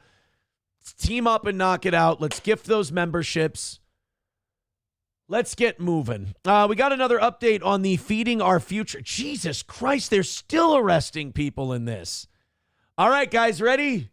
Time for you to guess who the defendant is in the 48th Feeding Our Future fraud scheme. Now, if you don't remember this one, this is the one where a bunch of restaurants were told by the director of this program in Minnesota. It was a federal program, but the Minnesota director told them, hey, just write down on this piece of paper that you're serving this many meals to impoverished kids.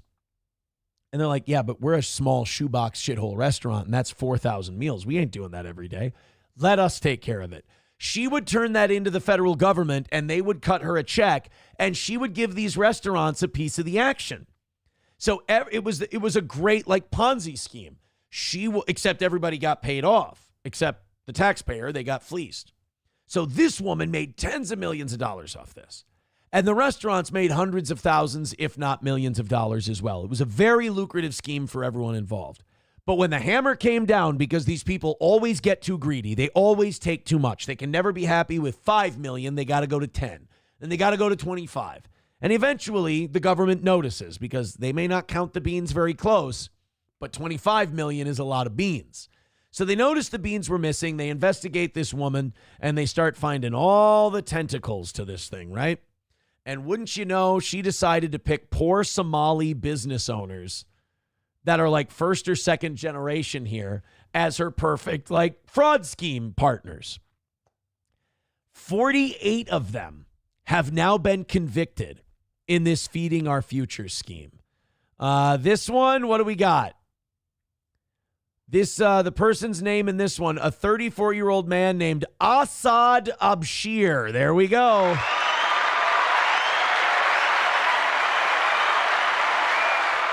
Pleaded guilty to money laundering for his role in the $250 million scam. Holy shit.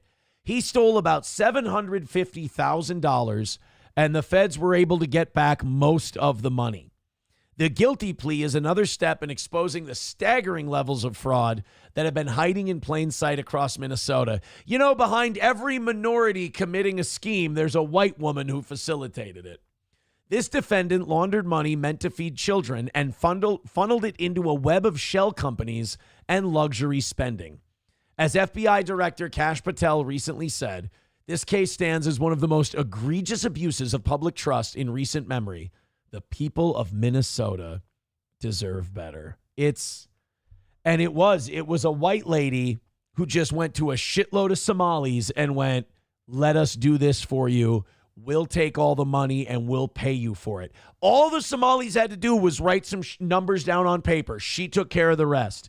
And guess what? This is the best part. When they all got arrested, they all rolled over on the white lady. And that turned Miss Progressive Democrat white lady, I'm sure, into, goddamn third worlders. They don't respect shit. I made them all rich and they just turn on me. And, Democrats are all for diversity and minorities until they vote Republican. Then they're not really as big on it as they used to be. Wildcard gifting a membership on YouTube. Thank you, buddy. Thank you so much. $75 away from today's goal. Please, guys. You hear me. You can hear me. You hear my voice. You're responding to the stories we're doing. Knock out the $75. Let's get a win for the toe here. I mean, we missed by a hundo yesterday. There was no reason to. Evening show knocks out all the goals, the whole thing. And honestly, the morning shows are better than the evening shows, in my opinion. So, $75. Do what you can. Streamlabs, PayPal, Venmo. Chevy Fan says $2. Follow this story with one I sent in the text line. I mean, resend it if you could. I can't dig around. I got 14 minutes left, and I'm $75 away from a second fucking failure. So I can't dig around for that. I kind of got to cover as much shit as I can in the next couple of minutes here. So hopefully people feel impressed enough to throw a couple of bucks our way. Throw the link in the chat. I'll open it up. We'll take a look. Streamlabs, PayPal, Venmo, Super Chats, Rumble Rants. Another show kind of going to waste here. 75 away from 2 straight losses. I hate to do this to you, but come on, guys. We do a good job for you. Mick Buster gifting a membership. There you go, Mick Buster. Mick Buster watching every day. Entertained as all fuck. Throws in a $5. Appreciate that. $70 away from today's goal. 33 gifted memberships away from 300. Make it go. Let's knock it out. It won't hurt. 13 minutes left to go. Tolkien Studies getting a gifted membership from McBuster. Thank you for that. So, yeah, Chevy Fan, throw in, there you go. $2 says start at 510. All right, a little under $70 left. Knock it out. Hit it. Call it a win. Let's, here we go. What did he say? A little more. Start at 510. Thank you very much for the timestamp, too. That helps. This is Exposing Minneapolis by Angela Rose. Let's take a look-see. Thank you, Chevy Fan. $70 away. Come on, guys. I'm begging you the last 10 minutes. I ain't losing 2 days in a row. Oh, I mean, I might. Yeah, you want to walk? Yeah, sure. What's it like here in Cedar Riverside? It's my community. I've been here for 37 years. Ma'am, Cedar Riverside is not your community. Wait until you get a look at Cedar Riverside.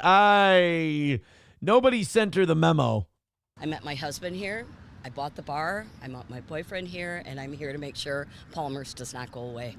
Camo Girl, I'm stopping everything for money today. Camo Girl with $4.99 says, here's some pity money. Hey, I'll take pity money. $65 away. Let's fucking go. Let's get a win. We deserve it. Palmer's Bar. What's going on with Palmer's? You should Google that shit. I'm not. No, there's a signed purchase agreement with the mosque. Here, let's cross the street. Uh-oh. I'll take you on a tour. Oh, she's going to take her on a tour of Cedar Riverside. Why is it that whenever people scream white people are moving in and it's gentrification, that's evil, that's bad, that's terrible. But why is it when a white lady who's lived there forever says, hey, my neighborhood's changing, it's not what I remember, my culture is leaving this area and other things are coming in, that we're supposed to say, shut up, change is good, you just hate diversity, you fucking racist. All I'm asking for is some consistency. Either the gentrification people are all racist and they're all hateful and they hate change, or your culture in your neighborhood is something that's important and it's something you should protect and try to maintain. The bar is at danger of being closed as of September after 120 years in existence. I know about Palmer Bar. And the community is trying to, has requested that the mosque back off and let the community try to save the bar before giving up and letting it turn into a Islamic community center. I'm guessing that the Islamic Community Center is offering way more money in rent than Palmer's Bar is, so they're going to kick Palmer Bar out. Yeah, I just delivered a letter to the mosque this morning. And mosques love that. I don't know if you know this, guys, but mosques love it when elderly white women just show up and tell them what to do. That's a big thing for them. That's a turn on. Been other meetings with community members, and I'm just begging and pleading that they give the neighborhood a chance to turn it into something, to keep it as a bar, maybe a museum, historic designation. I don't have the All right. answer. I have a compromise. I know how we'll figure this out. And this lady's starting to bore me, and I'm not making a fucking dime. Thank you for the $383 Novocaine. Channel 5 said the Minnesota fraud is going to top over $1 billion of our tax dollars. Holy shit. That's fucking crazy. $65 away from this morning. Guys, help out. Fucking hell. 2 losses in a row. I will admit, there was a time in steel toe history where if I would have said fucking Ric Flair phone call, we would have knocked it out that minute. I ain't what I used to be, but I love the people that are still here. Need Trump with 20. Jesus, thank you, buddy. Appreciate it. The gold sucker, Hulk Hogan. We coming for you, nigga. Says, I made it for the last 10 minutes of your show, but here's to your goal, buddy. I thank you so much. $50 away from today's goal. Thank you. Can't lose 2 days in a row. We got 9 minutes left. If we could hit that last 50, that would be great. But I have an idea. I have a compromise for this lady. How about instead of like either or, the mosque or the bar, how about the bar start serving food? We let a Somali guy be manager of the food service part of the bar, and then he just turns in fake receipts into the Feeding Our Future. Everybody wins. He could give the money to the mosque, and the bar can stay in operation. And then white people and Somalis can rip off the government together. And that should be the American dream. Chevy Fan says they mentioned that in the video, the Muslims don't want anything to do with white culture. Well, I mean, and yeah, again, we knew that. Rusty Grammar with $5. Thank you. Says Ric Flair, the stratosphere is reserved for you and the toe. All right, $45 away from having a fucking snowball's chance in hell of hitting the goal. My bad, guys. I'm sorry. I just don't want to lose twice in a row. It leaves a gross taste in my mouth. It's fucking nasty. So if you could, $45 in the next 8 minutes. Let's knock it out and call it a win for the toe. Buzamak says, make the call. You will get the goal. No. I don't like doing really good shit and then not getting the win for it. So, like, I'm not going to add more really good shit.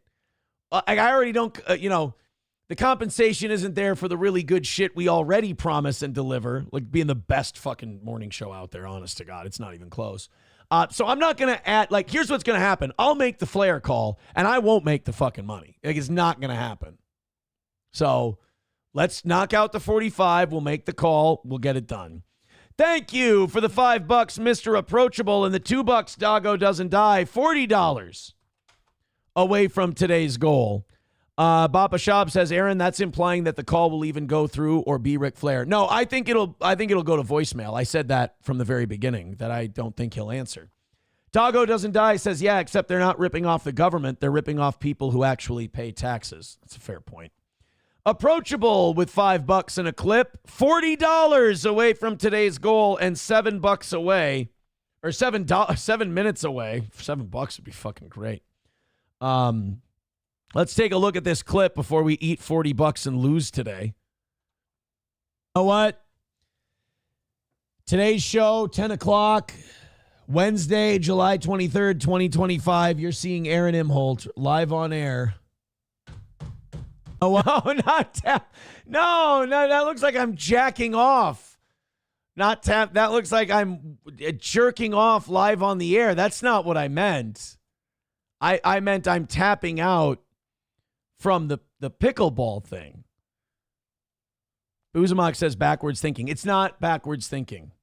That's the opposite of backwards thinking. It's being smart. All right, let's see how many people took pity on the old toe. 20 says, don't use my name. This is for this weekend's event or this week's event. Thank you so much. And Ryan the Garbage Man with $5 says, whoa. All right, that's 25. We're $15 away from today's goal. Thank you. Johnny Chopsticks with $2 says, this is for the Prince of Darkness. Sharon!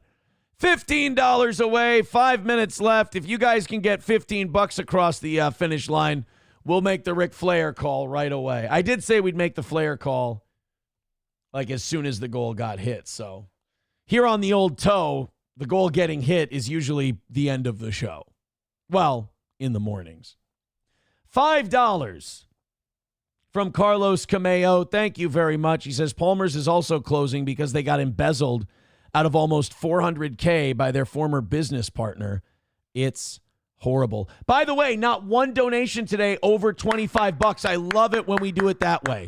That's the best way if we can keep it. See, if you guys would have just kept doing this right around 7-something, we wouldn't have got this pathetic display we've gotten for the last 15 minutes. $10 away from today's goal. Let's go. Let's call it a win for the toe. 4 minutes left. And then I got to call the Nature Boy. And now, am I doing it as Chip Chipperson? Am I doing it as Aaron Imholt? Part of me feels like they're calling me Dark Side Aaron. Oh, yeah, no shit. 100%. No, I can't. No, I'm not quite Phil. I'm going to be able to pay my bills and take care of everything if we don't hit the goal. Like I said, we've had a lot of really good months in a row. It's been very good. I just like to keep on track. I'm very competitive that way. Von Kaiser with $5. He says, a Methodist and the son of a bitch. All right, $5 away from another win for the toe and 4 minutes left. Just a $5 drop, and we've got our W. God, why does it always have to be? Always, you guys are like the fucking MacGyver of podcast owners. Like, you guys give all these shitty podcasts that are 50-year-old men creating drama with each other. You give them the money up front, and then they do dog shit shows that treat you like you're retards. And then you have a show that goes, I trust that you guys will throw in the money. I'll just do a really dynamite morning show. The universe is backwards. The universe is backwards. Numero uno says, don't let him lie to you. The toe will be homeless in a week without his goal. You morning people are heartless. The toe will not be homeless. I'm fine. I just like the business to stay ahead. I like that we're ahead. I like to stay ahead, and hitting that goal ensures that we stay ahead. Speaking of hitting the goal, Coltrane gifting a membership, and finally, after a lot of struggling, after a big old Mein Kampf, but I'm afraid I've got some bad news. It's another win for the toe as the last $5 comes screaming down the line, and we're able to pull it off. Thank you. Atomic Ray says, about time you Aristocox paid your way. Oh, shit. Oh, shit. Chad Buzamok says, make the call, Chippa. All right, here we go. He says, this is Ric Flair. Do we have confirmation that this is like legit the real Ric Flair's phone number? Oh my God, dude, did Buzamok find a picture of Johnny like sucking off a marijuana thing? Oh, that looks bad. That looks really bad. Oh no, what is this? We got some Buzamok clips here. I mean, it shows I'm racist. You fucking dick. All right, this is last clip as requested by Aaron Imholt. Pleasing miner's skin. Wait, what? I mean, I don't know. There's something aesthetically pleasing about Miner's skin tone. No, no. Her name is Miner. That's her. Jasmine Miner. I said her whole name. Buzamok, is this really Ric Flair's phone number?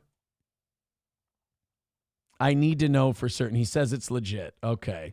Thank you guys for hitting the goal. Another win for the toe. I appreciate it.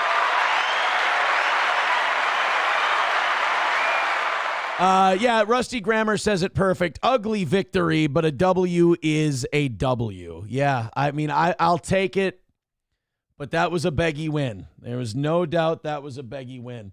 Hey, look at that. Walter with $25.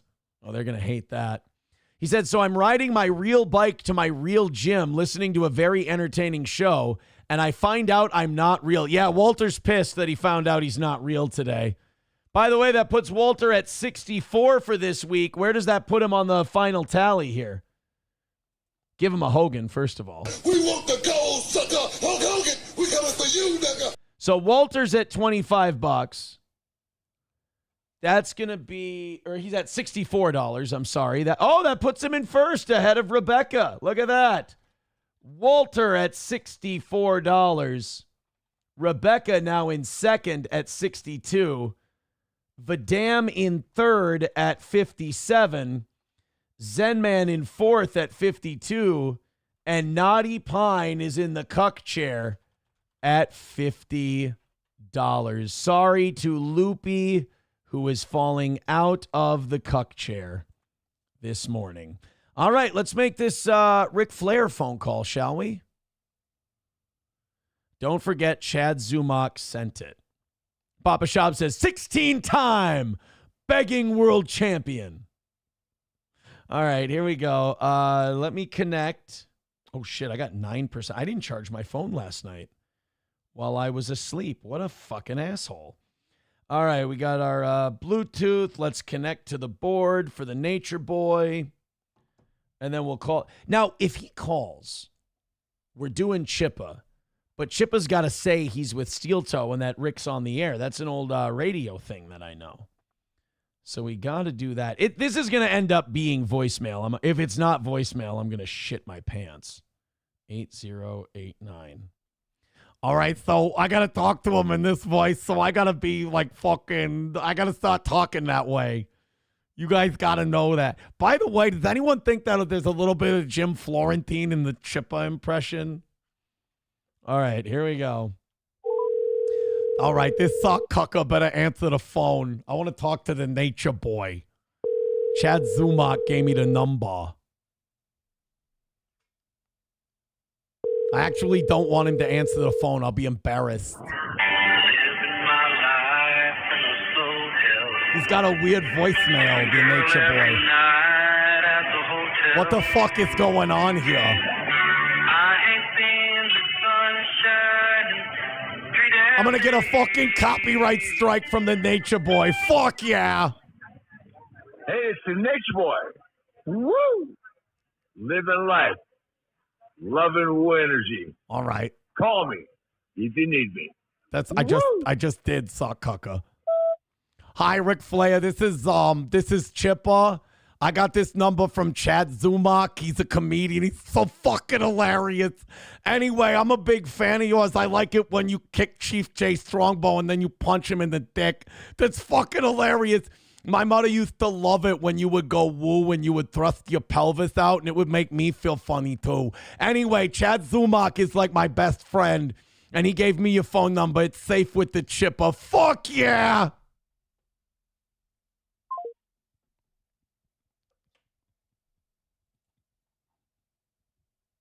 There we go.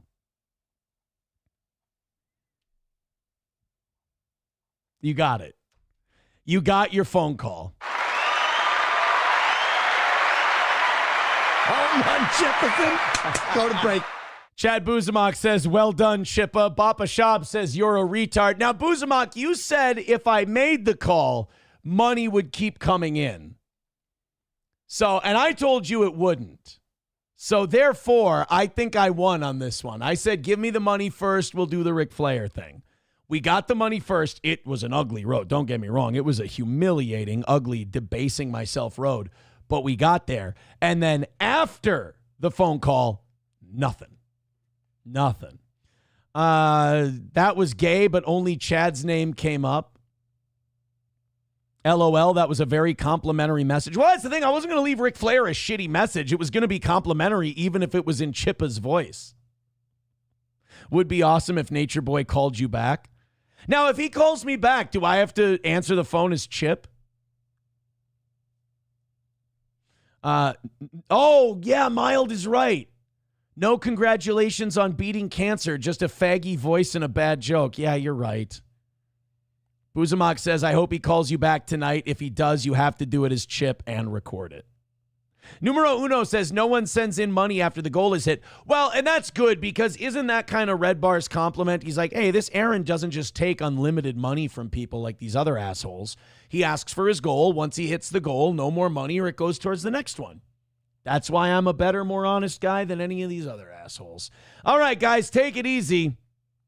I am out of here. Thank you so much for your generosity. You're even $25 ahead. Thanks to Walter, who's not real. I'll talk to you again soon. Take it easy. Have a great rest of your day. I'm going to go refill my water or switch out my water jugs and watch it be depressingly rainy and gray out today.